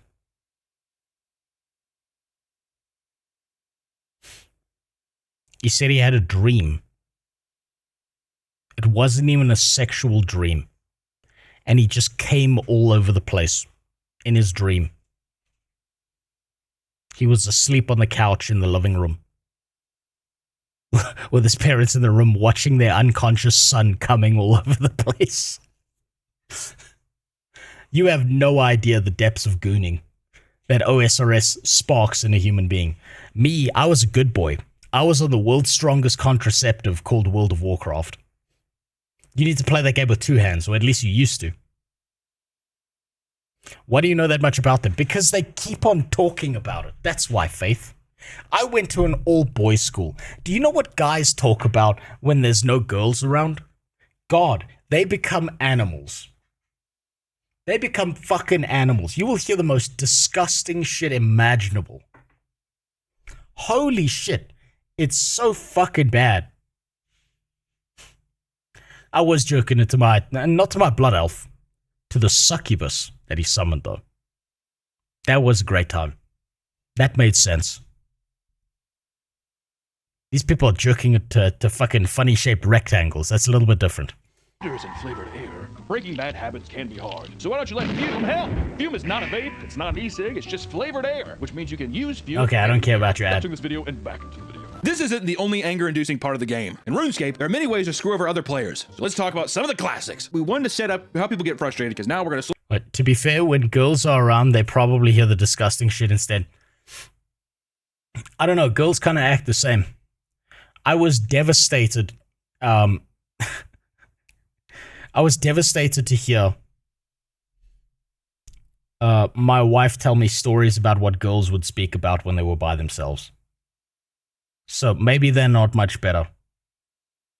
Like, I told her about this one 4chan story about this dude, like this girl who would like take a shit, and it was gigantic shit. And she would imagine that it was her boyfriend's dick in her ass, but she didn't have a boyfriend. And my wife looked at me and she was like, that's amateur hour. That's not even close to the kind of stuff girls think. And I was like, no, I don't want to know. Apparently, they would know better. There's much worse. No, she started telling me and I was like, I don't want to know. No, apparently that's amateur hour. That's not even close to the kind of shit. That's just the shit they would admit to.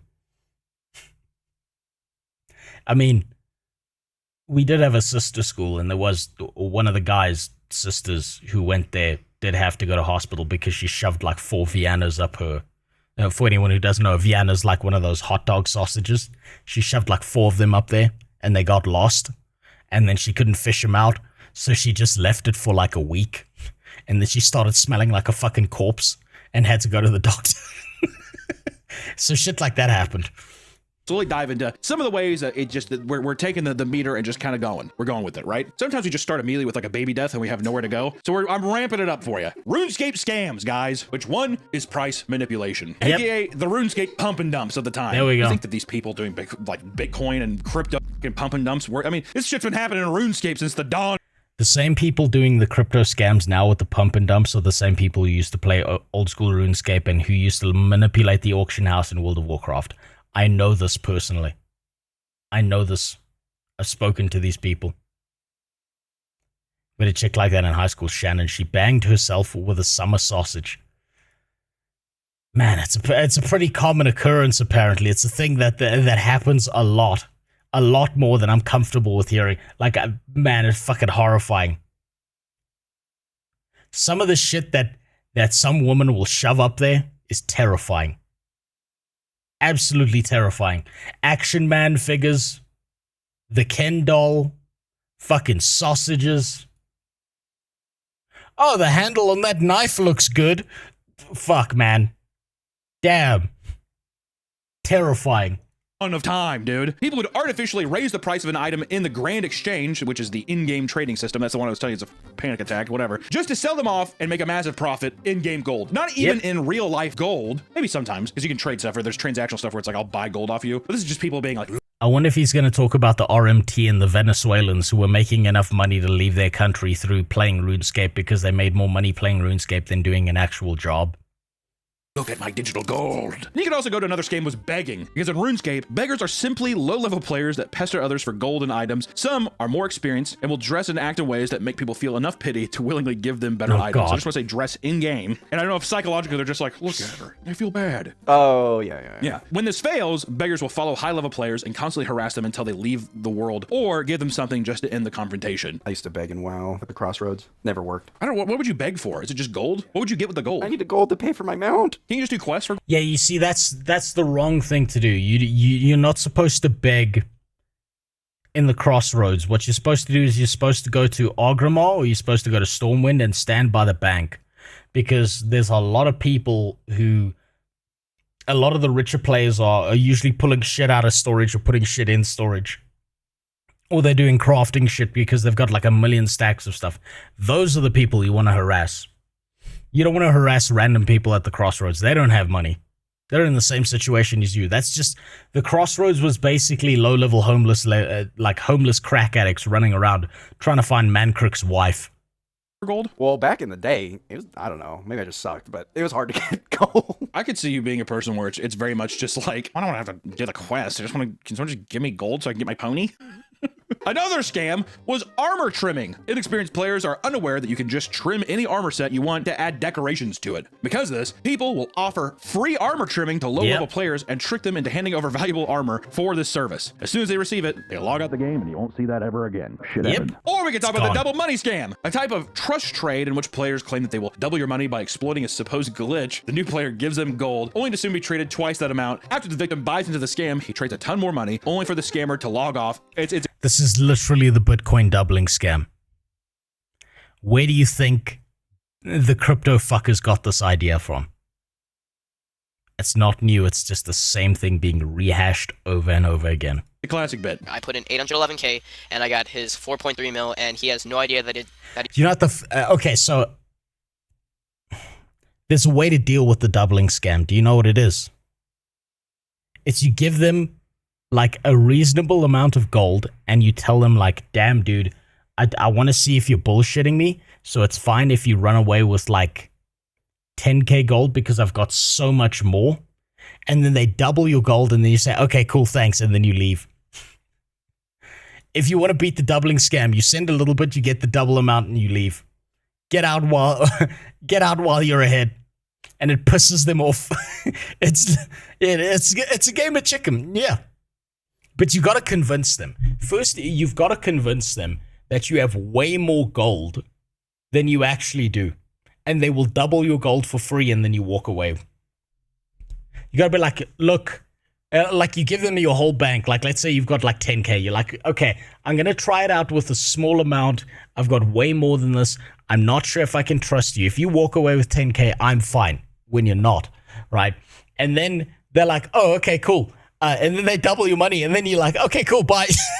It works so well. It gets them so fucking upset when you do that. He just got scammed. It was great. Yay. And also, thanks for the follow, Captain Funky. he's going to say, again, can you double me again?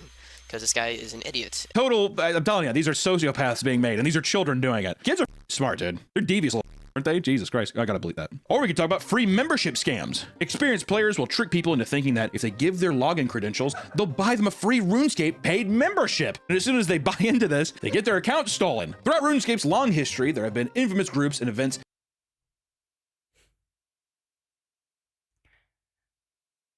There are so many simpler ways to fuck with kids. You go to Lumbridge. You stand outside where everyone is by the bank. You type star, star, star, star, star, star, star. You hit enter. Then You type another message, you say, holy shit, I can't believe it, but RuneScape automatically blocks my login password information, like my name and my password information. And then some retard will try it. I said to fuck with kids, not fuck kids. God damn it. It's beautiful. No worries, thanks for the content. Really enjoy your humor and general telling of how it is. Well, thank you. I appreciate it. I'm glad you get something out of this. Did you watch the internet comment etiquette video yet? No, that's the last one I'm going to watch before I try out Ashes of Creation. Trashes of Creation. See how it is.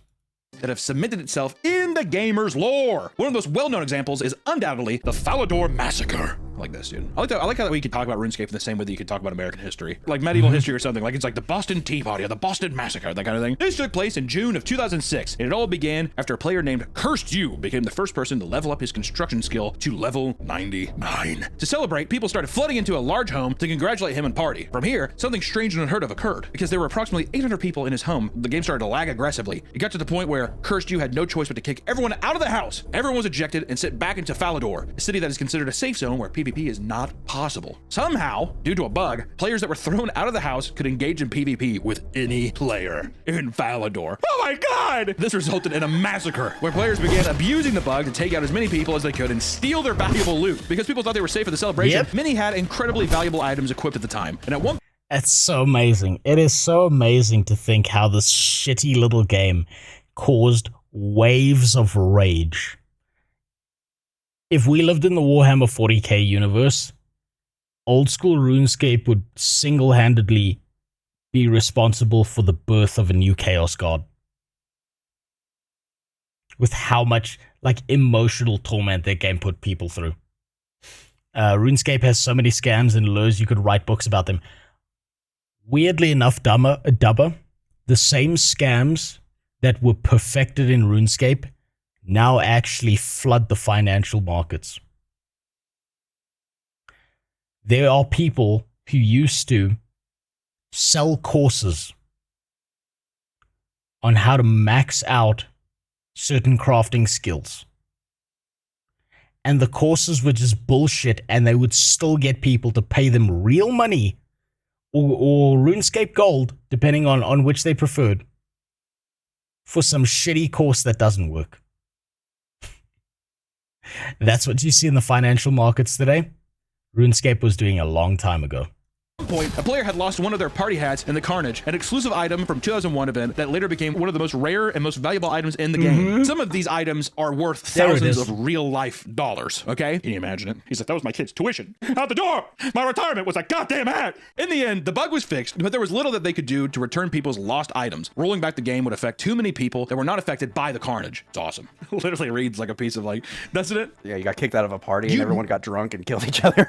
Yeah, everyone's like, oh my god, kick him out. People, the guy's house party goes too crazy, kicks him out, and everyone goes into a town and just murders everyone. I will say that people, I bet you anything, the guy first got to get to level 99 construction skill, and the people that were like murdered in that, I bet you they still talk about it to this day. I bet you that's a deep wound. Seems stupid, like, you know what I mean? His car's wrecked and he like has perspective though. He's like, it's okay. I've been through worse.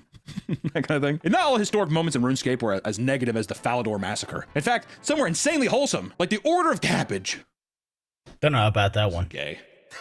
Anytime I talk about positive stuff, I'm always just like, the Order of Cabbage, word. All right. The Order of Cabbage was a RuneScape cult that spawned from the mind of Black Bane, a user that decided to actively collect cabbages, an incredibly low-value item. From 2003 to 2004, he had picked 100,000 cabbages and started noticing people joining in out of pure curiosity. Eventually, he created the Order of Cabbage, recruiting around 20 people and dressing up in identical robes as they continued picking in groups. Over time, as the cult became more publicly known, hundreds of people had joined them. And together, they would create organized cabbage picking patterns to clear fields as efficient as possible. The little diagram is so stupid. Not only that, what seems really, really fucking dumb about that is exactly how people solve things like the traveling salesman problem. Those kinds of grids and shit like that's like giga nerd shit where people start applying that to the real world and it actually works. I love meat, but this is a topic that only super nerds care about. Yes, it literally autism incarnate. You're 100% right about that, Hollowed Out. This is like autism maxed out, and then one day these people go to fucking university and they're given some problem to solve and they're like, holy shit, I did this in RuneScape. And they're not wrong, they did. But they even started an annual event called Help a Noob Day, in which members would give free armor to new players and help them around the game. Entire fan sites were created, as well as pieces of lore written out to explain the backstory of the cult, which became essentially their Bible. Now, 37, Backbane looks back on this time in his life and gives some takeaways from the whole experience, saying, quote, "Don't try to change the world. Start with making one small change in your life and commit to doing it every day." I think he said that. Okay, that was pretty gay. All right, yeah. Yeah. On his deathbed. Did he die? Jesus Christ. That's almost like an Abe Lincoln quote or some shit. It's like after he got shot in the back of the head. That's it is very wholesome. Does that, you know what kind of does though? Which is this is up. I want to say this is a good thing. All that. But I just want to say too, I feel like if people heard that and they were like, we're trying to get in the game, they'd be like, help a noob day? What the dude? You know what I mean? People things survive when it's hell. That's how games survive. That's how people get hooked in for the lols. I don't know. I wish they massacred the Cabbage Cult. Yeah, I see if the Fidor massacre had the Cabbage Cult inside, that would have been even more tragic because it's such a wholesome thing. Like peaceful monks being slaughtered. Yeah, monks slaughtered at a monastery. No! For many kids playing the game in their youth, RuneScape was a major part of their social lives. And because of this, it's not uncommon for people to have had experience with RuneScape romance. This is where I'm at, boy. This is what I like. I have my own. I'm not gonna name it, but he met his wife on an MMO RPG, one of my buddies, and they're still together this day, and they have 2 beautiful kids. How crazy is that? It was more common than you think. Back then too, I remember even back in the day, the whole thing was if you Yeah, it's because Tinder didn't exist. You were a guy talking to someone, you're like, you realize you're getting scammed by a guy, right? You know what I mean? No one believed it. Nowadays, I feel like it'd be normal. I watched it happen. I watched a bunch of people get scammed by guys. I watched it happen. I was just telling you earlier how we had a guy who had an online WoW GF and it turned out to be a dude. Happened all the time. Where do you think the stories came from? Why do you think everyone was warning you? Because it kept happening to people. Some fat guy named Bert. He's off his shift. He's at home. He's shirtless. He's cross-dressing in his mom's bra. And he wants to be your girlfriend. If you're sitting there, oh yeah, I met her online. I feel like it's way more normal than it used to be. And like in the early 2000s, fuck. Well, there's only like 2% of women playing video games back then. Exactly. Angels.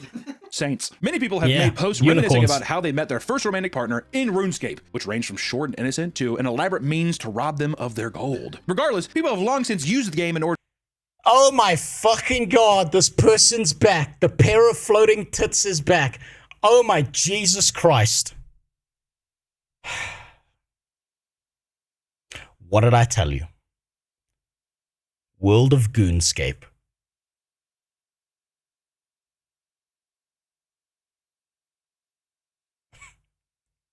One day you're going to find out those tits are fake. This is all makeup and that's actually a dude wearing a wig. Or to meet women, to the point where there are even full-on guides that explain the methods of doing so. These guides cover the best locations to find women in the game, the proper fashionscape that will attract them, which is a term that refers to characters dressing in their fashion, and how to seduce women, right? These are other men, other guys in your category being like, trust me, this is what you're supposed to do, okay? In most cases, however, the women players that the players think that they're getting with are actually men in disguise who want your gold and valuable items. That's just the dawn of, once again, dawn of time. I did this. I'll be honest, I did this. A buddy of mine and I made the hottest Ion characters we could and pretended to be shy girls playing Ion. We got given so much free shit. We generally had like 5 to 10 like other guys like following our female characters around.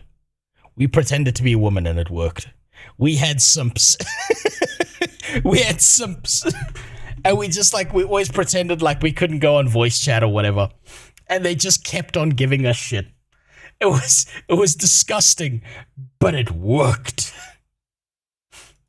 It is what it is. Catfishing is a big issue in online MMOs like this. According to one woman, she was 14, she was duped by a man that she was e-dating for a whole year. His name was Cody Jones, a supposed 16-year-old bad boy surfer from California that she was introduced to by her RuneScape clan, which is awesome.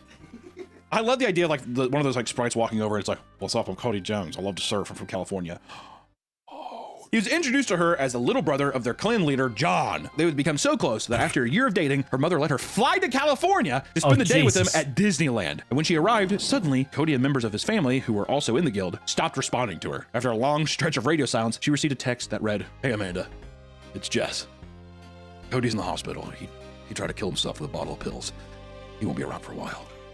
And it was all fake. Whoa. I was going to say, poor little girl. Can you imagine? Mickey's just like, you want a picture? You want a picture, little girl? And she thinks she's like, Cody, what happened? A year later, Cody explained that because he lied about his appearance, he felt ashamed and tried to take his own life. He told her that he was actually 3 years older than her, and both eventually agreed to meet up for real. He looked nothing like his photos. He appeared far older and had 2 hearing aids. She tried to see past his appearance, and they ended up kissing that night. The more time they spent.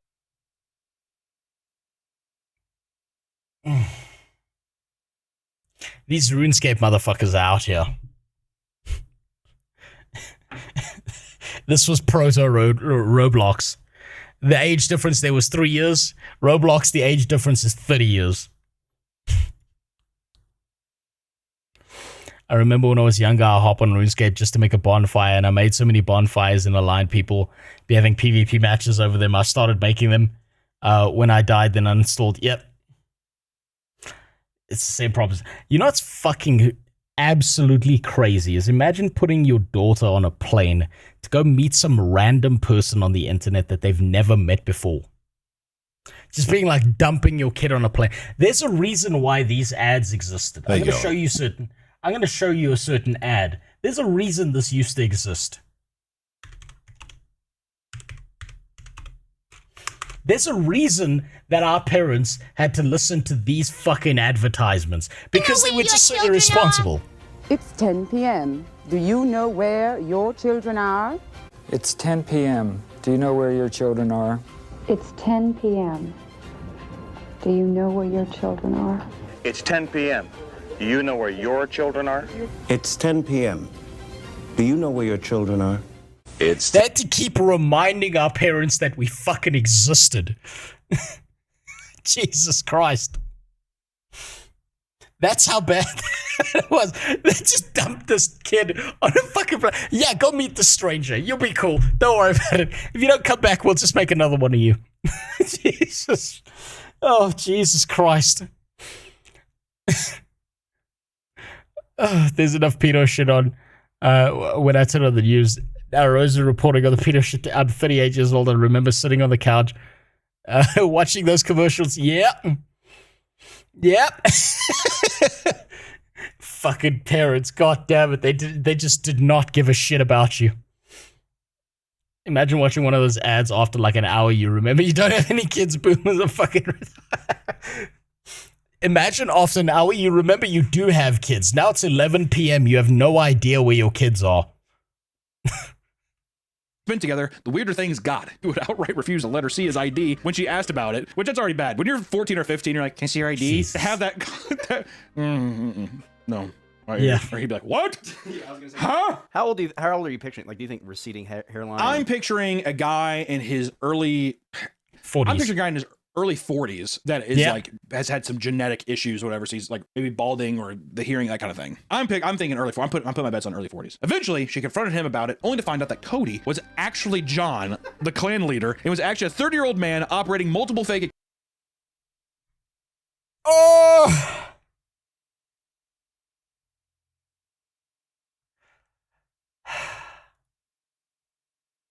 We need to start bringing back castration. Counts. He had lied to her for years, even forging hospital documents to trick her into thinking he'd attempted to take his own life. That's some like Catfish 101 type shit. Hey, I have this really cute friend I think that you'd be interested in if you want to talk to him. Yeah, definitely. Hey. I'm John's bro, Cody. I'm John's little brother, Cody. I'm young. And I'm bad. I feel bad, man. I feel bad for the little girl. And also, probably since then, once again, learning experience. Next time she's in a game and she sees like a dragon guy come up to her, she's probably just like, oh my God. No. She's like, I only play Madden now. Another thing that people reminisce about in regard to RuneScape romance is cyber size. Some people have discussed innocent. Don't worry, it's nearly over, Faith. Examples of cybering in RuneScape, like having one character stand on top of another for a few seconds, which is all the boys need. Yeah. Goldshire Inn was filled with this shit. Which this seems fairly harmless, right? Some people took things to the extreme, though, in an attempt to make it a large profit. It was revealed that RuneScape had an active cyber sex market. And one player noticed that a specific world in the game has a high population of characters soliciting cyber sex through alt accounts. I like how it's literally Shinjuku, Japan. It's just like a red district. So I like how RuneScape has their own red light district. He claims that there are loads of female accounts who also use the game as means to sell graphic videos of themselves to other players for gold. Through conversations with other informed players, he discovered that there were entire clans. Man, the kids today don't know how good they got it. They don't know how good they got it. They Google big boob and they just get tits everywhere. You couldn't do that back in the day because the internet had a cap on it. You had to do this on a fucking window and then just start jerking off because that's the best you could get. Maybe you could get a printout of your RuneScape character and then color in where the shirt was, the flesh color, and then pretend.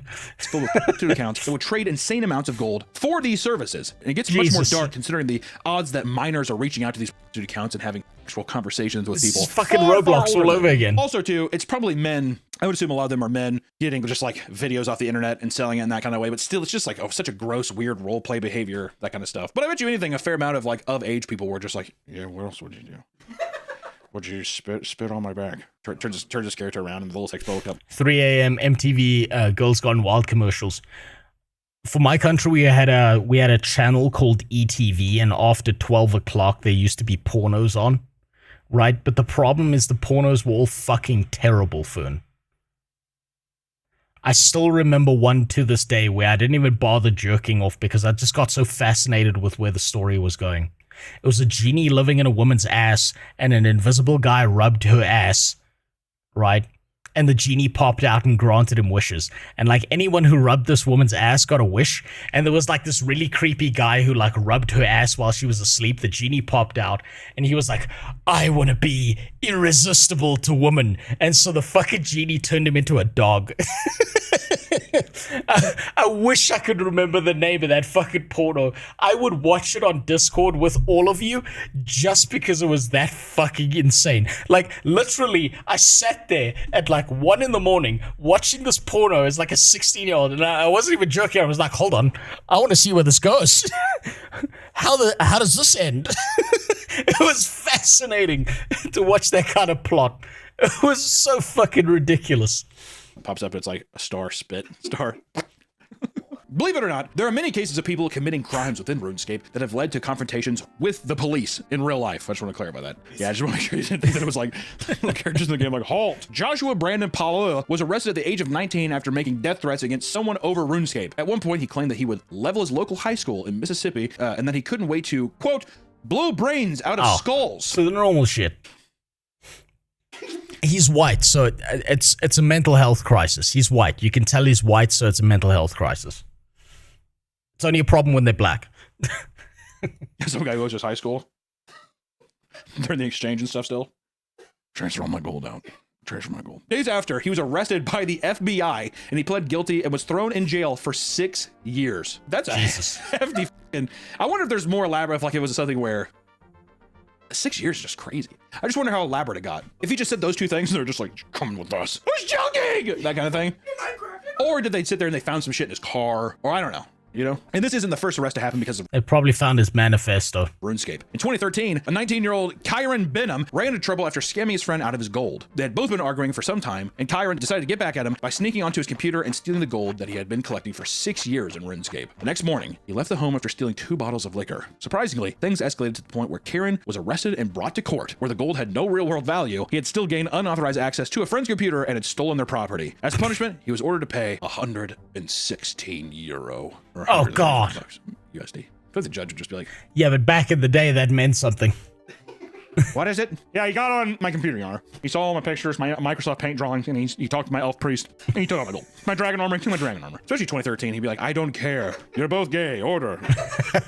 You both 6 years for being gay. Gold farming is the act of collecting large sums of in-game currency to then sell for real-world currency on second-hand markets. You go, you get a bunch of gold in-game, and then instead of having to work for it, you can be like, I'm just going to pay $5 for X amount of a bunch of gold. And that's how people farm that shit and make money off of it. For years, people have used this as a means to make consistent earnings. Because of this, there were cases of... This is now an exclusive job done by third worlders, including Venezuelans. to try desperately to get out of their country.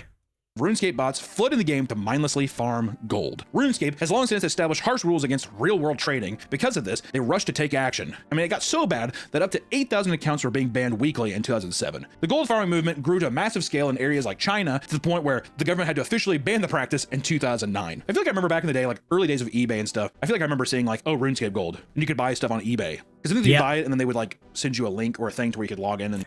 RMT is going to be in every single MMORPG from now to the end of time. It's unavoidable. Get it? There's something about the RuneScape 2007 era that has a chokehold on so many people, with one man even asking for advice on Reddit about whether or not he should leave his fiancée of 8 years because she doesn't approve of him playing RuneScape endlessly. He states, and I quote, "Since COVID, I'm starting to think OSRS is better than having a family." Oh, God. Is that Darwinism or the right choice? I think if you're questioning whether your significant other is worse than RuneScape, I think that means you need to get out of that relationship. I think that's probably not a good relationship, either for you or for them, but someone there's dodging a nuke. One man admits that during a 9-year prison sentence, he struggled intensely due to his inability to play RuneScape, which I can't see people being like, if you play games every day and you take that from someone, it's gonna be like crack. It's gonna be like heroin. Stripping someone off heroin, start shaking and stuff. Like time would probably be so f***ed up. He thought about it every single day, even writing a novel from the point of view of his old account that he'd share with his prison buddies. Awesome. Read this, guys. This is Clondor. Do you think that was he shared those while they were having sex with him non-consensually, or before? Like, was that the foreplay? That thick, like, what the fuck? He's like, I see it in my dreams. What it's like on the outside, boys. Here's what it's like in heaven. The second he got out of prison, he immediately bought a membership to old school RuneScape. Quote, "Yeah, I bought the membership before I bought a steak or had sex." Awesome. RuneScape is a game that many people hold near and dear to their hearts, and it's easy to understand why people find themselves becoming so enamored. Honestly, if you're writing fanfics in prison and sharing it with others, those people are going to think you're either a fucking psycho and leave you completely alone, or you've just strapped a welcome mat to your asshole and everyone's coming to visit. Jesus. With it. This game's been around for over 2 decades now, so there's copious amounts of deep lore and nostalgia that appeals to a wide variety of people. It's accessible, comforting, and one of the most dedicated communities of any game out there. So just want to say, if you're getting into RuneScape, go at it. I mean, it's proven that it's a good game. It's not the flashiest game, but I will say, I feel like one of those instantly recognizable, you're either going to get hooked right away, or you're going to be like, well, this looks horrible. The leveling system's very addictive. I'm going to chop some wood. Oh, yes. Yeah, it's also kind of turn your brain off and like you... Did 3 years in prison and I have a Doom tattoo from it. Okay, but were you the one raping people or getting raped? That's an important distinction. How many power showers did you have? Nah, it's fine. Keep that to yourself. No one needs to know. If you're shitting pancakes from now on, that's your business. But no, inmates will do some wild shit. They'll fucking tattoo each other with fucking broken pencils and shit in jail. Man. If you're in prison, like, things have got to get so boring after some time that people are just doing the craziest shit not to be bored. Now, final video for today. I think this is the one you linked. Or is this the one that Jimmy linked? I cannot find that genie porno. Was it an African-only thing? No, because the actors all had American accents. Hey, everybody. Oh, here we go. This is the right one. The show. Hey. Right. Okay. Jimmy, I'm going to keep that one open. Please put it in the Discord as well. This one I'm going to be saving for another day. And then we're going to see if we can play some old school RuneScape, assuming that my battery's still lost. This is the last one for today. I want to take a look in on Ashes of Creation. Hey, everybody. Welcome to the show. Hey, quick question. Are you a pedophile? Because if you are, then you definitely play Roblox. That's yes. right, Roblox. Every child abductor's favorite video game. Roblox has 80 million daily users. And half of those users are under the age of 17. So it's a veritable smorgasbord for legit predators who actually exist, and we'll see evidence of today. But first, I'm going to traumatize some kids by kicking their asses in this Roblox shooting game. You know, the thing is, that looks better than most FPS games I've seen. That's the worst part. Oh, yeah, there we go. That's good. I got you, motherfucker. That's right, don't even look behind you. Kill streak! That's a kill streak! Oh, call in that EC-130. Boom! Boom! Woo! You're gonna remember this for the rest of your fucking life! Oh, and I won. Man, these 10-year-olds suck at this game. You want to know what else they suck at? Imagine, oh man, that's got to be glorious. That's got to be, like, I never experienced this because I was on the receiving end, but going into a fucking COD lobby as like a 16 or 17-year-old and playing with like a bunch of 7-year-olds and just fucking wiping the floor with them. It's like walking into a kindergarten and just throwing hands. Oh man, that's got to feel so good. Not talking to strangers online. Let me show you. Hey, you guys want to play a game? Okay, what is your game? On the count of 3, we all say our zip code. 3, 2, 1, go. Oh, 9, 9, 9, 9, 9, 9, 9, 9, 9. Oh, the rat's German. All right, they didn't fall for it, and that's good. What's not good is the 8 zip codes I've already gotten today. Yeah, oh, yeah, shit. Those kids were real dumb. They gave me their names and everything. Oh man, you all right, buddy? You got a little cough? No, he hit the bongo. What the fuck is that? What the fuck is with these models? I thought you were supposed to be like a rectangular person in this fucking game. What the fuck is this? What is this doing in a kid's game? Oh god, is this worse than I thought? That, like, oh my god, Jesus, this is just VR chat all over again. An Asura. Yeah, no, I believe that's an Asura, but Jesus Christ. No, that kind of shit shouldn't be. Oh my god. Fuck me. Marino. Whoa, what? You're smoking weed in Roblox? Always. No, you can't smoke weed in Roblox, dude. There's kids here. Well, what the? I got suspended for 5 minutes. For what? Saying weed? I wasn't even the one. All right, well, it seems like Roblox does have some safety features where it'll log your voice chat in real time, and if you say anything bad, you get in trouble. I do want to point out that I was just asking people for their zip codes, and it didn't do anything about that. Oh shit, bar fight! Yeah, you fuck him up! Fuck that kid up! What's your zip code? But I'm a creep. Oh man. I'm a weirdo. Oh, that's fucking strange. What the hell am I doing here? No, that's fucking strange. Oh, I don't belong here. Hey, by the way, what's your zip code? I won't tell you. Hey, great work. You passed that test. All right, bye. Oh, yeah, that's right. I'm just going into Roblox and making sure all these kids know not to give out personal information. Oh, and, Christ. So far, so good. Although I did get some photos. Yeah, those kids failed that test. They probably shouldn't be on Roblox. And I know what you're thinking. You're wondering, hey, you know, Roblox has always been like this. How come everybody's just talking about... You see, now I'm wondering if he did actually manage to get zip codes and obviously he's like making a joke out of it. Or whether that's just purely for the joke. I'm just thinking about this. There has to be kids out there who's dumb enough that they actually just gave them shit. I'm willing to bet they exist. About it now. Well, it's mostly because of this YouTuber known as Schlep. Roblox Predator tries to run, and Roblox Platator. Hello? Hi. Hi. Sorry, I'm a little nervous. I didn't know what to expect. I was about to say the same thing. I'm sure you guys get the gist of this. It's they find predators on Roblox by posing as little girls, and then they get them to meet up in real life. So let's see how hard to watch this can get. Now we both know where we are. Are you a police officer? What would I arrest you for? I'm the one looking for... Oh man, this sucks. Hey, let's skip to the fun part, where his life gets ruined. Yes, please. Man, it's all good, man. Why'd you run from me, though? Gideon's back. There he is. All right, yeah, I see why people watch these now. You're not gonna come to meet the 13-year-old girls. You're not gonna send pictures of your anymore. You let a 13-year-old girl Uber here, and you came to try to have with her. You're not gonna do that ever again. You promise? Can you look him in your eyes and tell him, I promise I'll never do this again? I promise never do this again. Hey, you want to know where this guy is now? Right here. You know, I've heard child predators don't do too great in prison. Like even criminals have like a thing where it's like they'll do like really fucked up shit. But if you touch a kid, it's over for you. You're just fresh meat into the blender in prison. And you know, I'm not against it. I kind of feel like they deserve it. You fight down, boy. Hey, I'm trapped in here. Help me out.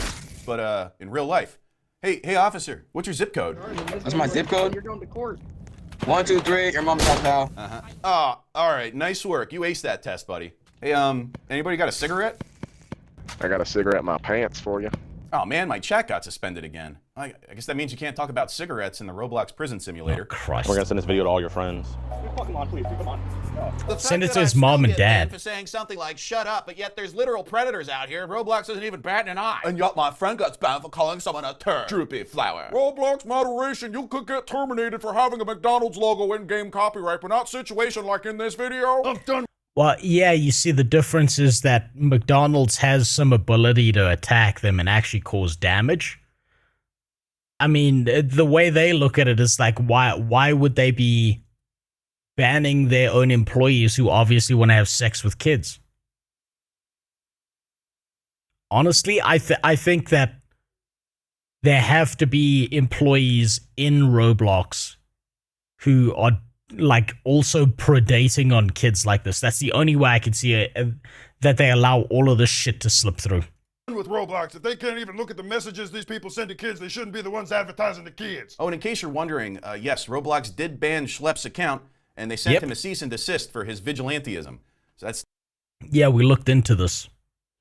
It's fucking insane. That's how they handle that. Now watch me cease and desist from not leaving a good comment full of etiquette. This is why I make my son's stepmother walk around looking like a whore, so he gets a MILF fetish and doesn't grow up to snatch kids off Roblox. Kind of feels like ever since Roblox was invented, child predators have come back in a big way. For a while there, we were doing good because we put all the Minecraft YouTubers in jail, but now we're seeing subspecies of abusers that haven't existed for thousands of years. Biblical perverts running amok and talking to our children while they're all alone in their rooms. Plus, thanks to Roblox integrating Discord into their game for kids, it's never been easier to do arguably the worst thing a human being can do in this life. When child predators outpace us on an You know, the thing is, he's going to write that all out and then YouTube's just going to block the comment and no one's going to see it. Evolutionary scale because they're so well fed that they grow wings and begin attacking from the sky. We can all thank Roblox for making that possible. Also, please reply to this with your zip code and post blocks. All right, I'm gonna go mingle with some more children.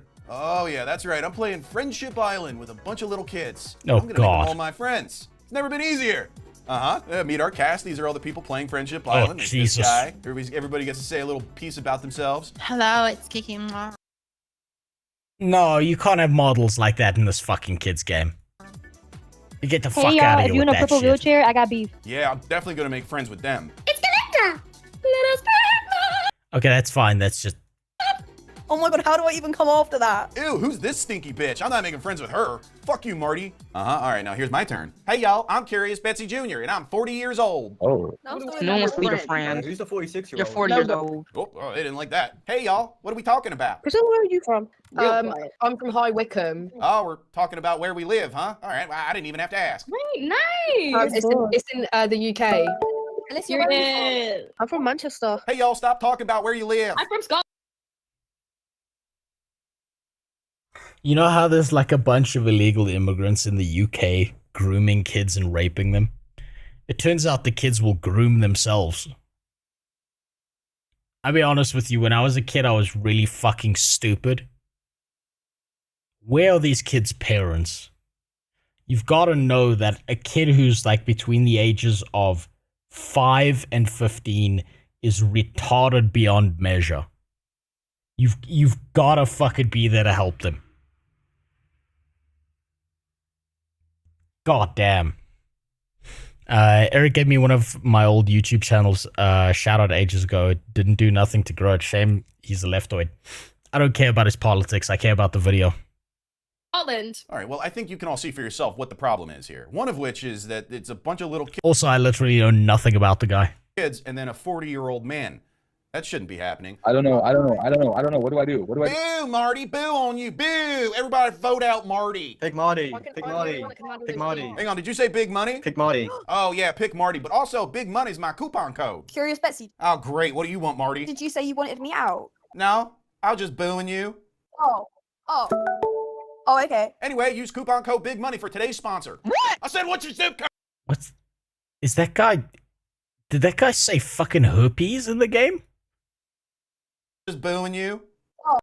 Joke's on you, I gave you... Oh, yeah, no, that's the thing kids should be talking about. Oh, okay. Anyway, use coupon code Big Money for today's sponsor. What? I said, what's your zip code? Dude, we gotta go. I pissed off the locals big time. We've been in Prague for a day. What the hell did you do? Well, there's this TikTok trend where you smack people in the face. And I was out there doing that, and I guess one of the people I smacked was like the local shopkeeper's daughter. Whoa. Hold on a second. You have the internet on that thing? Oh yeah, well, that's because I got the Saley eSIM app. They have Oh, it's affordable an data ad. plans all over the world, all within a single app. Of course. 10% off. Hey, That's an percent ad. off your eSIM data plan. Oh, hey, welcome Fuck back, the ad. guys. I'm just here in the Roblox pooping game. Oh, for fuck's sakes.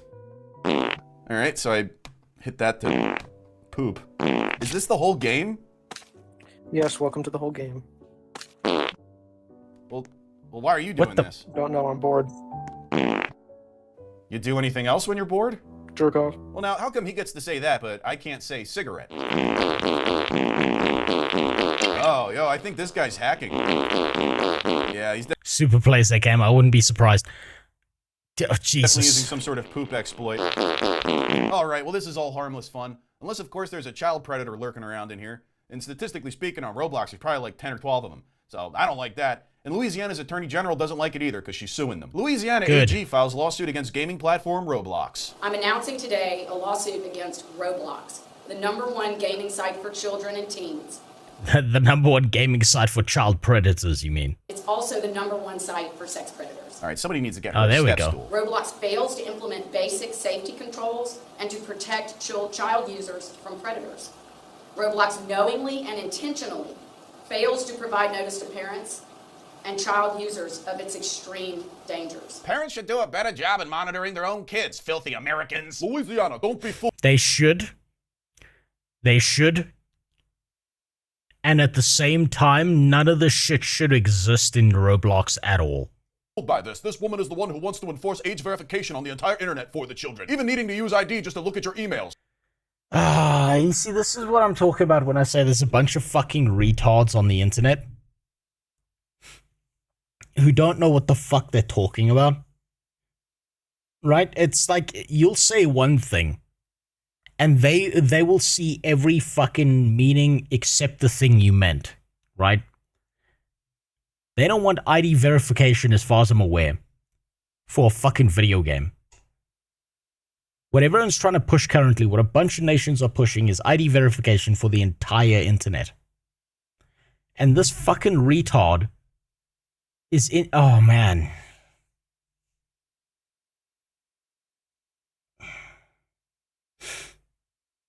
There should be an IQ test you have to pass before you're allowed on the internet. That's it. No, keep it simple. No ID verification. You have to pass an intelligence test. If you fail, no internet for you. Go outside, play in the mud.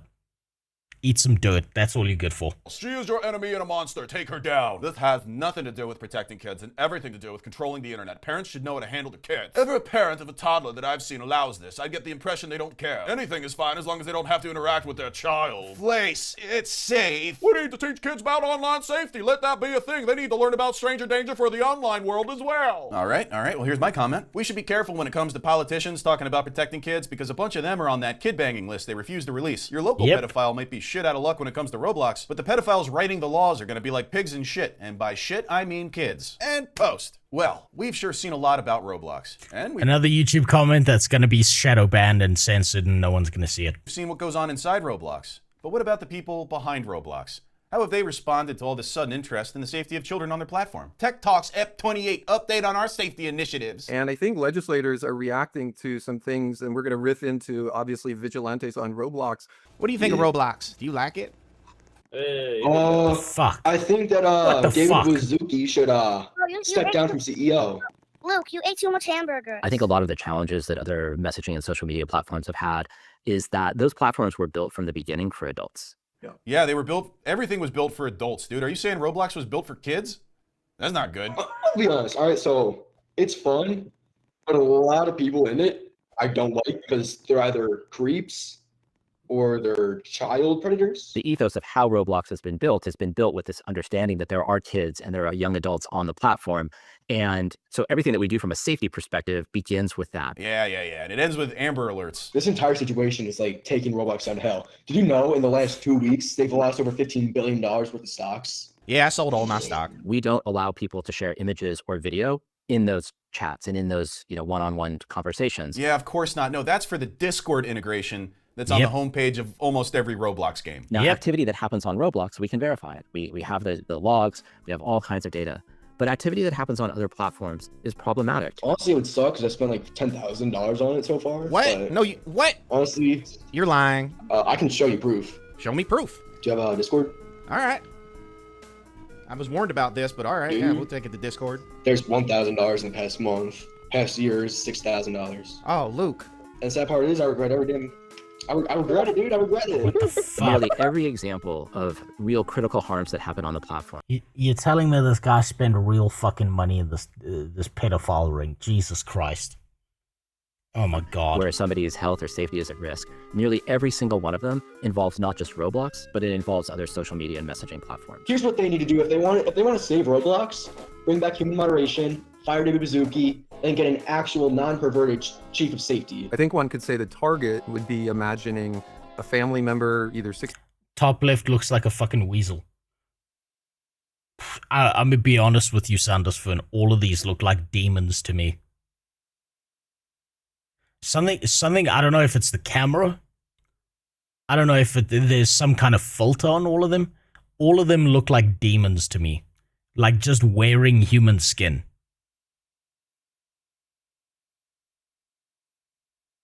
Something about it. It feels dystopian. Just looking at them. 16-year-old or a 22-year-old who's on our platform, who maybe meets someone that seems too good to be true or too interested to be true, and let's go chat somewhere else where we're not filtered and we can share pictures. It might be best just to shut Roblox down. Yes.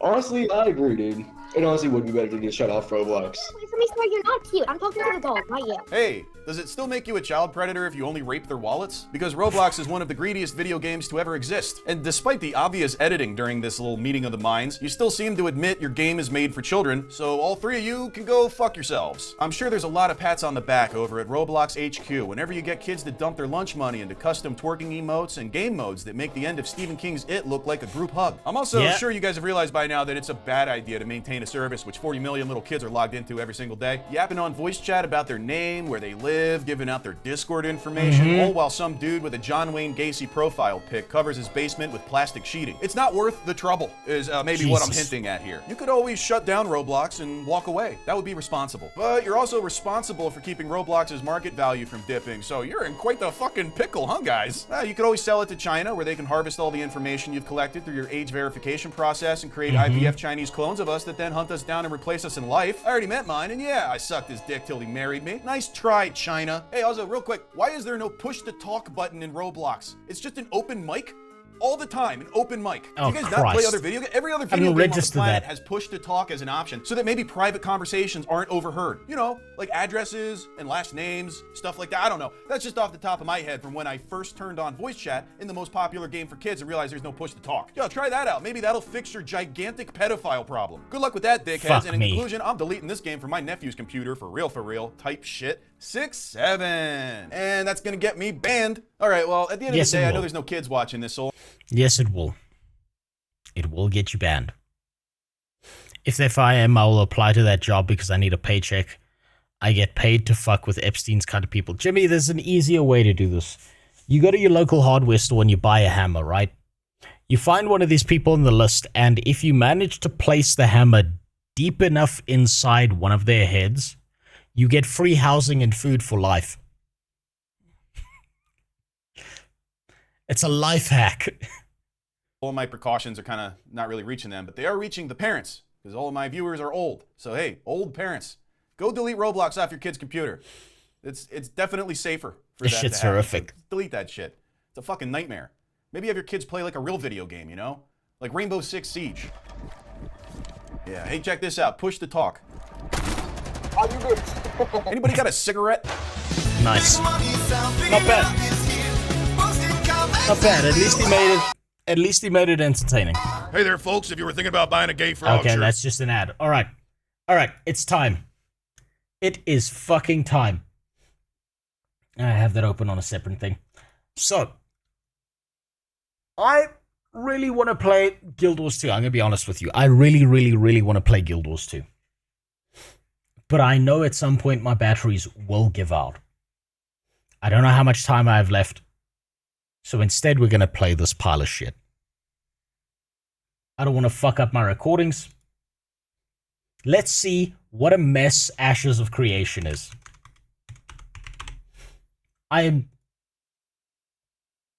What the fuck?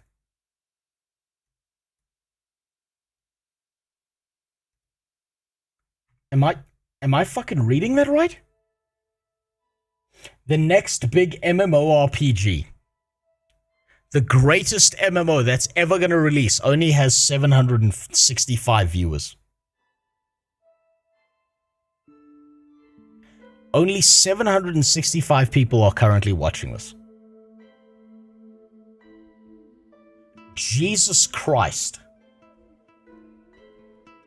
Man, it's almost like it's not going to be the next big MMORPG.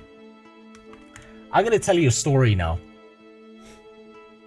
What's very interesting and quite beautiful about Ashes of Creation is how much people have been obsessing over it for years. And then the alpha dropped. And when the alpha dropped, Path of Exile 2 is free to play. I'm probably going to play that offline. When the alpha dropped, a guy who'd been promoting Ashes of Creation 2 started playing it and saying like, yeah, I've been lied to, it's a bunch of bullshit. Pirate Software came out and took a shit all over this man. The entire community turned against this man. Fucking Steven Sheriff came out and said this guy is mentally ill and needs to take a break. Or something to that effect. That man's name was Narc. Narc deleted every single... He deleted his channel. He deleted every single video he'd ever done on Ashes of Creation. He stepped back and he stopped creating content.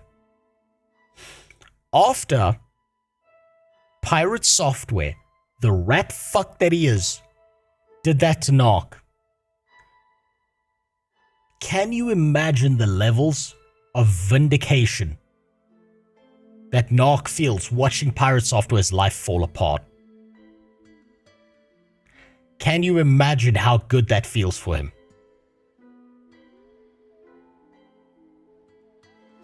You're an engineer, you can build battery banks yourself, right? I'm not an engineer, but it's not that hard to build battery banks. You just need the right materials. That's all you need. It's really not that hard. I'd rather just buy them so that they can match with the standard ones and I can just hook them up in parallel. But I'm not going to be building the fucking Bin Laden battery here in the background with fucking lemon juice and fucking clay pots. Not going to do that. Ask Mudahai. He's an engineer. That's true. I should just ask him. He's been an engineer for an eternity. He'll help me out. So, Ashes of Creation is a story unto its own. It's a game that charges you like fucking $200 or something just for you to play the alpha. And much like Star Citizen, it's never going to have a release date in the future. They keep delaying it, they keep dodging, they keep dipping, ducking, and diving. And you know what? I have a conspiracy theory about this game.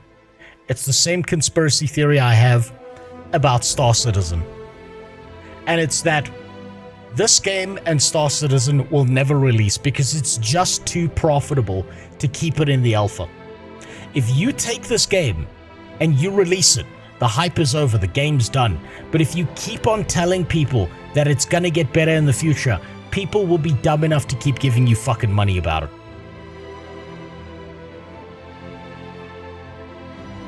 What's a plague?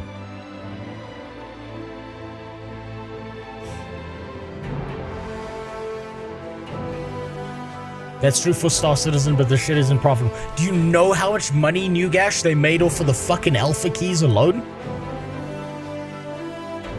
They made an insane amount of money off of this. Do you think they're not going to do it again with some other fucking key? Of course they are. They'll find some other way. People have been giving them fucking money for PNGs about shit that they're going to pretend to do in the future. Let me in.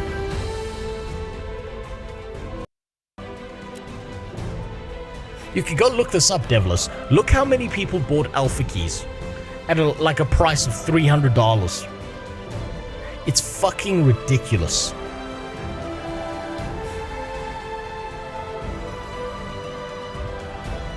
Game music's too loud. Yeah, I notice. But you know what this doesn't have? You know what this game doesn't fucking have? Apparently doesn't have a settings menu over here for me to change anything. Now then. Let's see what we're working with. Let's see what's changed. Okay, we have human beings that look like the Rust characters.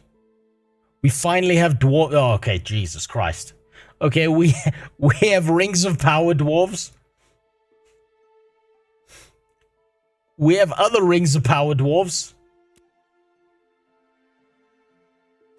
We've got female Twitch streamers. We've got female Twitch streamers that sit in the bathtub and cosplay.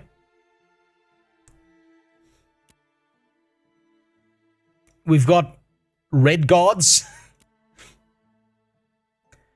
And we've got Asmongold. Interesting. You know, for being an Unreal Engine 5 game, you would think the graphics would look better. I'm just saying. I'm just saying. For all the hype around Unreal Engine 5, is this really the best you can do? Is this the peak MMORPG? I want to go play Baldur's Gate 3, but I only play it when I'm drunk. That's the best way to play any D&D game. Right, so what I'm going to choose is I'm going to choose the dwarves. Because we haven't played them. I don't like that they start me off with a female character with a fucking beard. This is just your average Scottish woman. Man, why does it look so bad? Why do the graphics on this look fucking terrible? What the fuck happened? I'm sure it didn't look this bad before.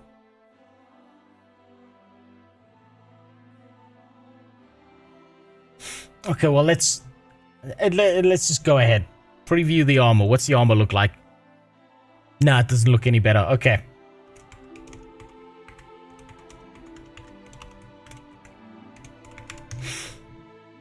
Right. Let's get on to this. We're just gonna speed run our way through this.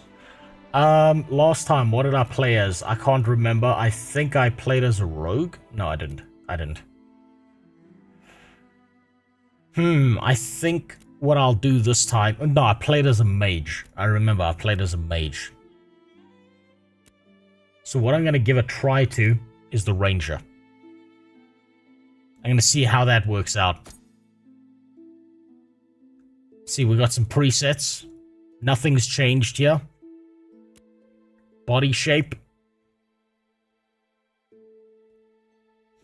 Definitely going maxed.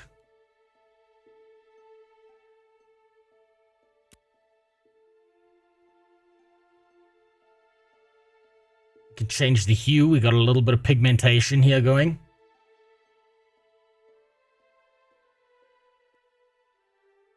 Not very many choices is what I'm seeing here. Man, this is an MMORPG of all time, isn't it, huh?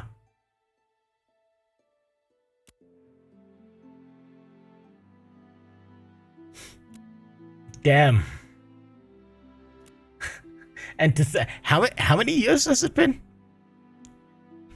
How many years has it been since this game has been, like, you know, at a front-facing, playable state?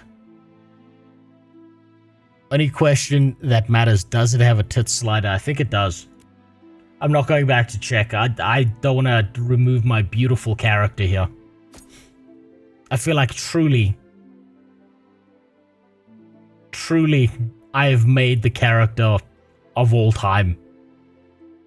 No, we don't need that skew. No. I just wanted to change the width.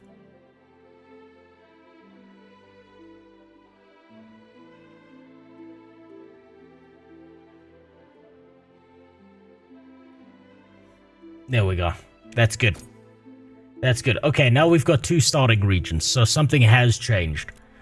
I've started here before, if I remember correctly, so we're going to start here. In the dwarf area. What's our background? Record keeper, engraver, watch, ward, initiate, bell runner, singer.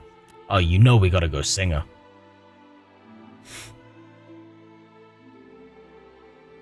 Maybe you said it already, but do you have to pay the 100 for the Alpha 2? Yes. You do, as far as I'm aware. You don't get into the Alpha for free. Now you got a game test, you gotta pay them money. Name must be 3 to 16 characters.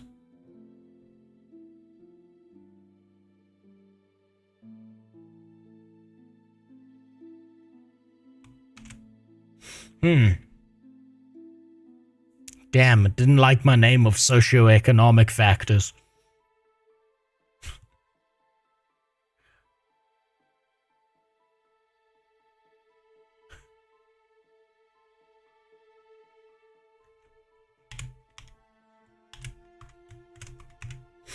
There we go. Oh, that's a better name.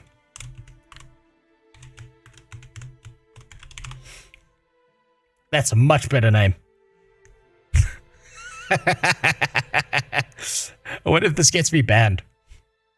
That's actually probably more dangerous in this game than than naming your character a racial slur. Baldur's Gate 3. No, fuck no. Baldur's Gate 3 looks much better than this.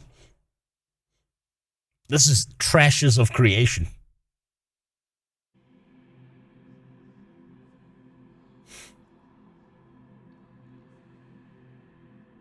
Let's see where they take this. Let's see what's changed about this fucking game.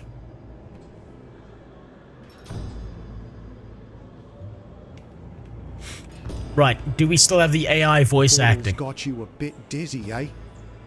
Don't worry about it. New faces are always welcome here in Mount Dun. Nikwin homeland, believe it or not, same as the Dunir. Mount Dun is the navel of Veda herself. You're standing on sacred ground. 100% AI, I agree with you. A paid advertiser? Fuck no. I want to play this game so that you don't. Right? I don't want anyone giving these fuckers money. Apocalypse chased us off. After all their promises, after all their shit, no one should be giving these people money. That essence. Listen, adventurer. You've been alive before. But essence is our life spring. It's what the goddess herself breathed into we exalted at our birth, and it's how we do magic. Essence, in one way or another, is the basis This voice of sounds better than that in shit, all Elmo. Livera. You know what, Keith? You're not wrong. Literally, the Tangier TTS sounds better. These are the halls and more realistic. of our ancestors, our birthright. We Nikwa have moved on from caves since those times, so we've settled outside the walls for now. Unfortunately, machines of old are causing problems for my people. Nasty beasts. The Dunir call them Jesus goblins. Christ, what is with all this Machines fucking once built to exposition? aid their work. Holy shit. Now, when you're ready, we... Fuck me. This guy's never gonna shut the fuck up. Right. Finally.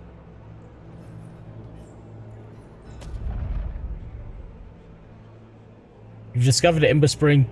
Upon your death, nearest discovered Ember Spring become a revive potion. Soul Tether. Okay, that's great. Wonderful. So. Finally. Okay, what is this?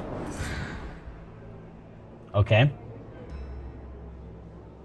Okay, we can't just click our abilities. This isn't Guild Wars 2. Right, so finally, after all this time, this is the moment where we play the best MMORPG that's ever gonna release. This is the one. This is the one. This is definitely the one that's gonna get more players in MMORPGs than ever before. And so begins our adventure into this pile of dog shit. You mean the MLM? Exactly that. So begins our work